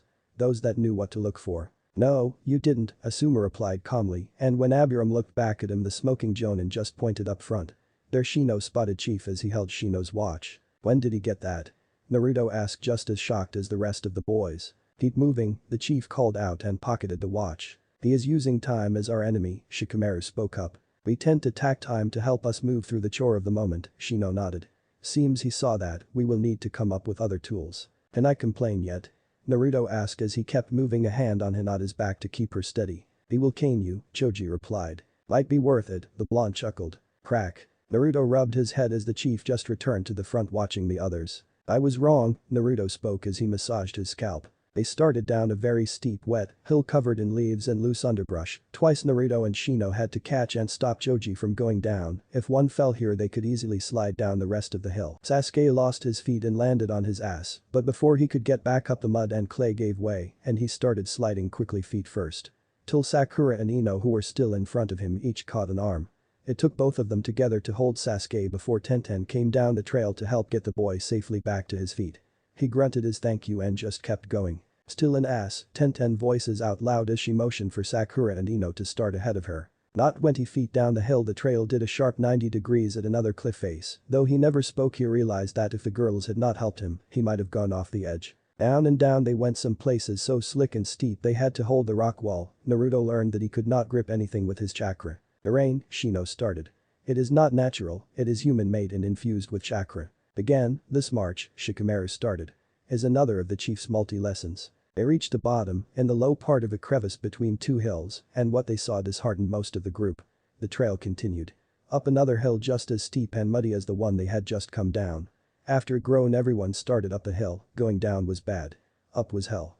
Many places were so steep they had to basically crawl on hands and knees in the mud just to get up. This hill was worse than the last. It zigzagged back and forth as it climbed up higher and higher, the rain came down harder. People started sliding more, even the adults. Iruka had to grab Guy, Genma grabbed the woman no one recognized. Asuma was saved by Raiden. Niji twice caught Sakura and Ino, and Lee was basically having to hold onto the harness of Tenten's pack. Naruto and Kiba took hold of Hinata who was holding Akamaru. The puppy was soaked and tired and brown from mud. Shino and Shikamaru had to hold Choji. They all reached a landing that Kyoko had stopped at. When asked what was up to she just pointed at the hill they still had to climb. It was too steep, of thick mud, and as the rain grew harder, had a river running down it. It also had a rope that ran down the center of the trail. Okay, has he changed his mind? Naruto asked, looking at the nightmare. Is he now trying to kill us? Anko just painted, she was sore, muddy and scratched all over. Right now, I would not doubt it. If he wanted us dead, Kyoko replied. He would not have wasted all this time. Sasuke did not speak, he couldn't, he just grabbed the rope as the Hyuga's motioning and started to climb up. His feet slipped out from under him, walking was out, and he started to pull himself up the rope. Next was Lee and his whole team, followed very slowly by Anko and Kurenai, then Raiden and Genma. Then the woman and Asuma. At the ropes, Naruto ordered as they watched the groups in front of them head up. Quickly he tied each of them in a line with Choji at the back and Naruto and Shino first and second, with Hinata and Shikamaru fourth and fifth. Naruto handed Shino the rope as he peeked at Hiashi and Kyoko. They watched on and for a split second, the blonde swore he saw the woman grin. Pulling out two kunai, Naruto took the lead, kneeling and getting his knees placed on the hill, before using the kunai in each hand to stab in the mud and pull himself.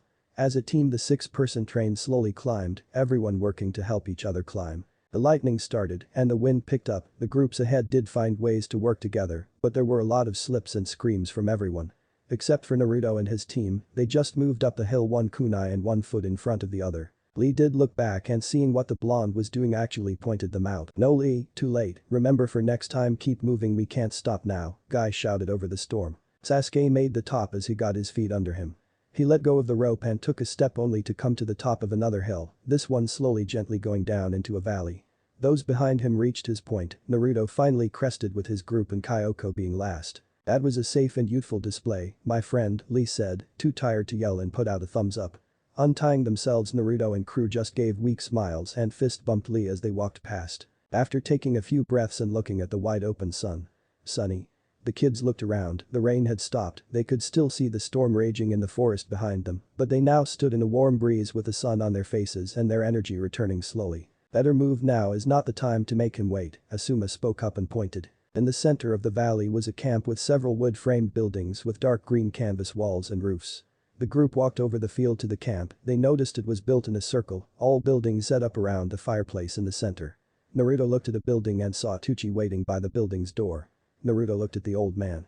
Then behind him in the woods. Then back at the old man. Okay, what do I miss? Naruto pointed. Did we not leave you at the start? There is a secret shortcut, Chief started as he walked to the group. No, you have not yet earned the right to know about it.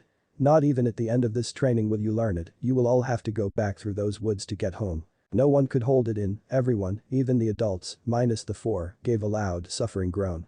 Ino and Sakura both hit their knees, Neji landed back on his ass, and Sasuke cursed the chief. What is the catch? Naruto asked after a moment and everyone stopped moaning and looked at him as he stared the chief down. But, Chief smiled. The catch is you're not going back, but forward, what you just did was the first leg of what I call the gauntlet, there are 3 more legs to go, start to finish is 160 miles you have only completed the first 40, and it took you. Chief pulled out Shino's watch, and after looking at it, tossed it to Aburam. 8 hours, if you do not improve it will take a full 24 hours to get the last 3, and that storm drains your chakra. And it only ever gets worse. Till you make it back to that clearing, it will be hell. Naruto nodded and just walked over to the cook, Lee, and Choji following to deliver their cargo. After the drop-off said the cook quickly had the building he stood next to turned into his kitchen. The 3 boys returned to the group. Now, for those who don't know, welcome to the ANBU training camp. The kids looked around as well as those who had not been there before. There were 3 large framed canvas buildings, one clearly the kitchen, another in the center where Naruto and the gang spotted the other instructors, Dog, Yugao, Hate, and Mai. As they stood waiting, canes in hand. Then there was a row of smaller 2-person frame and canvas tents. When I call your names, don't make me call you twice. This is your only warning, Hiashi, Kyoko. The 2 moved quickly to stand before him at the first 2-man tent. You both have been here before. Why are you here now, you ask? I am pissed. Store your gear. Chief moved to the second, Asuma, Iruka when the 2 men arrived. Asuma you have been here before, you're back cause I want to make sure you are ready for your next mission. Iruka you are the best teacher that academy has, but none took you seriously. After this week that will change. Store your gear. Raiden. Chief went to the next tent. Raiden I have heard good reports and you were recommended for a future mission, Guy. You taught a kid to open a gate during a spar. That is why you are back. Genma, Tsubaki, Genma and the woman stepped forward. You, like Raiden, have been well spoken about and are being looked at for a future mission, Chief told him then looked at the woman. You, Tsubaki, knew that Mizuki was working for the snake and because you loved him, you kept quiet in the hope he would change his ways. His voice was not calm or soft, but he did look in her eyes. Hope and love are powerful things I do believe in, they are two of the most important aspects of the Hokage's will of fire, but you spoke to him, you know his true feelings. This hell you are about to go through will help you get through the hell he put you in. Store your gear. Anko and Kurenai, he called. Kurenai, you're here for the same reason as Asuma. I wish to make sure you are ready for your next mission. Anko. Ibiki wants you to improve, and so do I, plus the snake is making a move and will return. Are you ready for him? Store your gear. Kids, the chief called and everyone walked forward. Team 9, you are here cause your sensei wanted me to torture you. Though his foolish ass calls it training, he smiled as the three glared at Guy. You kids, he continued as he looked at the rest. I have just graduated from the academy. And none of you were ready. Either you were neglected, ignored, lied to. He stops and looks at Sasuke or catered to, that is given everything you had gotten. Sasuke puffed up ready to argue, but Dog appeared next to the boy and put a hand on his shoulder to shut him up. Chief just looked at his paper that was in his hand, frowning, he stared, then looked at Mai who just crossed her arms with a what? Look, I call your names. Hinata Tenten, Lee Naruto, Choji Shikamaru, Shino Kiba, Sakura Ino, and Niji, Sasuke. Everyone moved quickly to find a tent, except Sasuke as he just stared at his tent partner, Niji just stored his gear. If you don't like my choice I can always motivate you till you love it. Chief spoke to the emo prince, Sasuke was just smart enough to get the hint, and so he stored his gear. This is your partner for the remainder of this training, you will eat, train, shower and sleep together. Though I will let you choose just how close you two get in regards to those last two. You will always know where your partner is. If I ask where they are and I here don't know. In any form I promise to the Hokage of not trying to kill you will become void. Understand? Good. That was the 1 hour break. Full counts begin. Groaning and moaning they hit the dirt, Chief and his 4 assistants kept the pace up with the sounds of the cane striking flesh. Seems with Anko no longer with the canes, the hope Sakura and Ino had was quickly cracked away. 3 hours passed slowly and they were not allowed to stop till Uchiha rang his bell. That's it for the day, eat shower, he pointed to the third large hut and stopped again as he saw the men's sign and the woman's sign. And again, he looked at Mai who just crossed her arms. We start at 6 in the morning, so eat before. Tucci, when is the line open? He called out. 5 a.m. the cook called. And when does it close? 5:15 a.m. Dismissed. The group ate, washed and crawled into their beds and just passed out. Chief stood off in the woods and waited. Seriously, we talked about this, he spoke as he turned to face Mai. Too soon? Different world. Trust me, she replied. I don't know if we have time to go slow, he replied. Kai and I do that training. Let us do it. Some things take time. Your words. Smart ass, fine. He rubbed his temple. Just. Don't take too long, with any luck I can slow things down after this camp, but I can't promise it. Trust me. Chapter 10. Naruto opened his eyes, it was dark and the pre-dawn insects were making their calls. Naruto wondered what had woken him for a second and thought about going back to sleep. Till the rustling of leaves caught his attention. Waking Lee with a hand over the loud genin mouth, Naruto nodded to the flap of the tent, Lee listened, and he too heard the leaves. Both boys quickly but silently slipped out of the tent. To come face to face with Dog. Can you be a bit quieter, Naruto whispered. I thought an ANBU captain knew how to move silently. Dog just turned his head as he stared at the boy. He was being silent, it seems the blonde really could track ANBU. Food will be ready in an hour, a voice spoke up. And the three turned to see Tucci walking up to them. Hey old man, Naruto called with a smile. Is it okay for you to be here, what about your stand? The cook just smiled. Hokage is compensating me very well for my time when the stand is closed. Well then. Glad you're here since I'm up I better start waking the others. Naruto smiled and turned to head for the closest tent. Lee turned to follow as the cook just looked at the silent Dog. Got you, again didn't he? The cook asked. Dog just nodded. Have you gotten sloppy or is he really that good? Here the Dog just looked at the blonde as he reached in and grabbed the foot of either Genma or Tsubaki. After a moment he looked back at the cook and shrugged. 50 minutes later, the cook replied and turned away. What do you want, Dobe? Sasuke growled and put his pillow over his head. Time to get up. Breakfast will be served soon, best not keep the chief waiting, Naruto replied as he turned to the next tent. Sasuke growled and cursed the dead sun before pulling the pillow off and sitting up. There he saw the Hyuga as he was dressing and getting his gear on. Ready Sasuke? Niji asked. Calling me by my first name? Sasuke got defensive. I had a talk with my mother, it seems there is a rule here in this camp. The only ones with titles are the chief and his instructors. Clans don't exist here, titles and honorifics do not exist here. We are all equal here. Sasuke just huffed as he got up and dressed. Naruto slipped his hand into the tent on the end but could not feel a foot. We are awake, Yuzu. Naruto, Hiashi spoke from the tent. The boy just walked on as Hiashi and Kyoko sat on their beds and stared at each other. Ready for this, Hiashi? She asked. 4 times I have sat on this bed, is anyone ever ready for this place? Was his reply. 10 times for me. And no. The two quickly moved from the tent and found almost everyone up and moving. Naruto made his way to Shino who stood outside the tent he shared with Kiba. Any luck? No, Shino replied. Naruto sighed, Akamaru, ear. The dog gave a yip and a scream was heard. As soon as the boy was awake, Naruto and Shino each grabbed a leg and pulled Kiba off his bed and out of the tent in one swift motion. Damn it. Kiba yelled as he looked up at the 2 boys standing above him. We have got to figure out a way to fix this. I can try waking you up from now on, a voice broke the 3 boys out of their huddle. As they looked up, Chief was standing next to them. Your mother had the same problem. As they looked up, Chief was standing next to them. Your mother had the same problem. I know I will regret this, Kiba started as he stood. But this dead man sleeping will kill a teammate if I can't figure it out. Okay. Chief nodded as the entire group got in a line outside the cook's kitchen. Sakura and Ino were grumpy, but awake, it wasn't due to tiredness. They were grumpy because Naruto had just opened their tent flap to wake them without knocking to grab their feet. They found it very rude that a boy just walked into the privacy of their girl's tent, but before they could yell, hit in the case of Sakura, he just told them to get up and walked away. As they stood in line, Sakura was about to demand Naruto never enter the girl's tent when Yugao stepped up behind her. Silence, get it through your skull, there is very little privacy out in the field. You better get used to living in close quarters to others. Sakura just bit her lip as her brain finally kicked on as she remembered the lessons of the last few days. Down the line, Anko and Kurenai stood next to Asuma. Is it always like this? Anko asked. No, Asuma replied. He is going easy cause the kids are so young, normally the day starts at 4 in the morning and ends when he feels like it. Generally around midnight. Most of the older ninjas did not say much, the only problem they were having was the fact the orange-clad kid was the one to wake them. How did he move so silent was a question they asked themselves. At 5 the cook opened his mess line and everyone moved quickly gathering their food. By 5, after they had gotten their food and were busy eating in silence as the younger kids looked around. It was pre-dawn and there was a faint glow of red in the sky.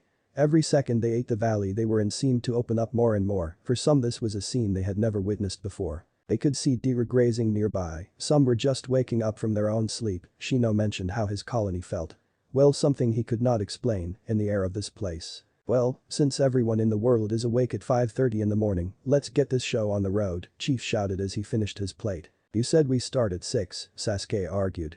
Causing a groan to come from Kyoko, there is always one. So, maybe I lied, maybe I can't tell time, maybe Mr. I Hate Konoha is going to sneak into your camp and shove a kunai up your ass in the wee hours of the morning before anyone is up, Chief replied. Get stretching, except you Uchiha. You get to wash all the dishes. You have 5 minutes. Sasuke gaped as he looked at the large pile of dishes sitting at the wash tubs of Tuchi's kitchen. Again, he looked to argue, but Dog came up, grabbed the boy's collar and moved him to the dishes and just put a plate and a rag in his hands. To everyone's surprise and a slight nod from Kyoko, Niji joined his partner and helped wash. The group stretched, Sasuke washed, it took him and Niji longer than 5 minutes, so they barely got started on his stretching when full counts begin, Chief called, and he and the 4 instructors with him quickly got the group going. Within seconds the sound of a cane cracking Sasuke was heard as Dog led into him for going too slow. Chief walked the group, Shino wore his normal coat but showed no signs of it affecting his workout. He knew the Aburim usually wore that style of coat to protect their allies and so learned to move in them very well. Most either wore shorts and a shirt of some kind. Hinata had worn her standard black legging, sleeveless top with a white shirt under it. She had gotten into the habit of removing her heavy coat before every workout. The older ninja wore their standard ninja gear but without their Chunin or Jonin flak jackets. Naruto wore his normal orange jumpsuit. Boy, Chief called as everyone continued. A few started to stop thinking this part was over only to get the cane. Why would a future shinobi be kill me orange? I like it. Orange. But. Mostly. It. Was. A gift, Naruto replied as he moved up and down. Ift. Chief asked. No one celebrates me. Birthday with me, either. Cause. They. Don't. Like. Me. Or. Cause. It would cause. Them. Trouble with. The village. Naruto continued. But. Every year. For the. Last 4. Years, one. Has. Left. Me. A gift. A large plush toad. A hippo sleeps. Sleeping cap. My. Gama-chan. Wallet and a pair of goggles. And my. Orange. Coat. Naruto listed. I have not. Been. able to thank them properly. The most of the group slowly looked at a very red blushing Hinata who fought like hell not to faint as she continued her exercise. So, to show how much I appreciate their gift, I wore the coat and found pants that went with it. Chief nodded and thought. I will speak with your future Jonin sensei, he will be taking you to get better field wear. Maybe he will be able to safely incorporate orange into your style. That is very thoughtful of you.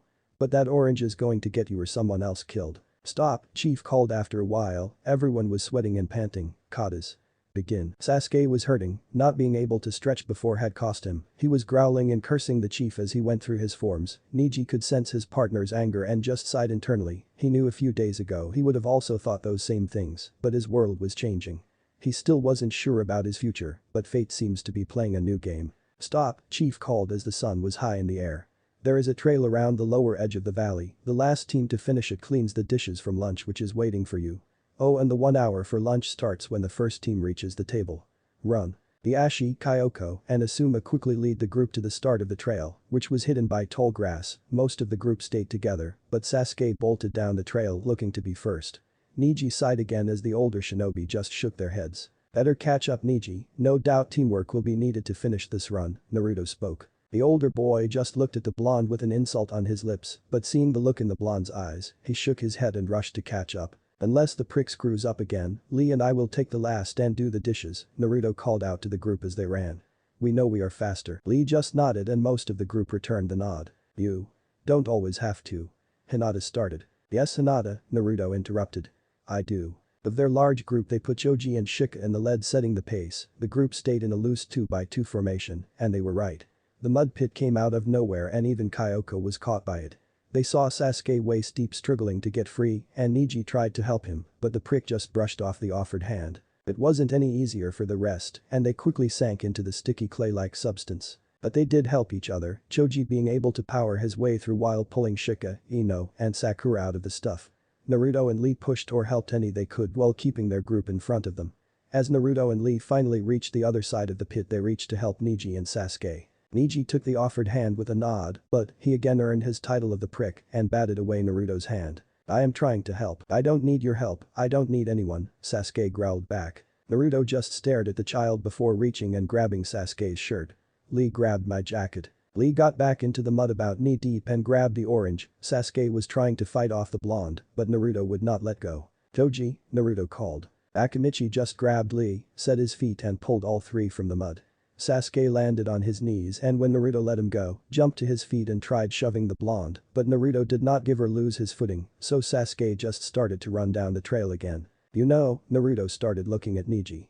I almost feel sorry for you, but you did treat Hinata like shit. The Hyuga boy just nodded and started to chase his partner as the rest of the group continued down the trail. The patch of thorns was next, most cursed as they would get stuck on the spikes. Hinata proved to be the most flexible, followed by Anko, who almost slithered through, and third was Tenten. Tsubaki did not speak much with the group as they ran past Neji and hung up Sasuke. She did notice that the blonde was about to again help the little Uchiha boy, but Shino and Kiba grabbed his coat saying, he has to learn sometime. She and Gemma had talked some in a get to know your partner sort of way. She was a Kunoichi of the Leaf, but the recent stress from her ex-lover had thrown her off. In truth, she was glad to be away from the village and given the chance to work through her heartache even when she caught her hand on a thorn. Is it always like this? Kurenai asked, mimicking her friend's earlier question. Basically, Kyoko replied getting caught on a thorn. Damn it, but he changes where the traps are so no one can get used to them. She sucked the blood on the back of her hand. Sakura and Ino were getting caught up, every time they were stuck, stabbed or sliced, they would stop only for someone to tell them to keep going. Finally, they all made it through and everyone was scratched up and bleeding. Patch yourselves up first before we continue, Hiashi shouted and pulled out his field first aid kit. Naturally, Sasuke did not listen and ran off down the trail. This time Kyoko stopped Neji and started to help patch up his wounds. Don't worry, he won't get far. Dog watched from his viewing spot. He lifted his mask and rubbed his eyes. Oh, this is hard to watch, Kakashi growled. I have seen better teamwork from Danzo and his little cult, Chief replied as he stood next to the ANBU. Why are you ignoring him? Kakashi asked and looked at the chief. I am not, I am waiting. Chief smiled. For what? For the child to grow the fuck up and ask me a question, Chief replied as he left. Kakashi just lowered his mask back in place and continued to watch this painful show. The next obstacle was another mud pit, but this time barbed ninja wire was strung over the top, forcing everyone to crawl on their bellies through the mud and… "Shit," Hiashi cursed everyone. "What?" Raid masked. "Ah shit, he laced the mud with manure," Hiashi answered. Sakura almost stood up under the wires in disgust, but Naruto grabbed her and pinned her down. "Hey, get off," she screamed. "Look." Naruto screamed and pointed. All along the wires were explosive tags, not big enough to injure badly, just strong enough to singe and hurt. "Hurry up, girl," Anko growled. "So, we are crawling through shit, it won't be the last time in our lives." Ino and Sakura paled as they went through as quickly as possible. Those with smaller frames made it through, while Choji got tagged twice, both being sliced twice by the wires and getting burned when a tag flared out. The older shinobi stopped and showed the younger ones how to move the wires for the large boy without getting sliced and how to disarm a few of the tags. They made it through and quickly stopped to wash the shit from them and out of the wounds to avoid infection. Hiashi could see that at least one of the two boys ahead of them did the same. He guessed it was Niji, and he would be right. The 40-foot wall with random hand grip spread out over it greeted them next. Sasuke was about halfway up and stuck. Niji had made it to the top and was trying to point his partner to the next grip. Said boy refused to listen. Lee and Guy went first as, like Niji and Tenten, this was a normal part of their training. Choji was looking up and wondering if he could make that. Using tree walking, Shika told his friend, "I know we haven't mastered it yet, but just take it slow, one move at a time." The Akamichi just nodded and reached for a hand grip and put his foot on another one using a little chakra to keep his foot in place. Sakura was scared, her family hadn't taught her those tree walking skills, so Ino, who admitted to having not paid much attention to her father, did her best to give the pink a quick run through. The older shinobi were faster up the wall, but they did help the younger ones that were having trouble. Raid actually showed the kids how to use the tree walking exercise with their hands as well, though Kiba actually already knew it as it was one of his mother's favorites, running up walls and trees on all fours. Easier to chase cats is how she would say it. As they passed him, Naruto again offered to help the Uchiha. "I don't need any help, I have to do it by myself. Don't you get that?" Sasuke screamed, both in anger and some noticed a little panic. "Just go to Naruto," Niji spoke. "We will get there. Eventually." Naruto thought about it before nodding and finishing the wall. The whole group looked down and saw the Uchiha and just shook their heads before climbing down the other side, which was harder, and continuing the run. Before anyone realized it, the path arrived back at the camp and there waiting for them was food. As Anko and Kurenai reached the table, the first chief who was standing by it looked at his pocket watch and… 1 hour lunch. Lee and Naruto stopped and stood to wait for Niji and Sasuke, willing to keep their promise of being last. That ended when Tenten and Hinata just walked over to the boys, grabbed their shirts and pulled them to the food. Another 30 minutes passed when Niji and Sasuke returned to camp. The emo was limping while Niji looked. He looked tired. The two boys quickly got their meals and started eating as Naruto finished his. "Asuma, Hiashi. Guy." Naruto asked the three older men. What did Chief mean when he said the Hokage made him promise not to kill anyone? Hiashi looked at the boy and then at the rest of the group, all were staring at him. When the prospects for ANBU started the trip here, he started referring to the first leg of the gauntlet. There are normally 25 shinobi, all experienced, normally Chunin or higher, few have ever been taken as a genin. I do believe the number of trips taken over that first day, where no one died, can be counted on one hand with fingers left over. Counting our trek. People die getting here, Asuma continued. All the time. Normally ANBU training camp takes 3 months straight and the chief just had the habit of killing someone on the first day. Of that 25. On average, only about 14 make it back alive. Guy took the lead. This shocked the kids as they sat and thought about what they heard, even Sasuke listened. "Do you understand why he is so angry?" Kyoko spoke up. When almost everyone shook their heads. The ANBU was his pride, they were the best that the village had, he made them that way. The ANBU is a family, we are brothers and sisters on a level that can surpass our own blood family. And we were all his sons and daughters. And one of the first things he sees when he returns is you." Here she stopped and pointed at Naruto. "Making them all look like fools and chumps, the ANBU got lazy, all his passion and spirit. All the love and hate he put into them. Wasted." He felt insulted. She looked over at her father as he stood there leaning on the table eating as he listened. "Don't get us wrong, Naruto, you have the skill, we are not taking anything away from you," Guy spoke up. "We can see why the Chunin, Jonin and Elite Jonin had such trouble with that run. But he was insulted by how his ANBU failed. Do you know what this is?" Kyoko took back the lead as she showed everyone the tattoo on her right shoulder. "The mark of the ANBU?" Shino asked. Kyoko shook her head. "No, not all who have this mark are ANBU despite popular belief. This by itself is a badge of honor, it says. We survived the chief, what the hell can you do to us? Once you earn this mark," Hiashi spoke. "There are only two things you fear, the Shinigami as he is the god of death, and the chief. And at times, you would rather deal with a death god than an angry chief. And you pissed him off, Naruto spoke as he stared at the Hyuga. From what you said, that had to be the second dumbest thing you ever did. They stared at the boy, everyone did. What is the first? Chief asked as he finished his meal and tossed his dish on a large pile of dishes. At this time Neji quietly went over to start washing. Allowing his clan to treat Hinata that badly. As well as joining them in her mistreatment, Naruto growled as he looked at the chief. True, the chief replied. And after I am done with him, he still has to look forward to facing my daughter's wrath when he meets her in the afterlife. Hiashi sagged, he has yet to actually meet Hanabi. I am so fucked, he thought, thinking how much his daughter was like him and the clan. Just then the 4 instructors showed up with just the breeze of the wind. That's an hour, start your katas, Chief spoke as he walked towards the group. Everyone stood and headed for the clearing. Sasuke, Chief barked. What the fuck you doing, boy, get your ass over then and start on those dishes. He pointed to Neji. Sasuke puffed up and was about to reply. Chief broke in. You're the reason you and your partner were last, don't fucking try me, boy, your brother was one of the biggest fuck-ups I ever had to deal with. I beat his ass from one end of this valley to the other, you're not as bad as him yet, but he was a lot younger than you. Sasuke was stunned. No one had ever called his brother a fuck-up, even after he butchered the clan. He was always the best, the most dangerous, shinobi perfected. The news about how his brother was anything less, and without a single question Sasuke knew the chief wasn't lying, that the young Uchiha just went over and started on the dishes with Neji. The group was going through their kata. About 20 minutes in, Naruto suggested to his friends that everyone should do the standard. Shrugging, the boys and Hinata all switched to join Sakura and Ino, who had already been doing the standard kata. Chief smiled on the inside as everyone else, even the oldest members, just switched. As Neji entered the group he caught on and soon everyone was moving in step. Sasuke just looked at them and slipped into his own personal style once again, just ignoring the group. Full counts, Chief called. And almost as if everyone switched and it flowed smoothly for most, Shikamaru was, in fact, seeing a pattern. Naruto, why switch to standard? Nara asked. Standard style is designed to focus your chakra, where we burn chakra using different styles. The standard has the opposite effect and lets us switch to harder exercises, he replied. When did you learn that?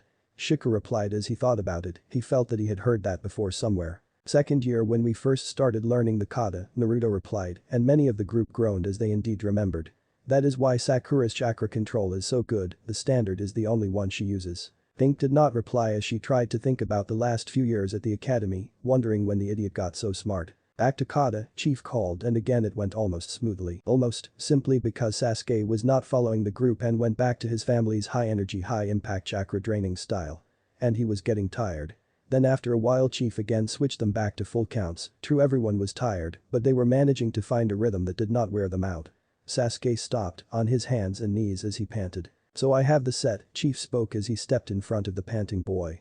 I have trained the last 3 generations of Uchiha here in this camp. Your father, brother, and grandfather all hailed as prodigies, geniuses, best of the best. And everyone one of them has proven to be all bark. Chief just turned and walked away. Fuck you, Sasuke screamed. I am better than all these fools, he stood up and pointed to his fellow classmates. You would see that if you stopped spending all your time with them and focused on me. His tantrum was stopped as Chief's fist was buried into the prick's stomach, Sasuke was knocked out. Chief just pulled the boy over his shoulder, dog, you're in charge, Naruto and Lee, you have dish duty after dinner. This little prick and I have to have a chat, Neji, stay in camp. This will be a time I forgive you for not knowing where your partner is. And Chief just walked into the woods, Dog stepped forward and took the place Chief had stood at the head of the formation. The group moved as one, every action in sync under his mask. Dog smiled, then waved his hand and gave the signal to switch back to kata. And before long he gave a new signal for cool down, stretching and breathing. When it was done a chime sounded and Dog, without ever saying a word, just pointed to the kitchen tables where their dinner was waiting and dismissed them all. Each let out a shared sigh. To say they were tired was an understatement, all were exhausted and sweaty. And stank, they may have washed the shit from their wounds, but not their clothes. Sakura and Ino wanted to complain, to bitch, to whine, but they couldn't. They could barely move as they went through the chow line. Even Guy and Lee showed signs of wear, the Uzumaki was the only one still standing without help. The meal finished without words, and as soon as it was, Naruto and Lee quickly got to washing. Yosh, Naruto, Lee called, sending a shiver through Tenten and Niji's spines. Let us see who washes dishes the quickest. Yes, Lee, Guy shouted. Find the opportunity to improve yourself in every event. Aye, sensei, Lee. Crack, crack, crack, crack. The 4 instructors Chief had left in charge all hit Guy with their canes. Aye, Yugao spoke calmly.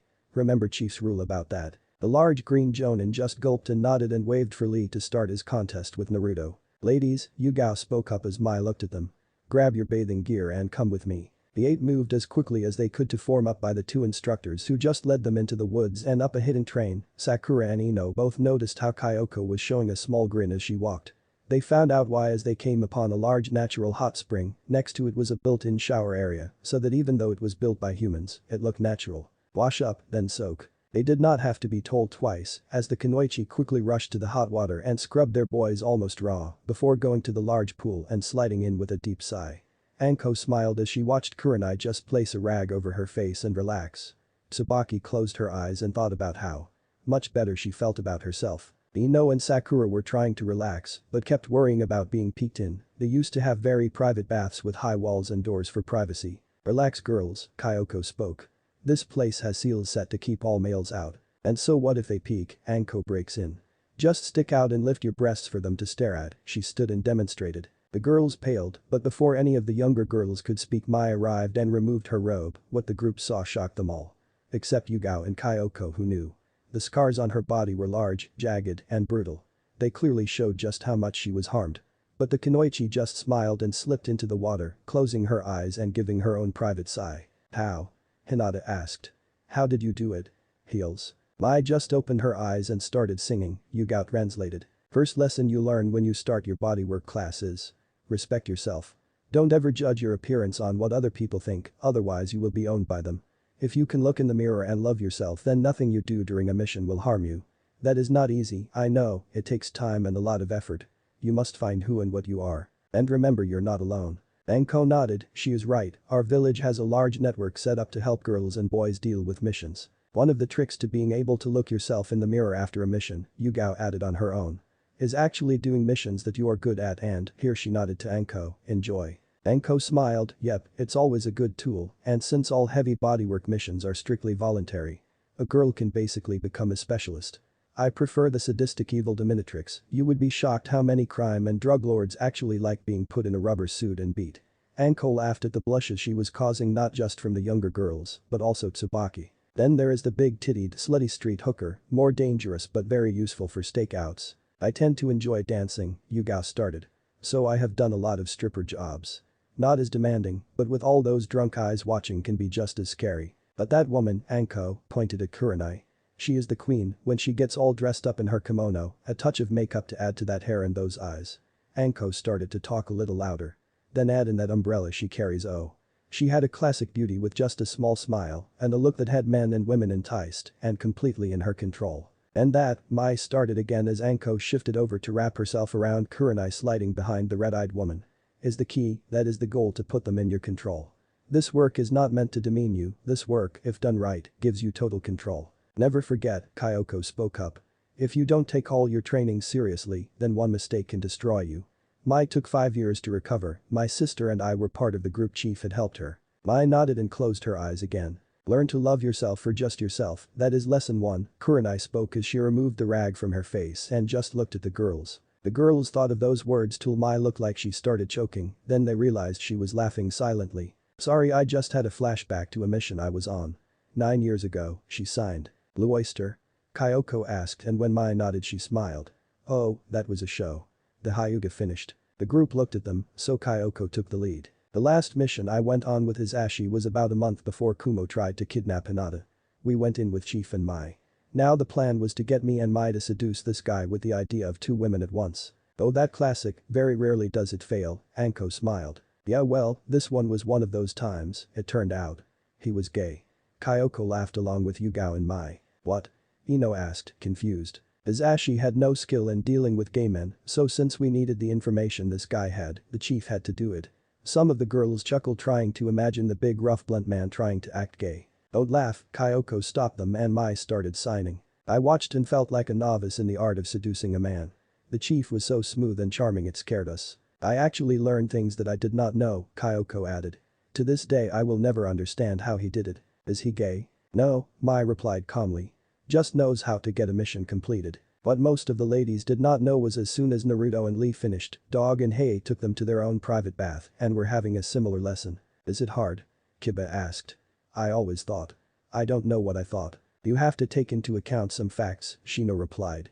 Men don't always need to have good looks to entice many women, sometimes you just need to have money, and the stupider ones seem to flock. At least, that's what I notice when I watch the bars and places like that. Naruto nodded.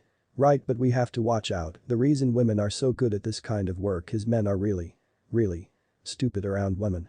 I have seen normally controlled men completely lose their focus, self-control and discipline the moment a pretty girl with revealing clothes starts to flirt with them. I mean, look at my perverted jutsu, it takes out everyone. A skilled prostitute or just a pretty thief can pick your pockets empty without you realizing it, even if they are not a kunoichi, and if she is one. You could be dead without even realizing it. Then there are the missions where you have to seduce a woman or a man, and yes, those happen a lot, so don't look at me like that and close your mouths, Hayate said as he saw the younger boys gaping at that idea.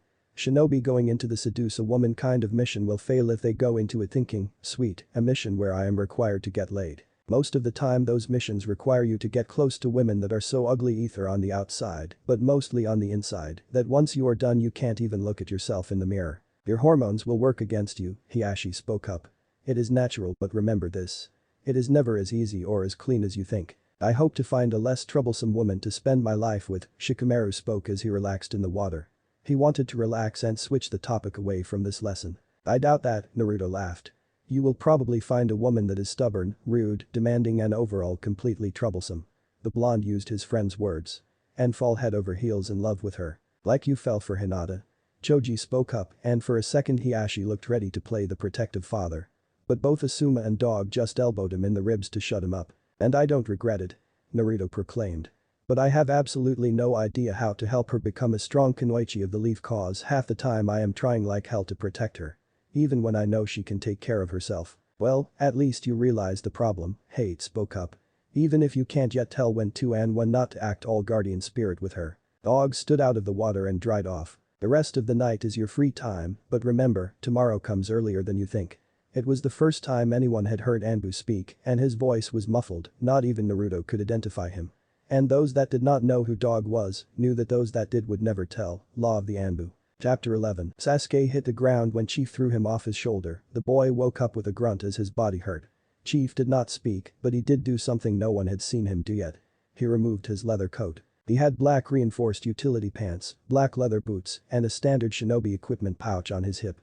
He had a waistcoat over his long-sleeved white shirt and a simple blood-red tie. He looked more like a Western businessman than a shinobi. Unbuttoning the sleeves of his shirt he just rolled them up to his elbows. You think you're better than the rest? Prove it. Chief spoke and smiled while making a bring it gesture with both hands. Sasuke looked at the man for a second before getting to his feet and charging. Just before he reached him he leaped and went to give the older man a roundhouse kick. An inch from the chief's face Sasuke's foot was caught in the man's hand, Chief did not even flinch before spinning around holding the boy by the ankle before slamming him hard into the ground. That it? The chief asked as if this was nothing. Sasuke was hurting, but his childlike rage got him to his feet and started to punch and kick at the man. Sasuke could not see the chief moving, but he knew he had to be as he could not land anything, not a single shot. Sasuke stopped and leaped back in defense, which was pointless.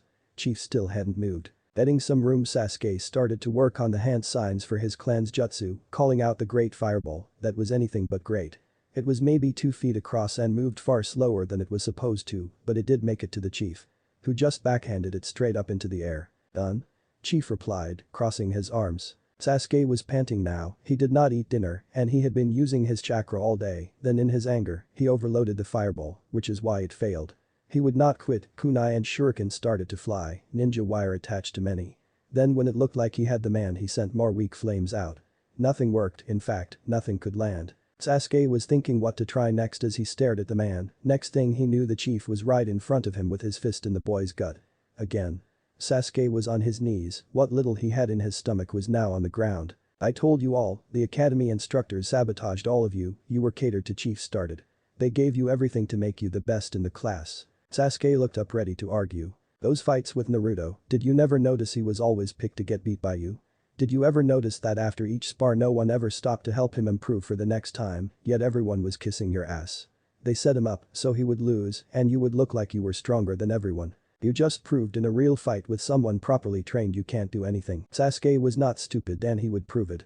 He actually thought of the man's words looking for a way to prove him wrong. You. I am the head of the Uchiha clan, Sasuke started.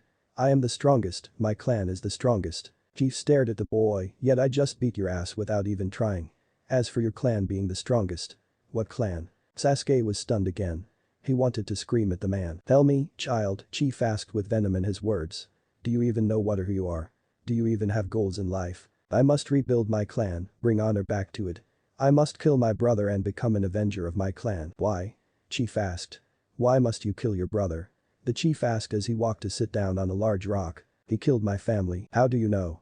Chief asked as if he was checking the weather. I saw him. Oh, so you hid in the corner and watched him kill your family and clan. Even the small children, like a coward. Sasuke jumped to his feet and attacked again, nothing landing as the chief just blocked everything without getting up. Panting Sasuke stopped and hit his knees again. No. He showed me around. Tsukiyomi. Tsukiyomi, Chief interrupted. The Jinjutsu. Yes, he is. A Jinjutsu? Chief asked again.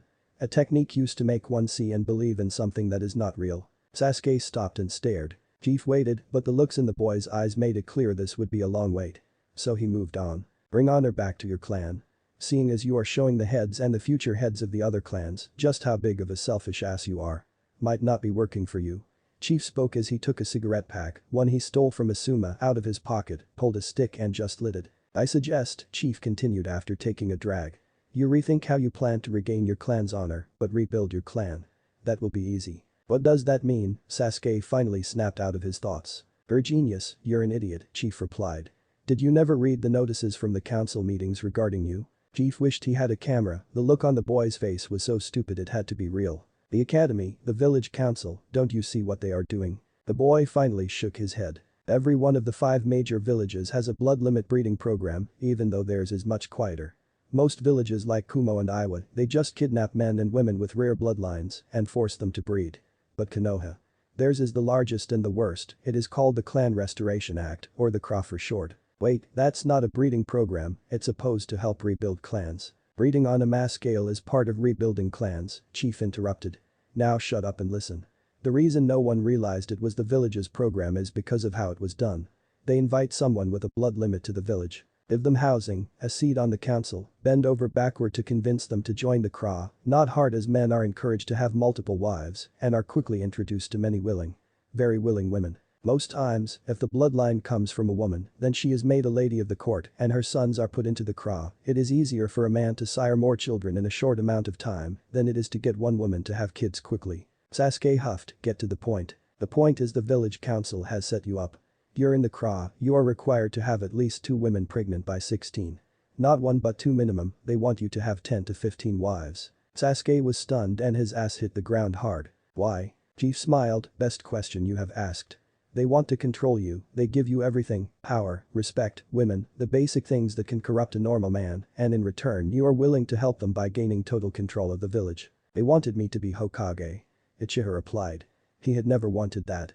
The truth is he never wanted anything but to kill his brother. Yes, and part of their plan was to give you wives that would steer you into the hat and their pocket. That is stupid. Uchiha clan law states no woman can marry the clan head that is not a Chunin rank or higher, and they have to be within 5 years of age. No shit, why else do you think there are more girls in your class than there has been in the last?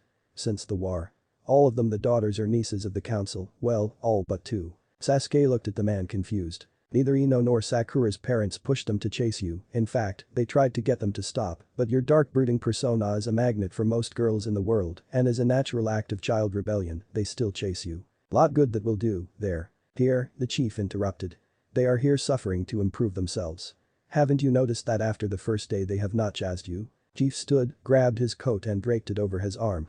You have a lot of things to deal with that are far more important than your brother. Is there anything that could be done?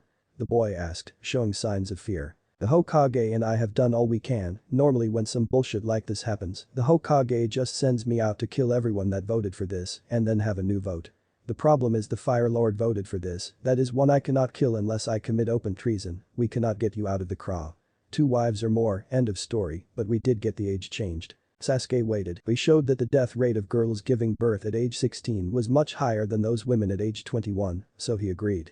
Engaged or married at 16, but children are not required till the girl is 21. What happens if I don't?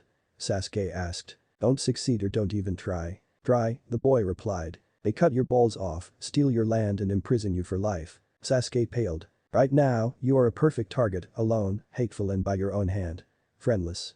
Now come, you will need to be awake in about 6 hours to get breakfast. The chief just grabbed him by the collar of the shirt and marched him through the woods to camp.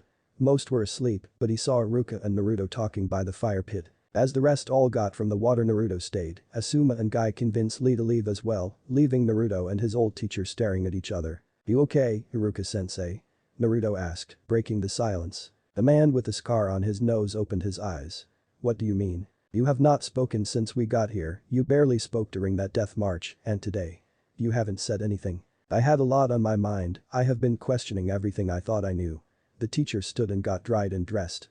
"Let's head back, staying too long in a hot spring can do more harm than good." Naruto nodded, and he and his teacher quickly returned to the camp where they saw most were bedding down. Tucci was finishing whatever he was preparing for the next day. When the cook saw the two and more important the looks on his faces, he just nodded and left them to their privacy. "So, why would you question yourself?" Naruto asked. "I failed you, I failed all my students. If it was not for the chief I would have sent you all into the world of shinobi unprepared and probably got you all killed." The man started with fear in his voice. "I never noticed your endless energy. I just thought you weren't trying, I never saw how the other teachers were simply setting you up to fail while making the others look stronger than they were. I failed as a teacher, then after I started looking to you as a little brother I failed as a brother." Naruto waited for the man to continue after that. "Done?" Iruka just nodded. "Good." "Bullshit," Naruto simply replied, which caused the man to start to react and reprimand the boy's language. "Sensei, by the time we got to know each other," Naruto interfered. "I gave up trying in class, the constant failure made me lose my focus, I only stayed in class cause I knew how many of them wanted me to quit. Then you came into my life, you tried your hardest to help fix all the hate and sabotage those other teachers tried. Yes, they messed me up good, but part of your trouble was I had actually started to give up, so thank you for reminding me to never give up." Naruto smiled. "Till you came along I almost broke my nindu, about the time you started to try and help me was when I really started hanging out with the guys. Without you, I doubt any of this could have happened, all because you are the best teacher in that academy." Iruka smiled. "Anyway, I can convince you never to use that perverted jutsu again?" he asked, hoping against hope. "The chief encouraged me to improve it." "So?" "Nope," the blonde smiled, that big grin of his. The two talked for hours about random things that neither of them would remember later, then both turned to see Chief returning, still holding Sasuke by the collar as he marched him to his tent before the older man just walked up to them. "So get your shit sorted?" Chief asked as if he had been listening to the two the whole time. At this point neither Naruto nor Iruka would be surprised if he somehow had been. Both nodded before the chief continued, "Then I suggest you two shut up and get some sleep." Iruka just nodded as he quickly stood, only for Naruto to chuckle. "Might want to just sleep here." "Why?" Iruka asked, confused. "I just saw Kurenai slip into your and Asuma's tent when she thought no one saw her." Naruto smiled. Both Iruka and Chief turned and looked at the tent, they could barely hear two bodies shifting around quietly in the tent. "It will be raining by breakfast, so might as well go and use Kurenai's bed." Chief nodded as if it was simple. "What's the worst that could happen?" "But Anko?" Naruto laughed, seeing his teacher pale. "Anything." Iruka just went to sit back down. "Let me rephrase that," Chief started and pointed at the tent that held the snake woman now. As Iruka slowly walked away, heading for what he thought was his doom. "So," Naruto started. "Craw. When did you learn about that?" the chief asked with a smile. "Me and the guys were setting up a prank about a month ago on the village council. Shino had left one of his allies as a lookout, he overheard and reported it. And they had the nerve to say you had no skill, keep that quiet." The prick took it hard, Chief replied as he turned away. "Getting some sleep tomorrow should be worse." Oh. The lightning flashed and thunder rolled. Naruto and Lee were both lifted out of their bunks and down to the wood floor. The sound of the rain hitting the side of their tent resembled a typewriter with 1,000 fingers going at full speed. The two boys got up as another flash and boom shook their tent. Checking his watch, he found it was 3:30. He looked out and saw the rain coming down harder than he had ever seen before. "Well, time to get up," Naruto spoke as he started to dress. "You sure it is a little early?" Lee asked as he dressed. "Chief is out there in the rain eating a bowl of something, and I doubt we will get any more sleep." Just then his point was emphasized as the loudest boom of thunder shook the camp. "Good point." "So? Rain gear?" Lee asked, grabbing a poncho. "Nah. Knowing Chief, he will have us sweating so much the cool rain on our skin will feel like heaven." Leaving their tent becoming soaked in a second, Naruto went to Hinata and Tenten's tent and knocked. "We are up to Naruto," Hinata replied. And he heard the other girl growl a whisper, not that anyone could sleep through that. Next was Sasuke and Neji, who were both sitting on their bed staring at each other. "Neji, Sasuke." The boys greeted each other when Naruto knocked. "We are awake," Sasuke growled. "Thank you," Neji added. Sasuke had a lot on his mind. And he did not know how to start. So, he went to the old standby, bottled it up and told no one. Neji could read him well enough that he knew whatever happened between his grandfather and the Uchiha was life-changing. And knowing what it felt like for the chief to completely destroy your world in a second, Neji just kept his mouth shut. Naruto turned and found Hinata and Tenten walking up with the guys all dressed. The blonde noticed even in the dark raining pre-morning that Hinata had a blush. "You okay, Hinata-chan?" Naruto asked, causing the girl to smile and blush more. "We just woke up Sakura and Ino, how they could have still been asleep in this," Tenten spoke as the thunder rolled again. "Let me guess, the girls were in one bed wrapped in each other's arms?" Naruto asked calmly. "How was it?" Tenten started. "It was how I found them yesterday," Naruto replied. The two girls stared at him. "From what their moms told our moms," Shika started with a bored yawn. "This is common for when the girls have sleepovers and ask us not to make a deal of it." Tenten thought and just shrugged as Hinata smiled as they all turned to head to where the chief was. Iruka walked out of the tent very quickly and headed over to where Naruto stood with the chief. If anyone noticed he had left the tent that Anko and Kurenai shared or noticed that Kurenai had left the tent he and Asuma shared, no one said anything. So after surviving sharing a tent with Anko, Naruto whispered to his teacher. Who blushed deep. Kurenai was standing with Asuma, Guy, Tsubaki, and Genma. Raiden had walked over to the large fire burning in the pit as the rain continued to come down. Out of nowhere Anko leaped on her back and wrapped her arms and legs tighter and just nuzzled the taller woman's neck. Most that did not know the snake summoner thought that she had a good night. Kurenai knew better. "Let me guess, you were laying on top of your blanket in your normal sleepwear, in short nothing at all, when he walked in and saw you and quickly just got on the bed, put his back to you and covered his head with the blanket?" Kurenai asked in a teasing voice. Anko frowned. "Why do you say that?" Tsubaki asked. "She is only ever this frisky this early in the morning after I have spent time with Asuma and she ended up having a very unsatisfying night," Kurenai replied, causing Anko to stick her tongue out and pout. Anko was actually pouting, for those that had never seen it. "Meanie, I should bite your ear," Anko replied. "Right here in front of everyone." Kurenai just reached with one hand to hug the back of her friend's head while her other dropped down and smacked her on the butt. "Behave." At this point Ino and Sakura finally got out of their tent wearing ponchos, but seeing as no one else was, they quickly put them back, though they shivered in the pouring rain. G finished his bowl and looked around, the large fire was the only light and it was flickering on their faces. "Since we have an hour before the food is ready, start stretching." The group quickly got into formation, even Sasuke moved a little faster and started to get limber up. Anko made a joke to Kurenai, only for her and Yugao, who had sneaked her way over, to again spank the girl telling her to behave. "Shino," Naruto started. "This storm is like the one in the forest." "No, this one is natural, but I have never seen one this large before in the land of fire." "Me either," Shika replied. "It is almost like some divine being is watching us and just making our time here harder and harder just to help the chief. Very troublesome." Joji snorted, "If that's true then we should not try to entice this being anymore than we already have. We should thank the being for giving us a day that will truly test our youthful flames." Lee cheered only for Guy to call out how proud he was of his student. But there was no beach sunset this time, as the chief just watched. Sasuke watched on as he stretched and looked at his partner, "They always like that." "Worse, but they are holding back," Neji replied. "Chief Kuzai seems to be able to control my Jonin-sensei. Something I did not think was possible." The Uchiha stayed quiet as he thought about something before. "I don't know how to work as a team. I have always had to do things alone," Sasuke started. "Or at least I thought I had to. I understand, when I was placed on the team with Lee I felt insulted, I thought I was better than them. Guy-sensei earned my respect by beating my gentle fist. But I honestly felt that my team was just holding me back." Neji replied. "I was a person enslaved by fate who was an ass to basically everyone. And twice as bad to those that tried to be nice to me." "Hinata?" Sasuke asked as he looked at Neji, who just nodded. "So," Kurenai thought as she listened. "That is why he put those two on the same team." And as she stretched, looked to the chief who just walked around. Every minute that she was around him she learned more, as a soon-to-be Jonin sensei she thought she was prepared, but now she was getting a stronger education on how to train. She would not be as brutal as him most of the time, but she is learning how to organize a team. Of course she was lucky, she already knew who her team would be.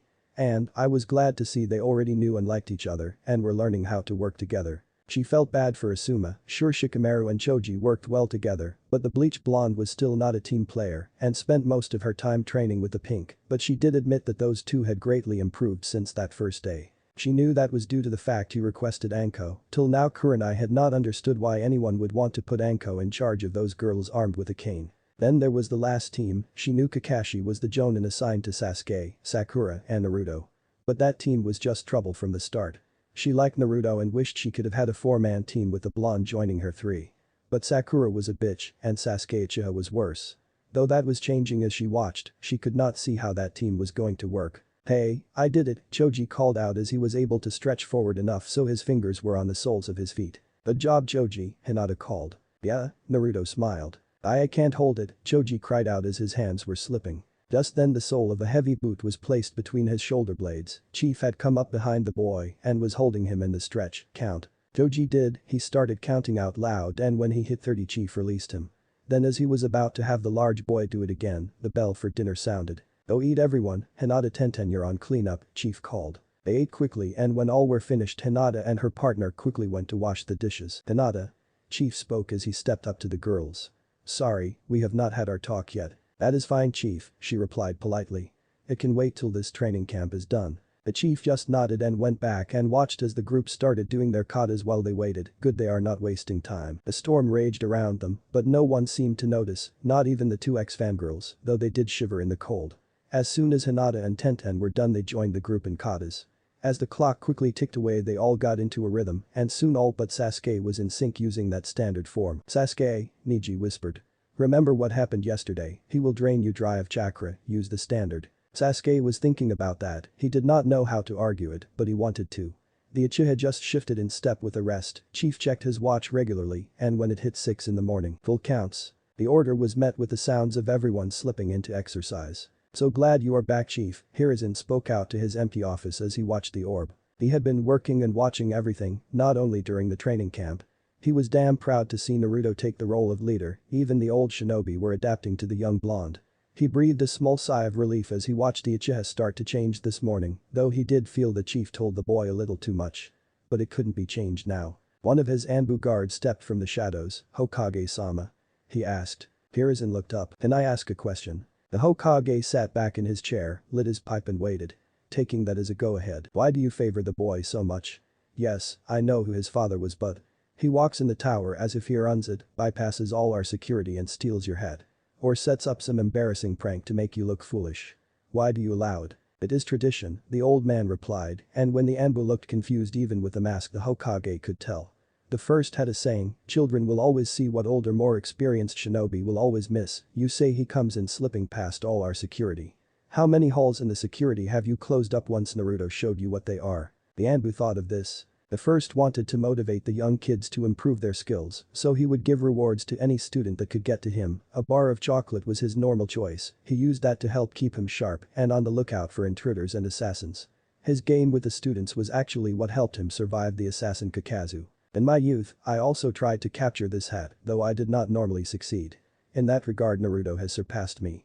Those words shocked ANBU, all of them that were hidden in the room. "Jiraiya would try and mostly fail, even the fourth would be caught looking to prank me, there have been a few others, but no one has had as much success as Naruto does, why should I punish him for doing something every cage before me has done? By keeping us," he waved at himself and the ANBU. "On our toes, he is keeping us sharp. If the price for that knowledge is a bowl of ramen or a little embarrassment on my part, I am a big boy and I can handle it. Why should I stop him?" The ANBU nodded. "Sorry, Hokage-sama." The Hokage waved it off. "Your job is to protect me, though Naruto is not a real threat. I want you to do your duty to the best of your abilities, do not make it easy for the boy. Just don't kill him when you catch him." The ANBU nodded and slipped back into his hiding place. Hiruzen smiled, "You want that file Naruto, this time you will have to truly earn it." He then looked back at the orb and froze, Naruto had a strange smile on his face. Chapter 12. The hours passed slowly, Chief never stopped the counts, just walked between everyone never saying a word, unlike the day before he did switch back and forth. The rain and wind never let up and people started to get very cold. It took longer than anyone had guessed, even Chief, but people started to all. Ino and Sakura were first, followed by Tenten. Despite her training with Guy she needed a lot of endurance training, Choji and Shika went down next, then Tsubaki followed by Hinata, for the record, she tried to get up 6 times before Chief forced her to stay down. Then came Kurenai, who was known for her ninjutsu and of course her mastery of genjutsu, but the cold and wet, her stamina was never that high, the bingo book had her stamina at 2/5. Kiba went down huffing and tried to get up, but Chief just put his boot on his back. Iruka went down, he had held on because he had a lot of endurance from chasing wayward students, followed by Anko, Raiden, and Genma all at the same time. Shino went down about 30 minutes later, then Sasuke who had piss poor endurance and chakra control. Guy, Hiashi, Asuma and Kyoko were still up, even though she had been inactive for years in her isolation. Just the memory of the 9 other times she had been in this camp kept her up. Asuma and Guy because they were active shinobi. Hiashi refused to fall. Especially before the 2 young boys. Lee and Naruto kept a set pace, what felt like hours went by. Guy, Chief called and Guy jerked awake. You and Lee have both fallen asleep, wake him up and both of you sit. Without stopping Naruto looked at his partner. He was, in fact, asleep as he continued to go through the motions. I have warned you before about letting yourself lose your focus. Chief walked to his daughter. If you kill yourself from chakra exhaustion.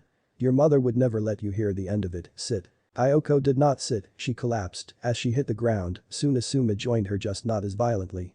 Leaving Naruto and Hiashi last, Chief walked up to the ladder, going to beat the Uzumaki. Chief smiled. Maybe. Uzumaki. But. I have. More. Experience. Hiashi painted. Naruto was panting as well, but Hiashi was going red-faced. Well, the chief smiled and let us just see. Going through quick hand signs and a silent summoning, had 4 massive orangutans, each one holding the corner of a massive smooth stone 90 meters high. You both know the drill, and Chief snapped his fingers. As the large apes put the stone down with a thud, both Naruto and Hiashi went to it and putting one foot on it started to walk up. To say Hiashi was shocked speechless that Naruto knew about the stone was an understatement.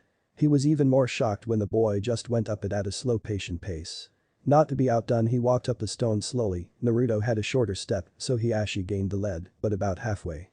He slipped. He had to focus hard to regain his footing and slowly he continued one step in front of the other, Naruto kept the pace he set, his eyes a hard focus. Hiyashi's foot slipped again, now fighting gravity and his own shrinking chakra reserves he knew it was over, he had barely made it past the halfway point when his foot released from the stone, he fell, but just before he hit the ground he was pulled up by his ankle. Floating there upside down he looked at the top of the stone, Mai sat there with her legs over the edge and hand out which was connected to his foot by a long thin chakra string. She just smiled and lowered the Hyuga to the ground as Naruto slowly reached the top, turned and walked back down, the group even his little crew watched him with wide eyes as Asuma turned to look at the academy Chunin. He was the dead last. Iruka was stunned, Naruto, how long have you been able to walk that wall? Naruto kept walking, the second day of my training with the chief.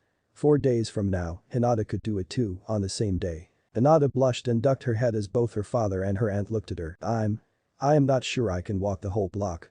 I just went up halfway and did my kata. Hinata-chan, Guy started.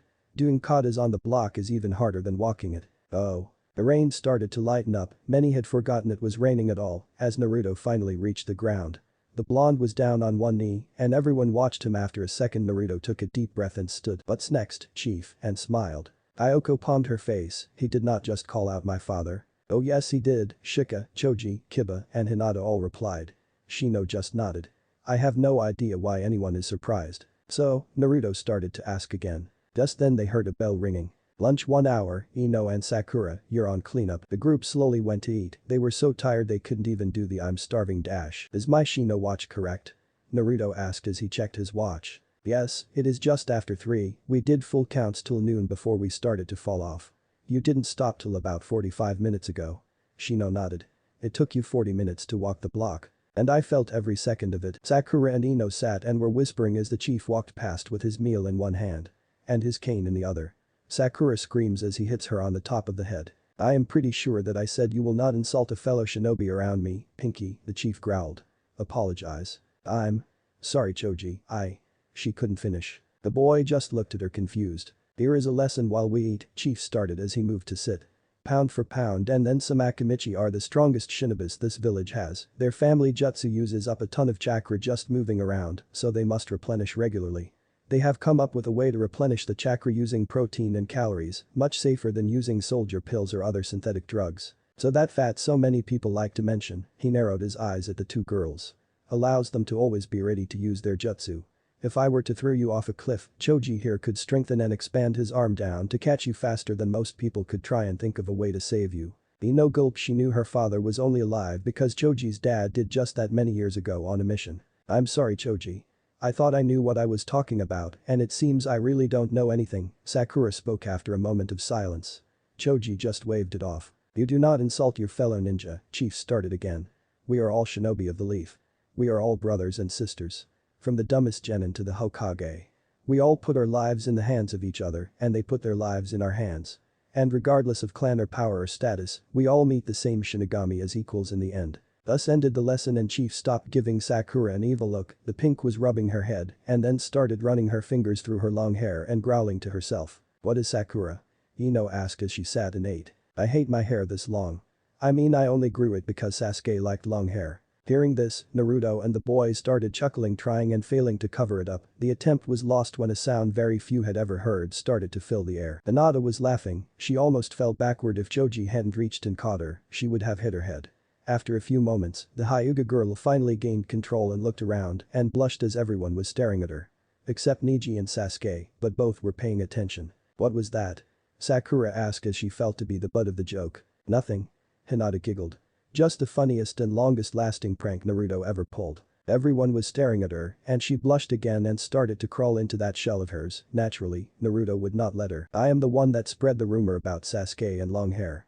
The blonde laughed and just ignored the evil glare from both Sasuke and Sakura. You know Sakura, if you cut your hair, Shika started. We can start the rumor that Sasuke actually likes short hair and tell everyone that Naruto started the long hair rumor. Yeah. Then we see how drastic the fangirls are at cutting their hair. I bet at least 3 shaved their heads, Kibble laughed. Almost everyone laughed and of those that didn't, Sakura was fighting a smirk at that mental image and the Uchiha just glared as he had almost no sense of humor. Yes, you guys are learning the art of the prank, Naruto called and wiped a fake tear. I have never been so proud of my young disciples. Naturally, his friends laughed, Kibba rolling with the joke got to his knees and started kowtowing to Naruto. This made most of the group laugh. Some did worry about the idea Naruto was training more pranksters, and what would that do? Neji asked, not yet getting the joke, but smiling at the thought of a shaved bald fangirl that had chased him once. Teach them to stop listening to all rumors simply because Sasuke's name was mentioned and the shorter or dumber looking haircut the more obsessed the fangirl. A lot of them hide or try to hide the fact fangirl is not a compliment after all and this would expose them to the whole village. But I wouldn't be able to cut my hair then. I am an ex-fangirl, Sakura spoke and everyone looked at her. Ex-fangirl, I may not be as good as I thought I was, but I am a better kunoichi than before. True, Chief spoke, but if you cut your hair first and make it fit your style, then I am sure the others will cut it shorter. I'm thinking just above the shoulder for you. Chief stared at her as if he was actually thinking what to do. Mai sat down beside the pink with a pair of large shears and a look asking, now? Let me. Do we have time right this minute? Sakura asked as she wondered how the woman next to her got down from the block so quickly and silently. Over with Hinata and the others, the Hyuga blushed. That means I would have to let my hair grow out. I only cut it short to show I was not a Sasuke fangirl. Yes. Naruto smiled. But I like girls with longer hair. Naturally Hinata blushed again but smiled. The Ashi was growling in his mind as he watched Naruto flirt with his daughter, Asuma. Guy and Iruka watched him with a look you have no say you gave your daughter away remember. That is a good idea, Kyoko added with a smile, and your mother's journal should have something to help you. The Ashi stiffened. Shit. What journal? Hinata asked, more confused than anything. Kyoko's eyes widened and she spun to stare at her brother-in-law. You did not give her the journal. She screamed. The one her mother left for her to receive just before she was to start the academy. Not yet. And what about the chest? With all her notes and diaries and jutsus and her personal stuff. Kyoko was getting fired up. I was told it wouldn't be of use to her, Hiashi tried to argue. The elder checked her natural affinity when she was 7. They said it was a weak earth. The elders checked, you did not bother to see for yourself. The woman looked ready to attack. Just how much does she know about her mother? Hinata was staring between her father and her aunt, confused and slightly annoyed, seeing as if things had been kept from her. The Ashi was pale and looked scared and ashamed. Not the best look he could have had on his face as it told Kyoko everything she needed to know. Faster than anyone could see she pulled back and went to slap the man with all her strength. But her hand did not connect, shocking everyone. Chief was there and holding her wrist as her hand was a centimeter from striking. Then he pulled the arm back and up putting his daughter in a hammerlock, arm bent up and behind her head. Where were you? He asked calmly. With her mother dead, you should have been the main female presence in her life. Teaching her to be both a kunoichi as well as a lady. Hinata is kind, gentle and caring, just like her mother was. And since you were not, those elders, as well as her father, made her feel that those traits that truly defined my daughter were a weakness and did everything to break her. Where were you? Chief let her go and stepped back over to stand behind Kurenai. Kurenai here has been doing the job you should have been doing, and she will remain doing that job. You have failed your sister's daughter, and you have to live with that from now on. Now the chief started to show some anger. Kyoko just sat down looking ashamed. But don't worry about that, you have 2 more important things to deal with. What are they? Kyoko asked, looking beaten. First is Niji. Hiashi still has not given him the letter his father left him. That got Niji's attention as he looked to the chief and his father and back. Kyoko's eyes grew wide as she slowly looked at Hiashi. Hiashi again looked downcast and ashamed. I honestly did not think he was ready. Hiashi tried to explain. And from what I saw you would have been right, Chief agreed. His mother had abandoned him for the last few years, the main house is a bunch of dicks, except Hinata, I agree he was not ready. Till the day he learned I was his grandfather, you should have given him the letter then. Both Hiashi and Kyoko thought about it. It was so simple, why did they not think of that? It is in the hidden drawer in my private study, Hiashi started. I will make sure he gets it the moment we return. No need, Chief replied as he walked over to where Mai was finishing Sakura's haircut. He reached into her coat and pulled out an old folded up paper and just tossed it to Hiashi. You can give him that tonight, as soon as Mai gets done and the girls finish the dishes we need to get back to it, Chief told them. Making it clear Niji was not even allowed to ask for the letter yet. Chief Shino started. You said two things. Chief walked over to a log that was set close to the fire and laid on it, hands behind his head like he was in a hammock, perfectly balanced. The second is simple. Hanabi is a bitch thanks to Hiashi and the elders and is on her way to be the perfect puppet for them. Ayoko shot to her feet, both angry and scared, staring at her father and then at Hiashi. Ayoko, that is partially your fault too, remember? Chief again reminded me. Mai finished and smiled as Sakura and Ino went to finish the dishes. Chief looked at everyone. Who can walk a tree walk? Most raised a hand. I am not very good at it, Choji said. And Sakura just learned it yesterday. Ino is not very good at it either, Shikamaru added. Well, no one gets to eat again till everyone learns it, Chief smiled as he stood up.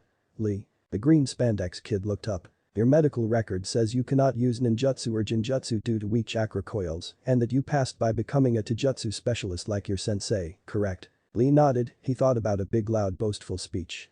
But this was Chief and Lee learns quickly. I will be honest. If I had been here I would not have let you pass. Chief finished. Lee looked disheartened. Unless you could perform the tree and water walking skills, those two skills are more important than the henge, substitution, and the clone combined. Dear Chief turned to look at Iruka, from now on those two skills must be taught first. The teacher nodded as he saw the thinking behind it. I will try, Chief, but the council. He trailed off as the chief just crossed his arms and raised his brows above his dark glasses. I take it you will be able to deal with them.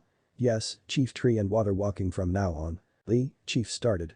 It is clear you have chakra and that it does reach every part of your body, so what we need to do is work with what you got. Remember how I had you start meditating? Yosh, yes, Chief. Good, Kyoko, Hiashi, Chief pulled from his pocket two black markers. You know what to do. Lee stripped down. All my clothes? Lee asked, slightly embarrassed. You're bare as. Chief replied but stopped as Mai just tapped him on the arm and gave him a look. Chief looked at her, then Lee. Then everyone else, several of the younger girls were blushing. Hyugas, take him someplace private and start. Hey, Yugao, get them started at the trees, Chief ordered. Naruto smiled as trees were easy. Naruto, start walking the stone, up and down, and don't stop till I say. Shit, Naruto growled. Hinata, you too, Chief added. Hey, Naruto growled.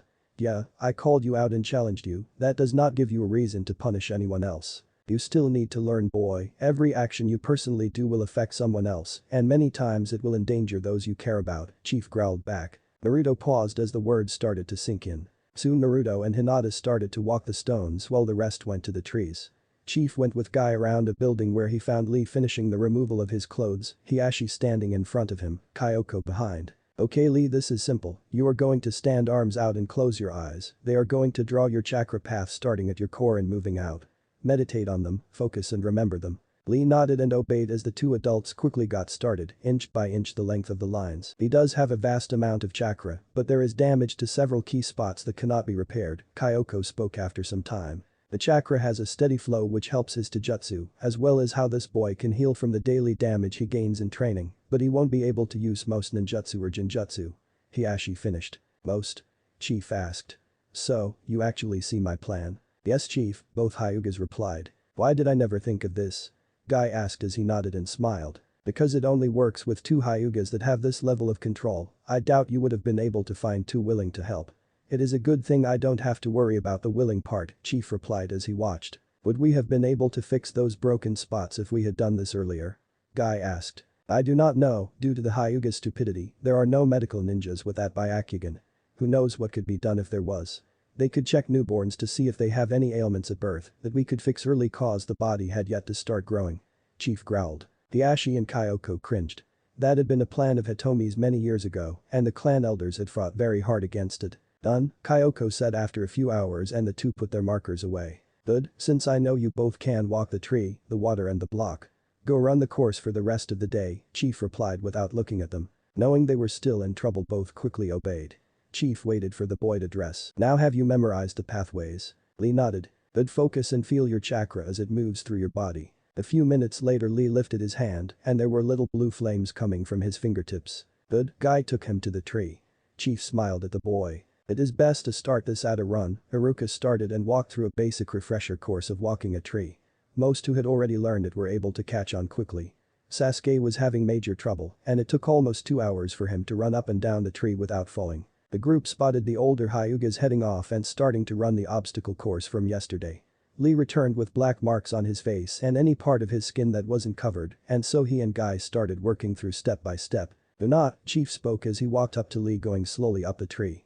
Do not try too much till you have mastered it. That means that you can walk up and down trees, walls, any vertical surface without actually thinking about it. This will take time, do not rush. Most got it quickly as they ran up and down the trees. One person coughing, prick, cough, asked why everyone had to keep going because two were taking too long. Chief did not say anything, he ignored the Uchiha. Kiba had started working on his all-fours style taught by his mom. What shocked him was Anko could do it very easily, and she smiled. Sum taught me, though her words were not helps to chase cats up trees. I believe her words are easier when chasing pus. Yes, Kiba interrupted slightly blushing. But when she says it, people actually have to think, does she mean chasing cats or the other more vulgar and perverted meaning? If I used her saying, everyone would think I was referring to the second choice. Anko stopped and looked at him, then thought, as she was on all fours walking down the tree, this was a rather funny sight. True, you're not wrong, I thought you were Kiba. She asked. I am Kiba, he growled. Oh, Anko replied and did a thinking pose, I thought you were the dumb one. Kiba blushed and some of the others, Akamaru included, snickered. He and Naruto are currently battling for that title, Shino replied, first causing others to chuckle more. Shikamaru spoke up. Kiba was edging him out for the lead over the last few days, but with Naruto challenging the chief earlier today. Here the lazy boy pointed at the orange clan blonde. It shows Naruto is not yet ready to give up the title. Don't worry Kiba, Choji started seeing his friend blush more. I am sure you will fully knock Naruto off the top and claim the title. Thank you all, ever so much, Kiba replied. I feel so much love I don't know how to handle it all. Once Choji and Lee were able to walk up and down the tree, they were the only two walking, Chief smiled and let them stop. Naruto and Hinata had basically made small talk as they forced themselves to keep going. Both tired, both soaked in sweat and Naruto cursing the chief. The group walked to the stone following the chief and watched. I want to do that, Uchiha ordered. No, not ordered, requested with conviction. And who is stopping you, Chief replied. I bet I can get up and down faster than that. Sasuke started and looked to see everyone, but the two older Hyugas looked at him. Clearing his throat quickly, faster than Naruto. You two down, Chief called and Naruto and Hinata turned around and walked down as quickly as they could. Once they reached the ground Hinata collapsed to her knees and Naruto was winded but still up. What's up Chief, I thought you would have had me there all night. Naruto breathed as he tried to smile. That was the plan, but Sasuke has asked to try the wall. He even claims that he can reach the top faster than you did, Chief replied with a straight face, the kind of face where everyone's sweat drops at once in a dime. Oh no, what is it this time? All the people that had yet to try this wall before, besides Sasuke, asked themselves in their heads. Sasuke did not see the looks on everyone else's faces. He was busy staring at Naruto who just looked at the Uchiha with his own straight face. The blonde just smiled and stepped back holding his hand to the wall with a be my guest gesture. Everyone watched and Sasuke got ready, Chief pulled his watch and was getting ready to start it. Lee was off to the side and watching the Uchiha about to start a challenge he started to bounce on his feet. He was just about to shout that he wanted to join when Naruto placed a hand on the mini guy clone and just shook his head to stop him. Go, Chief called. Sasuke hit the wall running and after 3 steps fell and landed on his back, growling he got up and did it again. And again. And again. After the first 15 minutes, Chief shrugged and looked at the others, katas. While everyone watched as they went through their forms, Sasuke kept falling on the 3rd step. Cursing and growling, any sense of dignity gone, Chief just smiled, another 15 minutes passed and Sasuke was still on the ground. Neji, if neither you or your partner figure it out you don't get to eat. Chief ordered. Neji nodded and went to stand in front of the wall and Sasuke hit the ground in a cry. Sasuke? Neji spoke. The Uchiha growled as he stood and turned to face the Hyuga, hate filling his eyes.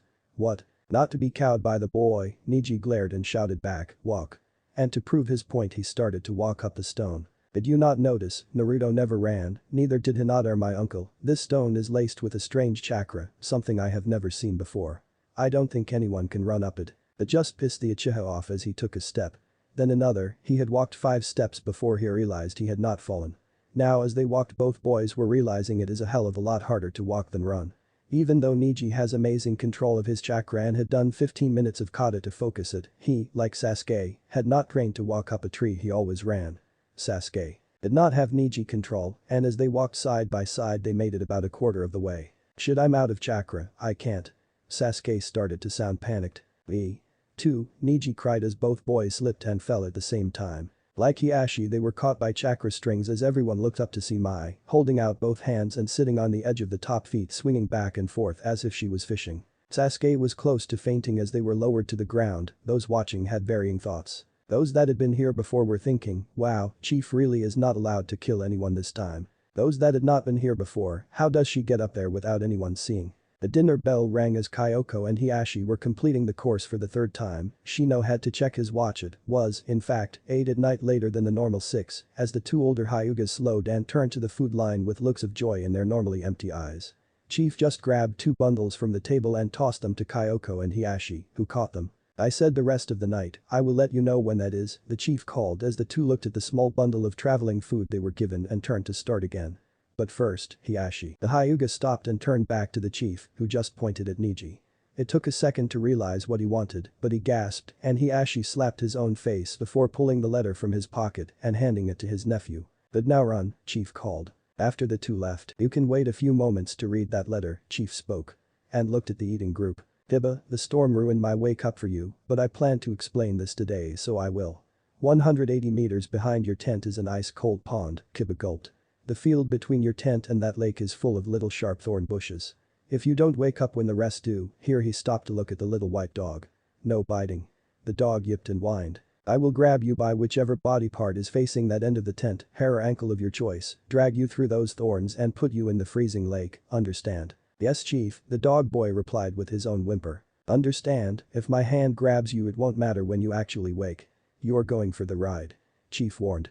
Your family has the best ears and noses, you should be able to train yourself to sense when someone is coming even while asleep. As a shinobi you should be able to set an internal clock so you can wake from any sleep without so much as a hiccup. Dibba nodded, he knew he should not have this heavy sleep problem. But he did and he knew he had to do whatever it took to fix it. Lives were literally on the line. Okay everyone, the chief called out. Tomorrow it will go like this, wake breakfast is at 5, full counts at 6, you will switch to katas and back for a total of 4 sets each. Then water walking. If you have never done it before or are not very good at it don't worry you will have it perfected before lunch. Sakura started. How can you be sure of that? Simple, no one gets lunch till everyone can walk on water. Chief shrugged and grinned as several realized he set her up on that one. Now eat, shower, bathe and rest. Chief walked away. Thanks for listening. I do hope you enjoy it. If you want the next part of this video, turn on that bell notification. Like, subscribe and comment down below. And also check out the others videos I have created and enjoyed it. See you guys next video.